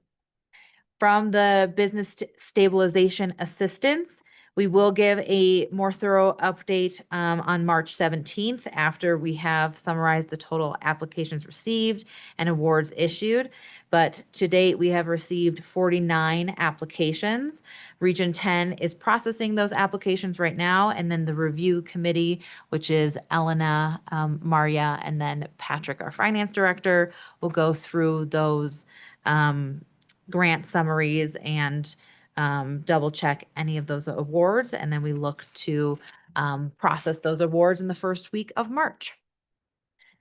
The wildfire preparedness plan through San Miguel County, which is the Community Wildfire Protection Plan, so CWPP, which is a collaborative plan that identifies wildfire risk and outlines strategies to reduce hazards within the community, continues its great work.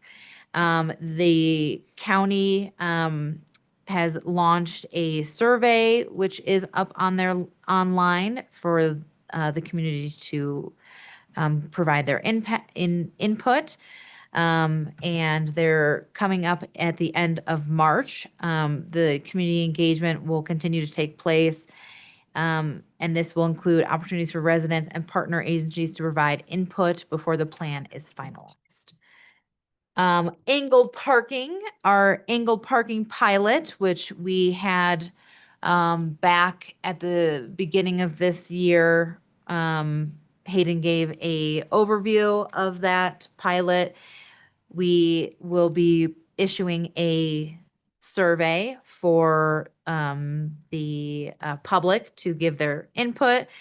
This will then be provided to council for the March meeting, for council to give direction, formalized direction to finalize if council would like to see that pilot return for the spring, or if that pilot was in fact just a singular pilot and be sunset. So that will occur for the March meeting. And that will be communicated out to the public following this meeting. Housing development. Canyonlands Tower House continues. Sanitary sewer and rough plumbing has been brought in. Dam proofing, structural steel on Canyonlands is nearing completion, and the footing has been poured. Virginia Placer 2A and 2B. 2A is approximately 34% complete, and 2B is in the value engineering in progress. And 2A is still slated for the September 26th completion date. For Lot L and Carhinge redevelopments, for Carhinge, the complete Carhinge conceptual PUD and preliminary subdivision applications are its next steps. And for Lot L, conducting additional community meetings for the alternative to design and development plans for reviewing board's consideration, cost estimates, and operational and financing strategies for that alternative to plan. We are looking to start those community meetings coming up here in March, and so we will be communicating those out to the public shortly. From the clerks, we now have our 2026 special election, so I won't go over that in detail, as that was through your memo. Liquor licensing applications for Parklet liquor modifications are due to Tina Rutherford by April 9th at noon. Applications will be considered at the April 23rd Liquor Licensing Hearing Authority meeting. Board and commission vacancies. Please visit the town meeting portal after every council meeting to see what vacancies we have, and click on board and commission applications on the main page to see openings and submit applications. Summer vending applications are due March 15th. Payment must be made end of day on Monday, March 16th. Online applications are accepted only. Additional information can be found on the town's website by searching vending. For finance, so this is a supplemental that was provided in your through email and is found in the document center. So I appreciate finance putting together some reporting, even though through December is not completely reconciled. Real estate transfer tax revenues through December 2025 were 21% above budget. And we also received revenues for January 2026 came in at just over $800,000. And as of February 13th, we haven't seen any rent for that this month. So we'll continue to monitor those revenues it's hard to compare year over year because it fluctuates. For sales tax, November sales tax collected in December have increased by 5% overall. Retail in town was up 1% compared to 2024, while retail food and beverage sales were down 1% compared to 2024. Revenues from lodging, property management, and short-term rentals had grown 13%, and year-to-date sales tax is up 3.1 compared to 2024. When we look at December, which again was not reconciled, but this is December sales tax received in January. We were down 9% overall compared to 2024. Retail in town was down 10% compared to 2024. Out of town retail increased by 11%. Retail for food and beverage sales were down 18%, and revenue from lodging, property management, and short-term rentals had declined 23%. Short-term rental, excise tax, and affordable housing. The revenue source had increased 10.5% for November compared to 2024. December was seeing a decline of 24.6% compared to 2024. So overall, the revenue is down 2.3% for the year. And then for the town lodgers tax, revenue from this source had increased 8.2% for November compared to 2024. December, we're seeing a decrease of 23.1%. Year to date, this tax revenue is down 4.8% year over year compared to 2024. And of course, we're all very interested to see what January looks like. So we'll look forward to getting you that as soon as we can.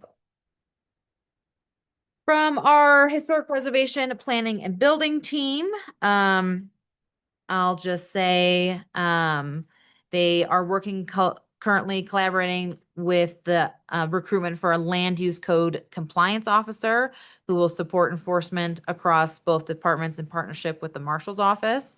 So the marshal's office had 3 code enforcement officers budgeted for the past several years. We have redistributed one of those code enforcement officers specifically to planning and building to focus on construction and land use compliance to help with more of that compliance effort, such as, again, like signage compliance and construction compliance to focus those efforts.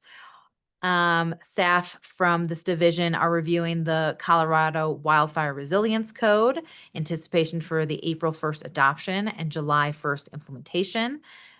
So these revisions to our land use code and design guidelines are in process and are in work sessions taking place in March with Town Council, HARC, and P&Z. The Historic Preservation Division has intended this Saving Places conference in Denver, and there is a strategic planning retreat scheduled for March 4th. The planning division, it will be in-person stakeholder events taking place planned for the phase 2 of the 3-phase comprehensive plan development coming up this spring. Planning and Zoning Commission are engaging in the comprehensive plan work sessions facilitated by the consulting team that occurred on the 26th of February.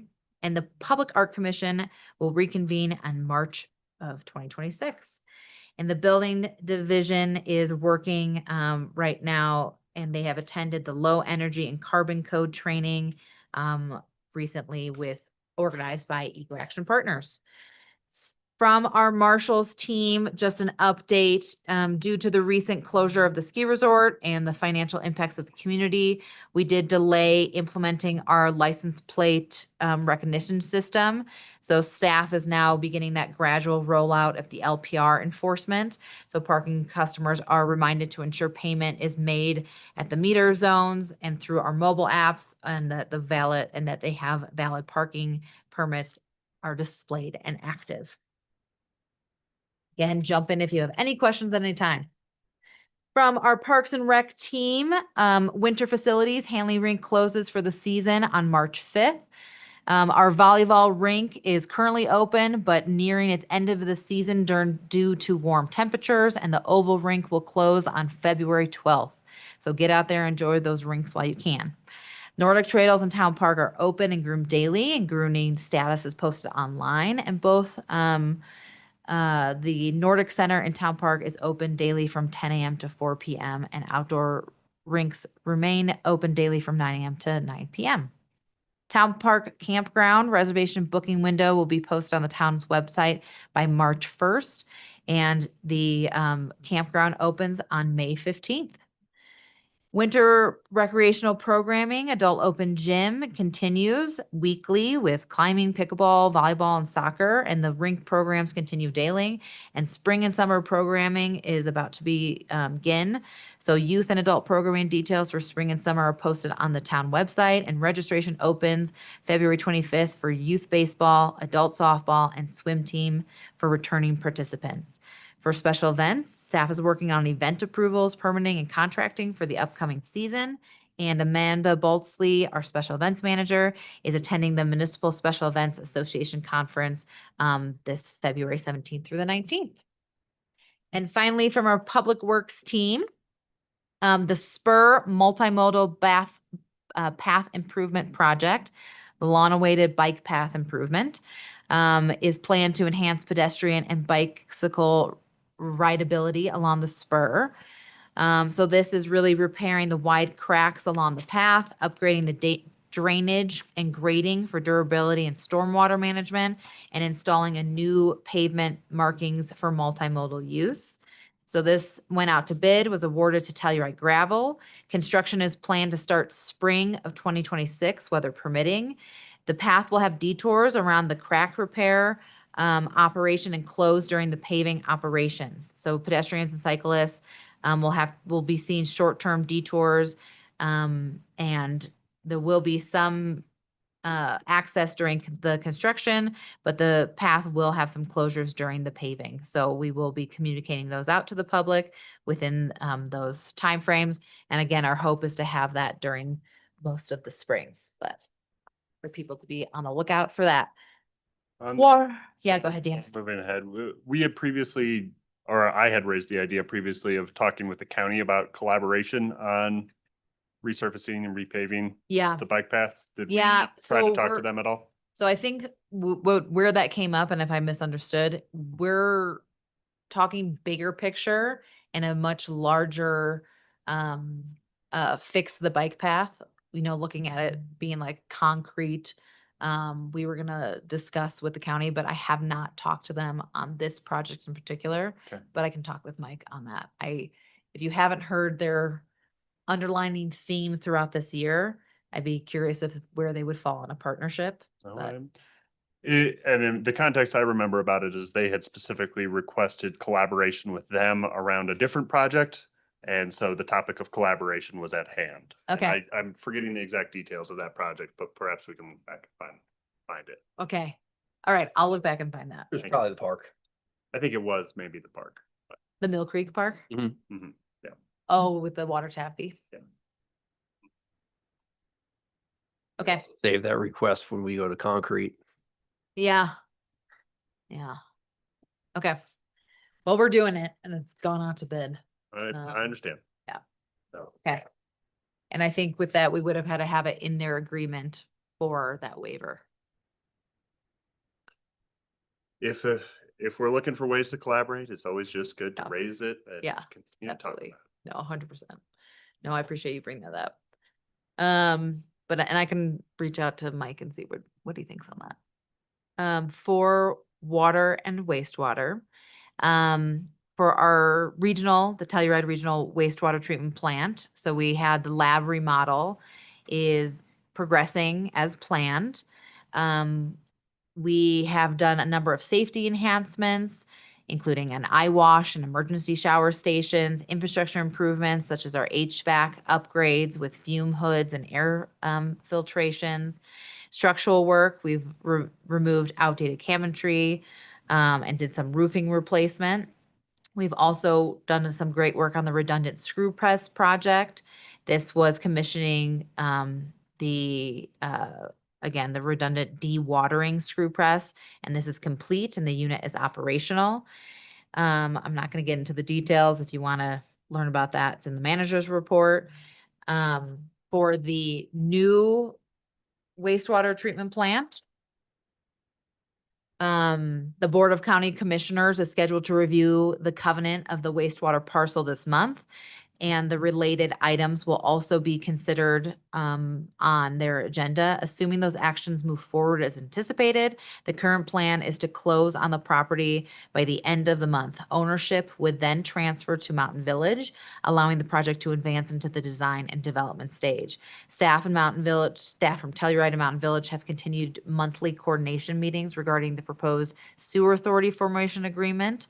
As the project progresses, several key items remain under discussion, including financial participation, formal establishment of the wastewater authority with long-term cooperative governance and decision-making. The design and engineering phase typically represents 13% of total project costs, making a significant multi-million-dollar investment.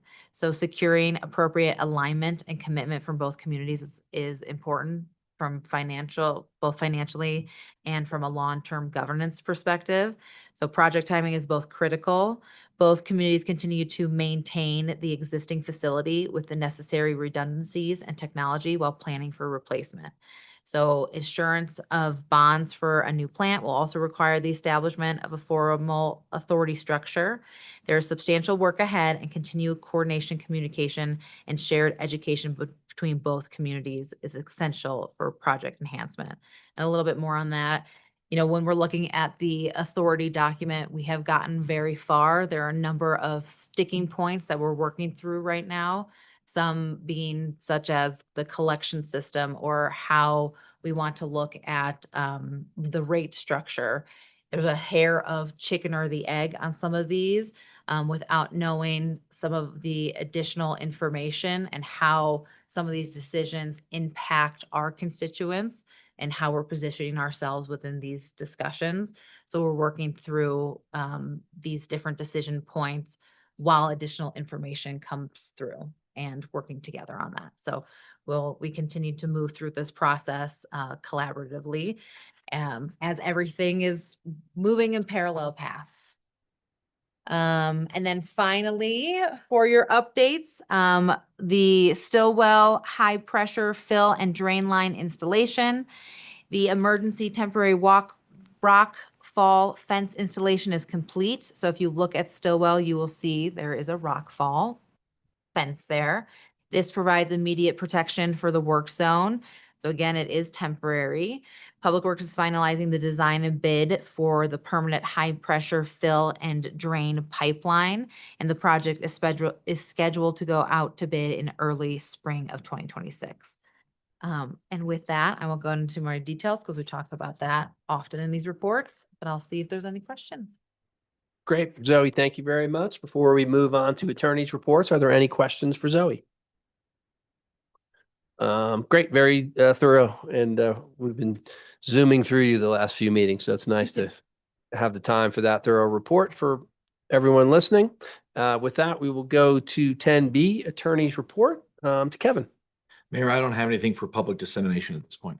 Great, thank you. That brings us to 10C, council reports. We'll start off to my right with Maria, if you've had any commission board meetings or anything like that to update us on. Sure. So Parks and Recs met and we approved a youth lacrosse tournament on May 16th weekend. We approved the ski touring for North Spruce Park. We approved the 32nd annual Wild West Fest on June 5th and the capital improvement project. Great. Thank you very much. Kristen, do you have anything to report? Yes. Maria and I attended a gondola onboarding meeting to kind of get us caught up with some of the stuff happening with the gondola. I attended Open Space Commission meeting, and Open Space is exploring new signage for the valley floor. If you're interested in that, come to the next meeting. Looking forward to a wastewater treatment plant tour and update with Maria also, and Zoe, thank you for that.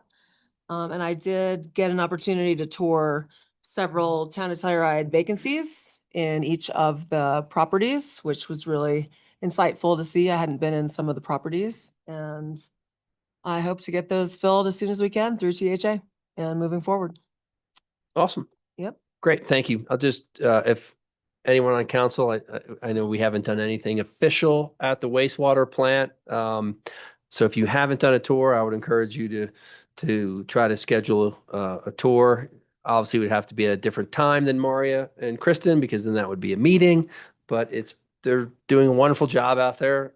I'm not going to say it was cool, but it was informative, and we should all do it, knowing where we're at with proposing a potential new facility.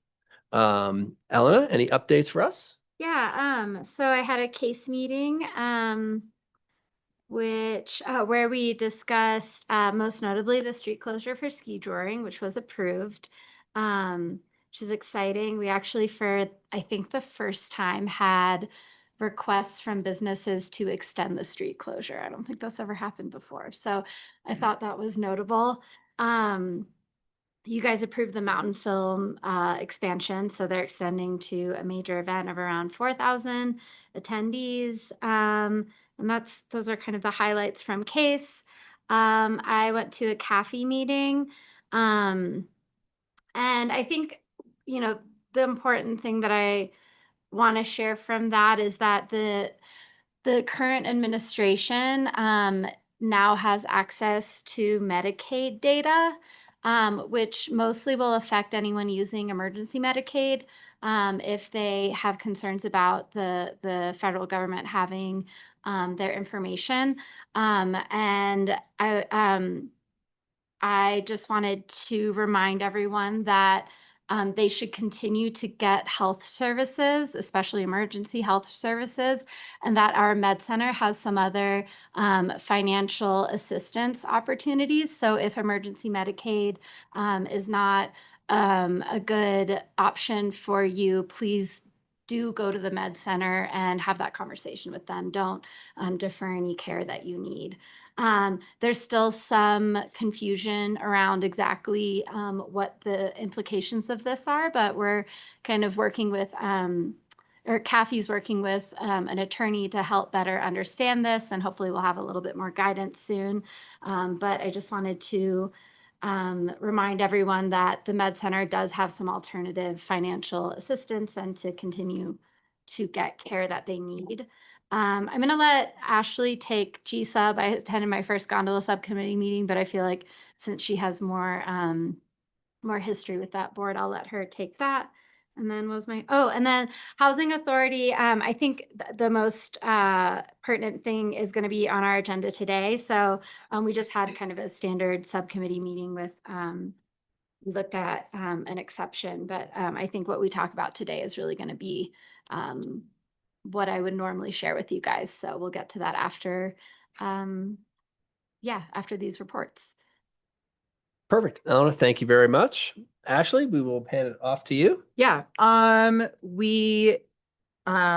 it's not like a regular SMART meeting. Maria and I attended a very long, day-long retreat for SMART, which was great. It was, productive, kind of, future visioning, strategy, just your kind of general SWOT type stuff. So it was great. I think that, the board there, we discussed a lot of things as far as, plans for, services, if we were going to expand into parking. And then obviously the gondola project was a big focus as SMART looks to take over the operations of that in the future, and just kind of, the vision, and then also some future planning for gondola replacement and what the needs of the organization will be, looking forward to that, which is fast approaching. So that was a good meeting. We did not have a regular SMART meeting since that long retreat, we had plenty of time together. So that was kind of where we sat with SMART. And then I can talk about G-Sub, which Elena and I attended yesterday. So we all have our leadership meeting coming up next week. All of these meetings are open to the public. I really encourage anybody who's interested in hearing about what the gondola, is doing, and the future plans and stuff for it, to attend these meetings. We, discuss and reiterate discussion points a lot. So make sure to tune into that meeting with leadership next week. And basically the gondola subcommittee, discussed, all sorts of things that are going to be presented as far as, financing and, projects, probably the future of the gondola and stuff. I think probably the biggest thing that came up in that meeting was some concerns about our FTA, potential FTA funding that we're going to go after. That has always been the plan for this gondola replacement since that, law changed to allow for aerial tramways to get funding from the FTA. There's some concerns about how the FTA might view the project under the lens of the Made in America requirement. So there's a certain percentage of the project that has to be manufactured, made in America in order to receive those federal funds. There's some concerns that depending on how they might look at the project or divide up the project that, cumulatively it would fit into the guidelines, but maybe individual pieces wouldn't. And there's just some concern about how that might be viewed and then how that might have some potential effect on funding and what that looks like. So like I said, we have next week, we're all gonna get to sit in and talk and listen. So like I said, there's a lot to be discussed and I won't go pretty much any further than that on it. Look forward to discussing it with everyone next week. And then I attempted to attend the HARC meeting on behalf of Elena. I was there for a good chunk of it. That was on February 18th when we had that big storm come through, and that greatly affected the internet where I was at.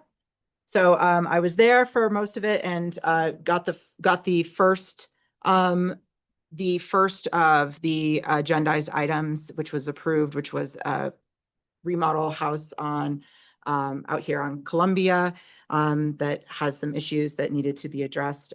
So that first one was approved. I don't know about the other ones because I lost internet connection. Okay, keep going. I'll take a peek at what those. And I was gonna watch the video and I just didn't have time between now and then. So sorry, I did not cover your Thank you for trying. very well. That was a little bit of a fail on my part, but like I said, the first agendized item was approved with conditions, and then I don't know how the other ones ended up. But yeah, I think that's it for my reports. I met with Kira about the tourism board, and I'll have we'd meet quarterly. So we have our next meeting is March 4th. So at the next council meeting, I'll have a report back from that. I think that's it. Awesome. Ashley, thank you very much. Dan? One thing I have to report was the Sneffels Energy Board met. They have changed their formatting from bi-monthly meetings to once a quarter meeting. So this was the sort of first meeting. The idea with that is that it can be agendized for a longer all afternoon meeting, which this one was, and allow for a more sort of summit style meeting. And my impression of this format was a success. So Sneffels Energy Board, it's connected with Eco Action Partners, as you guys likely know, but it does give a great opportunity for local elected officials from around our region to come together. So not only was there town staff there, as well as myself, we also had representatives from the Telluride Foundation. We had elected officials from Uray County, from Ridgeway, all there with us. Lance Waring from the county also serves on that as well, but he was unable to attend this one. So it's just a great opportunity to sit down with other elected officials and talk about some of these really big picture issues regarding around climate change is really sort of the driving force of this commission. So we talked a lot about energy production in this one. That was sort of the big topic at hand, was how do we break down some of the barriers? How do we get some more smaller scale microgrid renewable energy projects online in our region, and continuing to support larger scale projects as well. Some comparisons between our climate action plans and other regional climate action plans were also discussed. And we got a great update from a staff member at SMPA about the sort of state of energy and renewables in our region. Thank you. Great. Dan, thank you very much. I do not have anything to add, so that wraps up our council reports. We do not have any related organization reports, and any comments on payments, please provide those by email. That brings us to agenda item number 11, Telluride Housing Authority. Do I have a motion to go out of Telluride Town Council and into the Telluride Housing Authority meeting? So moved. And do we have a second? Second. We have a motion from Ashley to go to THA and a second from Dan. Ashley, how do you vote? Ashley, yes. Dan, yes. Mario, yes. Kristen, yes. Elena, yes. And Teddy, yes. And with that, we are going to hand it off to Eleanor. All right, I'd like to call to order the Telluride Housing Authority meeting. It's Tuesday, February 24th, 2026. It is 3:47 p.m. and we are in Rebecca Hall as well as online on Zoom. Present, we have Maria Stark, Kristen Permakoff, who stepped away for just a second, but I think she's still with us. Teddy Erico, Ashley Von Spracken, Dan Enright, and myself, Elena Levin. The first item on the agenda is the approval of minutes from the meeting of January 27th, 2026. I'll make a motion to approve the meeting minutes of January 27th, 2026. Second. We have a motion from Teddy and a second from Ashley. How do you vote? Teddy votes yes. Ashley, yes. Mario, yes. Dan, yes. And Elena, yes. It is approved unanimously. The second item on the agenda is new business. So item A is consideration of adoption of a resolution of the Telluride Housing Authority authorizing the transfer of a 1% interest in certain deed restricted real property known as 394 West Colorado Avenue, also known as the Maribel Residences, Unit B, Telluride, Colorado, 81435, located within the town of Telluride, San Miguel County, state of Colorado. And here to present, we have Allie Slayton. Thank you very much for that introduction. So this is the property which was discussed by town council earlier. This is a unit that was sold or is to be sold by lottery. The buyer has already been identified. The developer of that unit retained ownership for over a decade and believe they had a 99% interest in that unit. The town retained, or THA retained, a 1% interest. So as of right now, ownership stands at 99% town, 1% THA. Now, the reason THA has a 1% interest in that unit is because the state legislature prohibits us as a town, as a governmental entity, from legislating rental rates for properties we do not own. So while the developer was owning, there was a whole case that Kevin was involved there. He could tell you more about it. Telluride championed that one, and unfortunately we lost. So that's why we retain that 1% ownership of this unit while the developer owned it. However, the developer no longer owns that unit. The town did purchase it for purposes of entering it into a lottery, which brings us to today.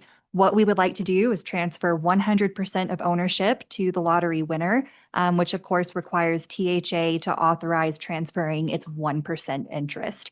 In the future, it is just a 1-bedroom unit, so it's unlikely that it's going to be rented in the future to anyone other than the owner. Occupied by anyone other than the owner. There's no extra bedroom to rent out. But should that owner go on a leave of absence, we can control rent through the exception process. But legislatively, we cannot do so, which again is why we retained that 1% ownership while the developer owned the unit. However, again, that's no longer needed. So this is just a little bit of house cleaning, but I am happy to answer any questions you might have about the history of how we got here, why this is needed, and what we are doing here. Thank you, Allie. Do we have any questions for staff? Any comments? All right, I would entertain a motion. I move to approve a resolution authorizing the transfer of a 1% interest in certain deed restricted real property known as 394 West Colorado Avenue, Maribel Residences, Unit B, Town of Telluride, State of Colorado. 81435. I'm gonna ask you a question. Just, I don't know if it's technicality or not. In a resolution, do we have to ask for public comment on this? You know, it's different for THA, but you might as well. I mean, it's never bad. Yeah. I just. You have a motion. You haven't done anything improper. Okay. That's right. Okay. I'll open it up for public comment. Is anyone here for public comment on item A under new business? Anyone online? No. All right, with that settled, thank you, Teddy. We have a motion by Dan and a second by Kristen. How do you vote? Dan, yes. Kristen, yes. Mario, yes. Teddy, yes. Ashley, yes. Elena, yes. The motion passes unanimously. Item B, consideration of adoption of a policy statement regarding assistance for mitigation units subject to unrestricted homeowner association dues. And here to present, we have Ally Slayton. Thank you very much. So at long last, we have a draft policy for assisting select unit owners of mitigation units, which are unprotected by town of Telluride ordinances, which otherwise restrict those amounts. We have a policy statement before you. It is a draft policy statement. This was formed since the last meeting where you provided direction. That was the meeting of January 27th earlier this year, where you provided direction as to what the parameters you would like to see implemented in that policy. This one, as compared to the policy for special assessments, which was adopted in 2021, this one's pretty short. There is not a lot of discretion here, so you will notice that I put this at a staff level review. The purpose behind that is staff can review these a lot quicker than if we have to put these up before the THA subcommittee, which only meets once a month. And by the time we get in applications, review those applications, create staff memos, and then put it to you, it delays the assistance that can be provided here. So it made sense for me to initially put this forth at a staff level review because of that lack of discretion in the policy. But if you would rather see this put before the subcommittee or put before the board, that can easily be changed. There is an appeal available. So like I said, there is a lack of discretion in this aid. But if someone does disagree with the determination of staff, they could appeal this to the THA subcommittee. However, I eliminated the secondary appeal that would otherwise have been available under the guidelines to the board. So there would be an appeal available, but only to the subcommittee, not to a secondary authority. So those are some of the highlights of the policy. I'm happy to walk you through any examples. There is one member of the public who already reached out to me for an example of how this might assist them. The calculation follows pretty closely to what we did in 2021 for the special assessments. There are a few, in meaning that it's based off of an calculation. ISP is redetermined every year. ISP is the initial sales price. As AMI goes up year over year, we recalculate what that initial sales price would be. Again, there's no discretion there. We get those numbers and then we crunch them and we put them in the guidelines. So ISP is something that the guidelines dictate year over year. ISP is so let's say there was a new mitigation unit created today. That unit would be protected based on its ISP. Which is why I'm using that number proposed here for protection, for theoretical protection of these mitigation units. So it brings us to a number that I believe would be fair, that doesn't offer more assistance than what a lot of the units are already getting, but offers what should roughly equate to equal assistance. There is a loan option. So let's say you are the owner of a mitigation unit and you would like to recover some of these costs that you've been paying towards HOA dues. There is a loan option. There is also the option for these owners to just go ahead and pay it themselves, but then they would recover at the time of sale. So depending on what their finances are, depending if they want to mess with the documents that we would require for getting a loan, at the end of the day, it would be recoverable. It's just a matter of whether they need immediate monthly assistance or whether they would prefer to go ahead and just pay it on their own, but recover eventually when they do decide to sell the unit. So that is an option for unit owners to exercise. I am happy to walk you through the examples that I provided. Just like I try to do with most of the policy memos, there are questions in the staff memo to help you walk through what other changes might look like to this, just to make sure that the policy that we ultimately adopt reflects what you would like to see, how the assistance you would like to see distributed. Thank you, Ally. Before we get into the questions, does anyone want to ask staff anything that isn't on this list of questions for discussion? And the questions are on page 7 of the THA memo. I think you did a good job outlining what our points of discussion would be. So maybe we'll just hop in there and we can let that guide our discussion. So the first question, should there be a maximum monetary limit to the assistance which can be provided in addition to the annual assistance calculation? You know, I actually did have a note on this. I noticed in the way that the policy statement was written that the actual policy statement expires in 5 years, April 30th, 2031.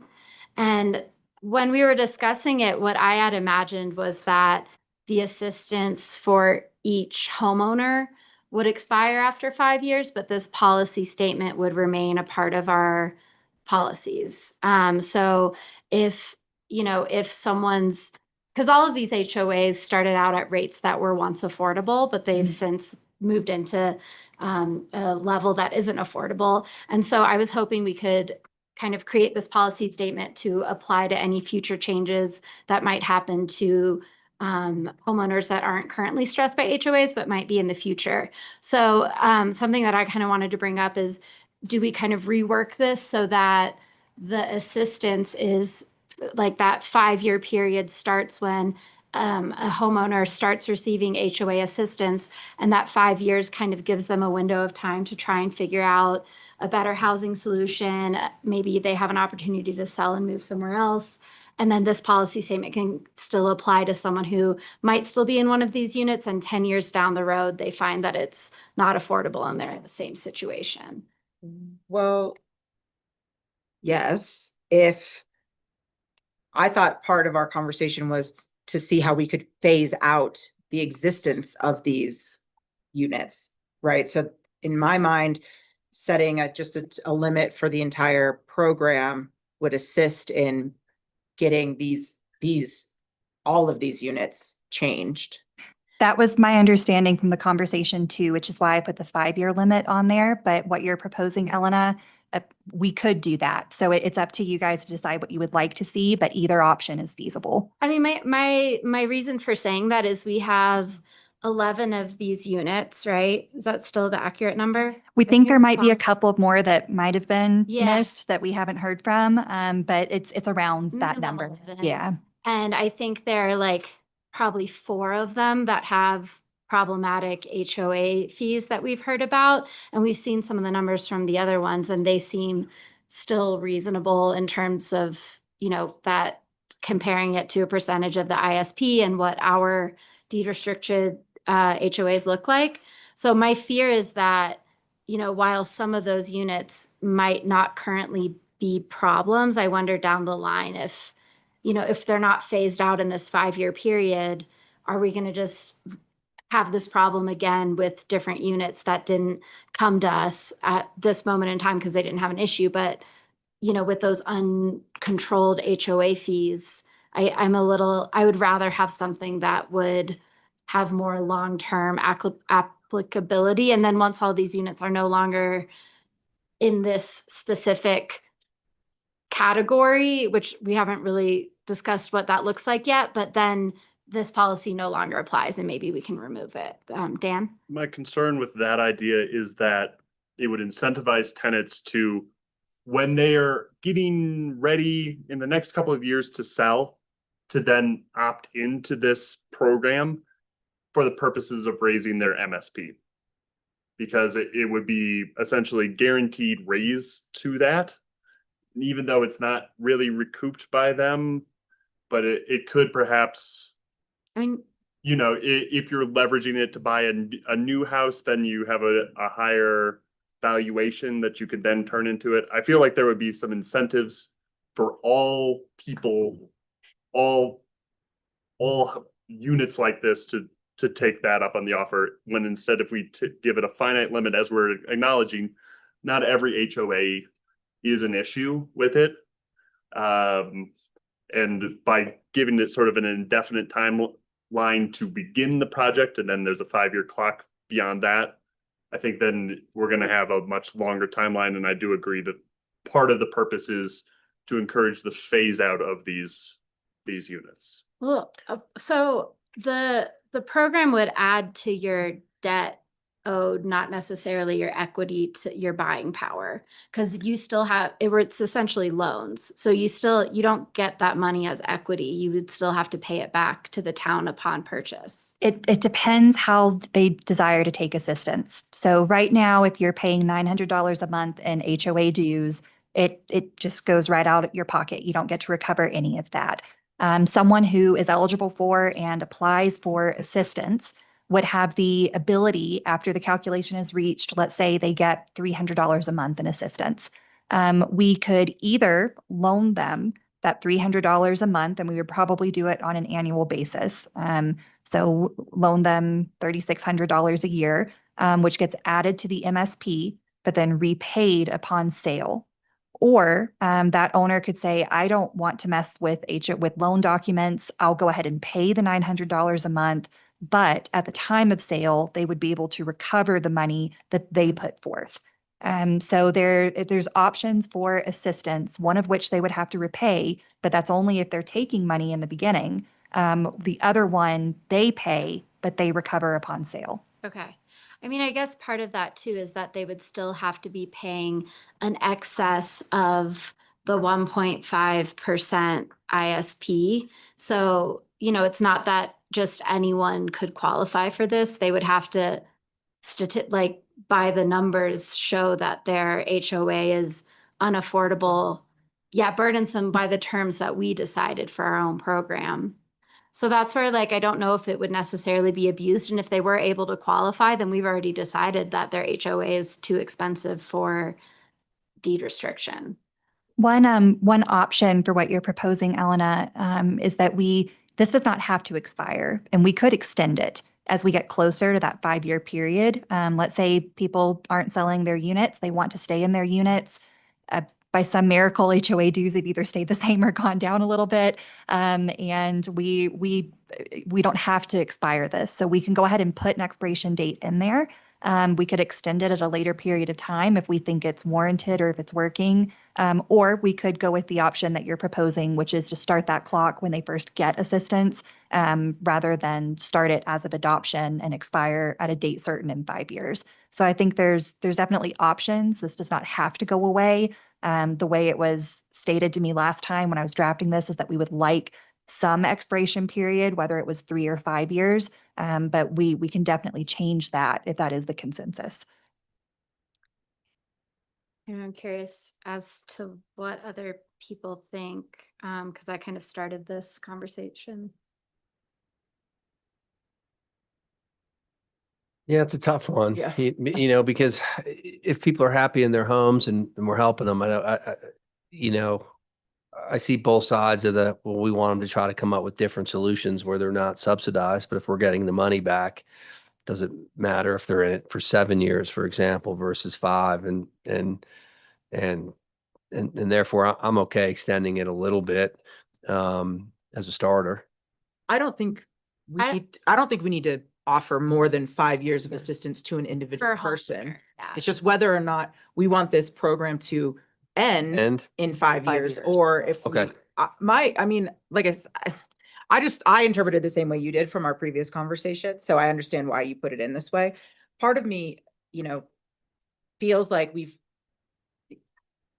it feels like to me that we should be encouraging people we should be figuring out how to move these people out of these units, whether because I think it's inevitably going to be a problem for all of them. And it seems like it's an issue, whether or not somebody's currently in an issue or not.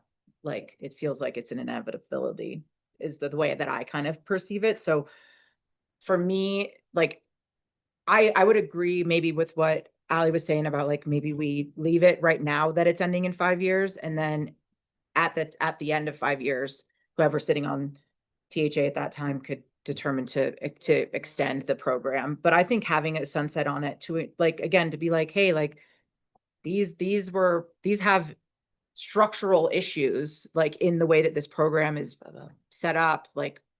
People should be looking to get out of them, and we should be converting them and figuring it out. And in defense of the 5-year limitation, and again, I don't hold an opinion, I'm just trying to implement what you guys direct. But it was my takeaway from the last conversation too, that the idea was to give these current owners time to find more suitable housing and encourage them to enter lotteries, to be looking at other opportunities that do already have protections in place.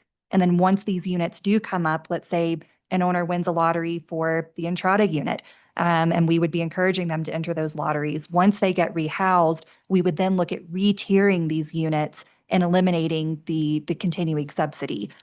So maybe probably keeping the sales price the same, but having them acknowledge that, look, you're tier 4 instead of the tier 1 or 2 that this was geared towards, but the additional payment doesn't go towards mortgage, it just goes towards covering your own HOA dues, which is, again, why we put that 5-year expiration in there, why I put that in there, because I thought it was more of we're buying 5 years of time for these current owners to look at alternative situations while getting assistance, but it wasn't meant to go on in perpetuity. If I'm okay with that in terms of keeping it 5 years and giving us time to figure out what our strategy is moving forward. If we extended that, I would have asked to extend it for the individual owner as well to mirror it, whatever that was, because it's not that easy to right size people in certain scenarios and purchase of housing here. But if we want 5 years to give us a better opportunity to solve this issue, then I'm okay with it. Because I think it's maybe even a step further than that with these older units, is that, with all the things we potentially have in the pipeline, I'd even like to discuss selling these as free market and taking that money and reinvesting it. Agree. And as painful as that is to take away affordable housing, if we're just setting people up for failure, because nothing's going to get cheaper and everything's going to get far more expensive, led by insurance. And I'm concerned about all of our projects for affordable housing and how we address that. So we're going to have other issues to tackle, I think. Luckily, we don't have to decide that today. Yeah. But I do think that's a bigger conversation, and I don't want to make any assumptions about what we'll decide to do when these units come online. I can like get on board with that. I think when I was speaking to the 5-year limit, the way that it was lining up in my head was that it was 5 years per homeowner to use this program, because I do agree that everything's going to get more expensive. So I think about the people who aren't coming here and telling us their HOAs are too expensive, but in 5 years, they might be in the same situation. So I don't know if that part of it really got at what I intended. And then I have the question of, if we do choose to extend this, then do the same homeowners that benefited from this on day 1 get to continue to benefit for it for another 5 years? I don't know. I think what I wanted to see was that this was like a 5-year period for each homeowner to figure out another solution that better served them. Not like 5 years for us to solve this whole problem. So I would still advocate for changing that, but if the majority of the board doesn't think that that's what our intention was, I can recognize that I'm alone here and move on. Okay. Okay. So moving on to 1B under these questions, do we want to talk about the 1.25% of the initial sales price? I like how that aligned with what we determine as affordability for our newer deed restrictions. So I think that seems uncontroversial. Okay. If there's no comments on that, C, the adjustment exclusion assistance for utilities paid by the HOA and for luxury items available. I did want to talk about this one a little. I think exclusion for utilities makes a lot of sense. I think for the luxury items, I feel like those are the things that are making these HOAs, one of the things that are contributing to why these HOAs are unaffordable. So to exclude those items, I think would eliminate a lot of the assistance that's needed for people who don't necessarily have the option of choosing to have a pool or not, but they're just kind of, yeah, where I actually don't think repainting would be a luxury item, but I do think a heated pool Every year, maybe. yeah. So I think that those luxury items are contributing a lot to the problem itself, and to exclude them maybe doesn't solve the problem we're looking to solve. Yeah, Dan? I agree generally with you, what you said. I would maybe advocate to include utilities because they do get, for many people, lumped into HOA dues. And for the example you gave of a heated pool, the utility is tied together with the luxury item. And that one's sticky, and I could maybe go either way on it, but I do see them as not necessarily disconnected. I think they can at times be disconnected, and we have at least one example where they are clearly connected of the luxury item and the utilities to support that luxury item Mhm. being part of the reason for the high HOA dues.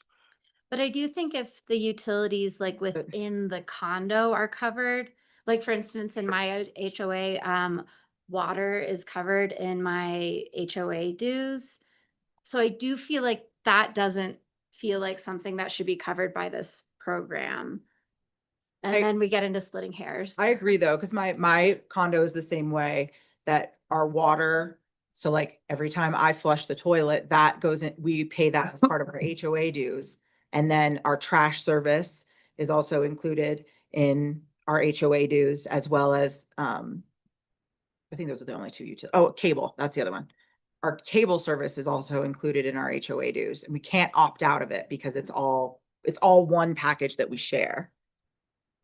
Question for staff: how easy is it to you to break out those expenses? So from- I have in, Where, like, in the examples. So you'll see in the example, so specifically the second example, the first one was very simple, where nothing was included in their HOA dues. It's just nothing, meaning it's just the base insurance, upkeep cost, water sewer is not included. There's no luxury amenities. So that calculation is very easy.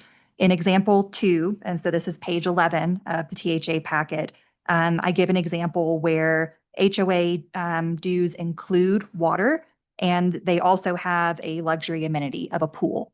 So in that case, we back out what they would be paying for water monthly, which is $184. So if you're getting an HOA bill for $1,000 a month, but close to $200 of that is water, you're really paying $800 a month in HOA dues. Because I live in deed restricted, I pay close to $400 a month for a 1-bedroom, and then an additional $130 for water. So my HOA dues aren't $530, they're $400, but my cost is still greater. So we're backing out what you would pay for water for a 1-bedroom, 2-bedroom, whatever it might be, unit from those HOA dues. So that's excluded from the assistance calculation. And then the only discretionary piece in here, and the only reason you might see some appeals, is this amount that we might allocate to a luxury amenity. And luxury amenity, we don't see as voluntarily repainting year over year. That's not luxury amenity. Luxury amenity is a hot tub that you get that Entrada people don't. So we are giving you do get some benefit from that. If you get a pool or you get a hot tub, that is a luxury amenity. It's not just a higher cost to the HOA to paint, to redo siding, to redo carpets, for concierge. It's something that you get benefit from, that you get to use. So I envision what we'll do when we are doing a calculation for those complexes that have a luxury amenity, we will probably request the HOA budget. We'll see how much a year the HOA is spending on that amenity. And then we will break that out into this unit's allocated cost. So here I approximated $2,000 a year for this unit is their allocated cost for that luxury amenity. So we also back out that from what they would be eligible for receiving assistance for. So they pay, so we take their HOA dues, which at first seem really high, but we back out what they should be paying for water, and then we back out their cost for that one luxury amenity to get to their final assistance, which is still $8,000 a year. So we accounted for those factors when providing assistance under this draft policy. I mean, that seems like a really good reason that these should be, exited from the program, because it's just, you can't really, they're still having to pay for those luxury items and get the benefit and all that. But the reality is luxury items shouldn't be part of the program. in general. Yeah, and I think that's why I would advocate for not excluding luxury items because they can't opt out of them. Agree. Like even if you don't want a hot tub or don't use a hot tub or can't afford a hot tub, you have to, you're online for paying for that hot tub. So for me, that feels different than the utilities. Like I think, I really do think the utilities, it makes sense to exclude those because that's also inconsistent across different HOA fees. And so it kind of equalizes what we're covering among the different homeowners.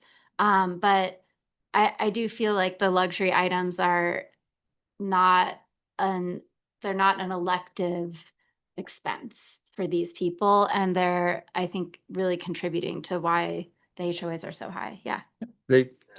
I typically agree, but the difference is when buying that unit, you knew they were in there.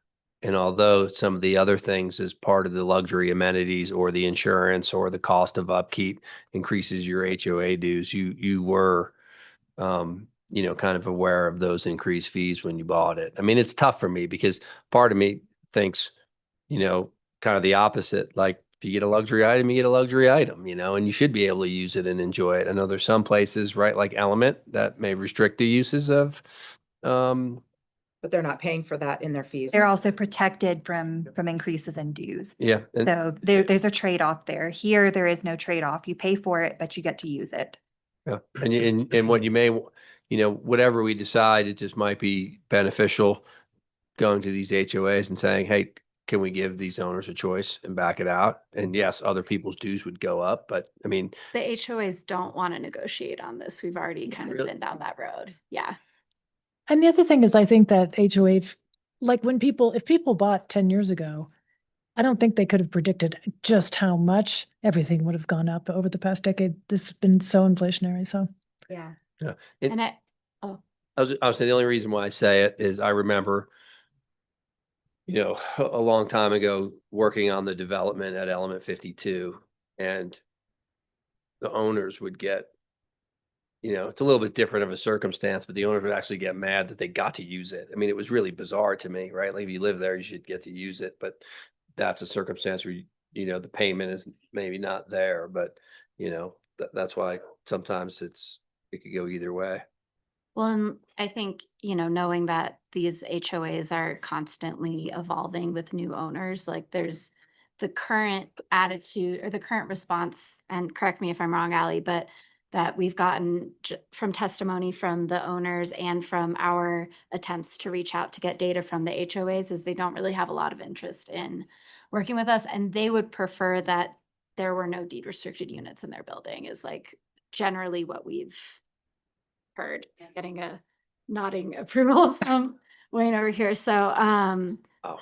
yeah. So I think, I don't know. Does anyone else want to contribute to this luxury conversation? I think there seems like there's more support than not for covering luxury items in this HOA assistance program. So if that's the best we can do, okay. I do feel like Ally has highlighted a pretty good solution, recognizing that utility payments are just part of any property ownership, but also recognizing that these luxury items in and of themselves make those utility bills higher than would be normal or acceptable for our other deed restricted units. So I would continue to advocate for that being included into this program, but We don't pay, I don't think so. If you could parse it out, if you could say, hey, this much of the water bill goes towards the pool, this much of the water bill goes towards you washing your dishes and doing your laundry and flushing your toilet, and we can separate that out. Sure.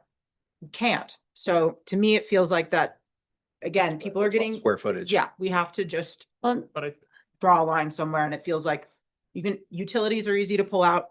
We'll keep in the, you know, luxury things like pools and all that as something that you can get an assistance on. So if a pool, unless there's a separate line item in the budget unless there's a separate meter for that pool's utility cost, the $2,000 that I allocated theoretically to this unit, an example two, is probably more of just a maintenance and cleaning cost. So it's that's what I not, was it's an estimate Yeah. based off of the HOA documents and the budget, but it's not meant to capture every cost of that pool. And in all actuality, what we exclude is going to be far lower than the actual cost. So there is already a benefit there. The intent behind including luxury, excluding luxury items from the assistance eligibility was, again, if you get access to a pool or a hot tub or a luxury amenity, maybe you should have to pay a portion of that because you are getting that benefit, but it's not meant to cover everything.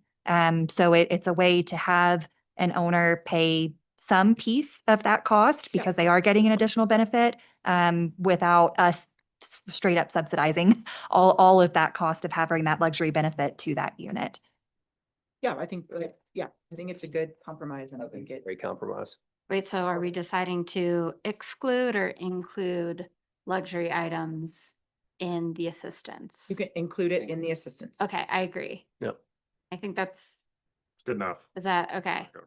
So let me clarify because so are we, let's say your proportional cost of the pool based on the HOA budget is approximately $2,000 a year. Are we taking that away from the calculation? Are we paying that and only excluding utilities or how? My Okay. utilities are the responsibility of the tenant. That's not something that we're gonna give them money out of this program to cover. The other things like the pools and the hot tubs, if that's included in the HOA dues as, that. We will portion, cover that. That can be included. We won't pull that out. So we are taking away luxury items as a consideration for assistance. No, No, we're adding them adding in them. as a consideration. for the You get some support. We're for taking them luxury away as a deduction. Yes. Yes. Yeah, we'll negative. We're taking them as an exclusion, so adding them back into the assistance. And remember, when we do all this stuff, this is theoretically a temporary solution of up to 5 years, right? Or we'll try to figure out better. Right. Right. So Exit those units. Yeah. Yes. Okay, should loans from THA be interest-free? Is prohibiting appreciation on these amounts desirable as written? So adding to the MSP at the time of sale, not time of distribution. I think I agree with how it was written. I think,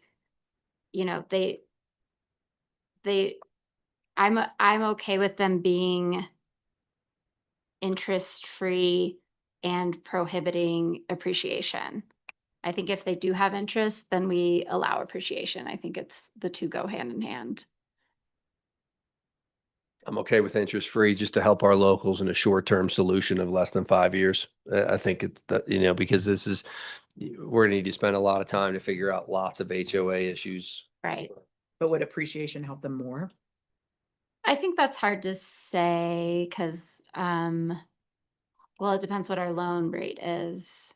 We're trying to equal the playing Yeah. field, offer as much assistance as we can without kind of going beyond. Giving an unfair advantage that other owners can't. So I'm on board with the way you've drafted it. Is everyone Yep. good with that? Yep. Okay. Should there be a payback period for loans offered by THA, or should loans be repayable at the time of sale or refinancing of the unit, whether this is 2 years or 20 years? Latter choice is my preference of repayable at the time of sale or refinancing. I agree with Dan. I also agree. Units, so roll it. Okay. Cool. Is THA staff the desired authority to consider these aid requests, or should the THA subcommittee or a full THA board receive these requests?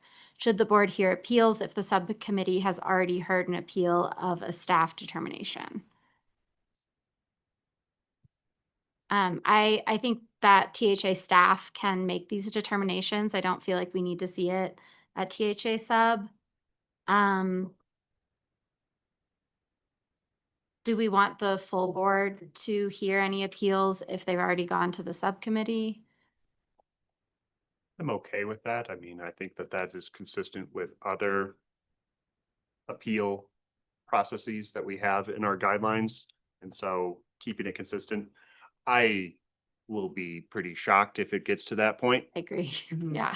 So I don't think there's much harm. Yeah. And I think for an abundance of just like transparency and process, we can allow that if it comes to that. But So allow the secondary appeal. yeah, To the whole board. That's fine. yeah, hope that it doesn't come to that. Are the examples provided in Exhibit A to the policy statement sufficient to provide direction for implementation policy? Yeah. Yeah, I think your examples Great. were great. I think the only change that we're looking at is the luxury items. Yeah. Yeah, Um, example 2 will change to exclude the consideration of luxury items. And then I think there's a bullet point in the policy itself that I'll also take out, but it seems like, and then we'll add in the secondary appeal. So keep it to just the guidelines and what they allow, but it sounds like the rest is for the most part staying the same. Yeah. Is there anything else we want to discuss before we go to public comment? All right, I will open it up for public comment. Is there anyone in the room who would like to? Yeah, please step up to a mic and introduce yourself for the record. Either one. That'll work. Yeah. Cool. Awesome. Humble and good to me, and thanks, Allie, for putting all this together. That's a lot of writing and specifics on there. Really, I have a bunch of questions which I feel like are probably not, like, they're more the specifics, so I feel like they're probably not best for like this committee of just like, you know, what needs to be done with the loans and like this, that, and the other. So really, I think the only thing that I would just love to mention, you know, it has been a while that we've been trying to do this, and it would be really great, and it seems like it would be the easiest to, if we, when we implement this, can we do this for 2026, like starting in January? Even if we, you know, if it gets approved today or whatnot, can we have it, like, calculations at least start in January? Again, it's just been a long time, and like we appreciate how fast like this has gone, but you know, we're already, you know, I've already gotten my second HOA bill of $917 in the year. So I just wanted to ask that request, and that's all I really have for today. Yeah, thank you. Thank you, everyone. I think it's okay if we address that question.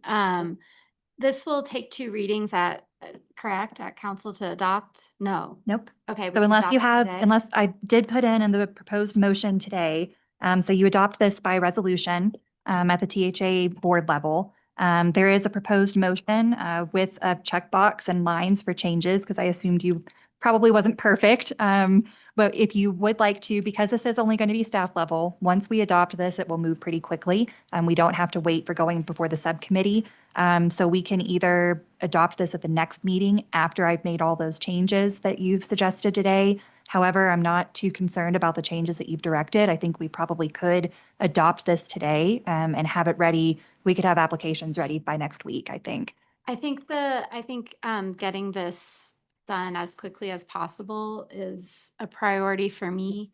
How do we feel about allowing people to apply for assistance starting in January of 2026? I think it's fine with clean Okay with it? full year. I'm okay with it too. Allie, does that create a problem on your end? No, I think I put in here somewhere that it would you could only ask for assistance moving forward after the policy is adopted. But I can make that effective January 1st, 2026. So that way, when we do distribute these, and just to go ahead and answer one of Wayne's questions, I imagine what we'll probably do is issue the check directly to the HOA. So with the loan documents will be signed by the person needing the assistance, but then we give the check to the HOA, and it would be on an annualized basis. So we're not doing 12 checks a month. We're doing 1 check a year. Yeah. Or 12 checks a year. We're doing 1 check a year. Yeah. And you just might have to check with the fiscal years of each HOA's, you know, how they operate. So Yeah. when the dues might change mid-year for some of the comp. Well, and I know, just real life example, mine fiscal year is January, but then we change the dues in July, and then we have to do a catch up. And so it will work with people asking for assistance to make sure that we provide that on an annual basis, whether it's July to July or July to June or January to December. Great. Okay. Is there any further discussion before we entertain a motion? Okay. Do you want us to list those changes in the motion, or can we just reference changes that we directed? I would like for you to give at least a little bit of direction in the motion. Okay. I think I accurately captured in my notes your very brief comments, but I think just for purposes of record keeping, if you could mention specifically the changes, you don't have to say change to this paragraph on this page, just say with this change, and then I'll put it in the proper place. There's the two changes, the luxury items and January 1st. First, I think we just have to say that it will not include utilities, and then just don't say anything else, because then that incorporates the luxury items and dues together, right? Well, utilities are already in here. So what I would say, we're changing this policy as written. So we're changing the draft. So you need to direct the changes to the draft. So we are adding back in the appeal to the board. We are taking away any exclusion for luxury items. And that's how I would phrase it. I would say removing exclusions for luxury items, adding in an appeal to the board, and making assistance effective as of January 1st, 2026. So you writing it down? You got that? That's Teddy, are you gonna do it? Trying.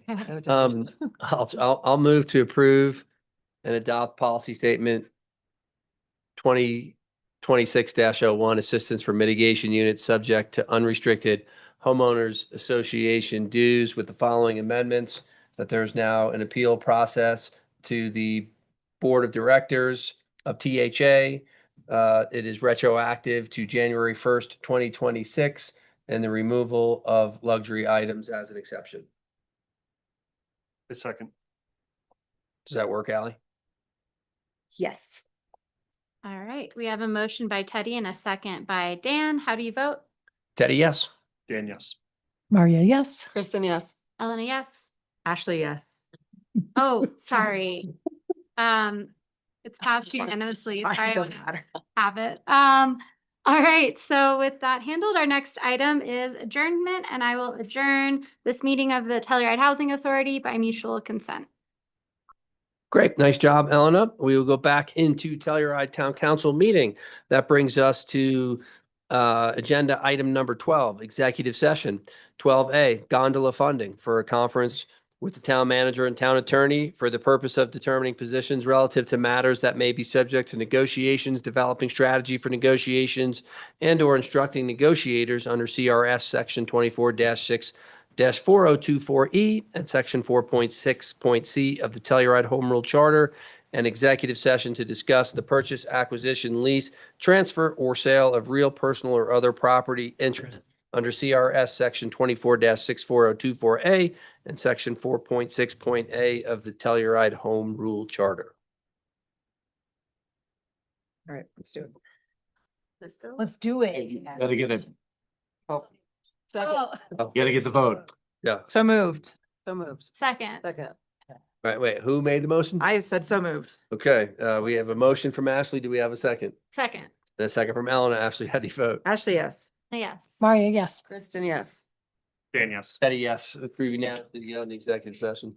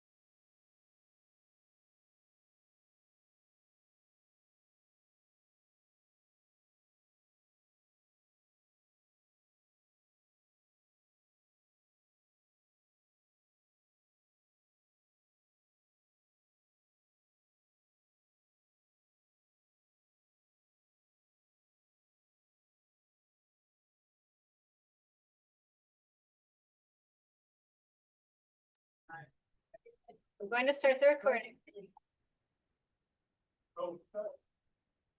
You don't have. Time is now 5:45 and the executive session has been concluded. The participants in the executive sessions were Lance McDonald, Patrick Berry, Zoe Denal, Kevin Geiger, Maria Stark, Kristen Permikoff, Ellen Levin, Ashley Von Sprecken, Dan Enright, and myself, Teddy Erico. For the record, if any person who participated in the executive session believes that any substantial discussion of any matters not included in the motion to go into executive session occurred during the executive session, or that any improper action occurred during the executive session in violation F of the open meetings law, I would ask that you state your concerns for the record. Seeing none, the next item on the agenda is adjournment by mutual consent.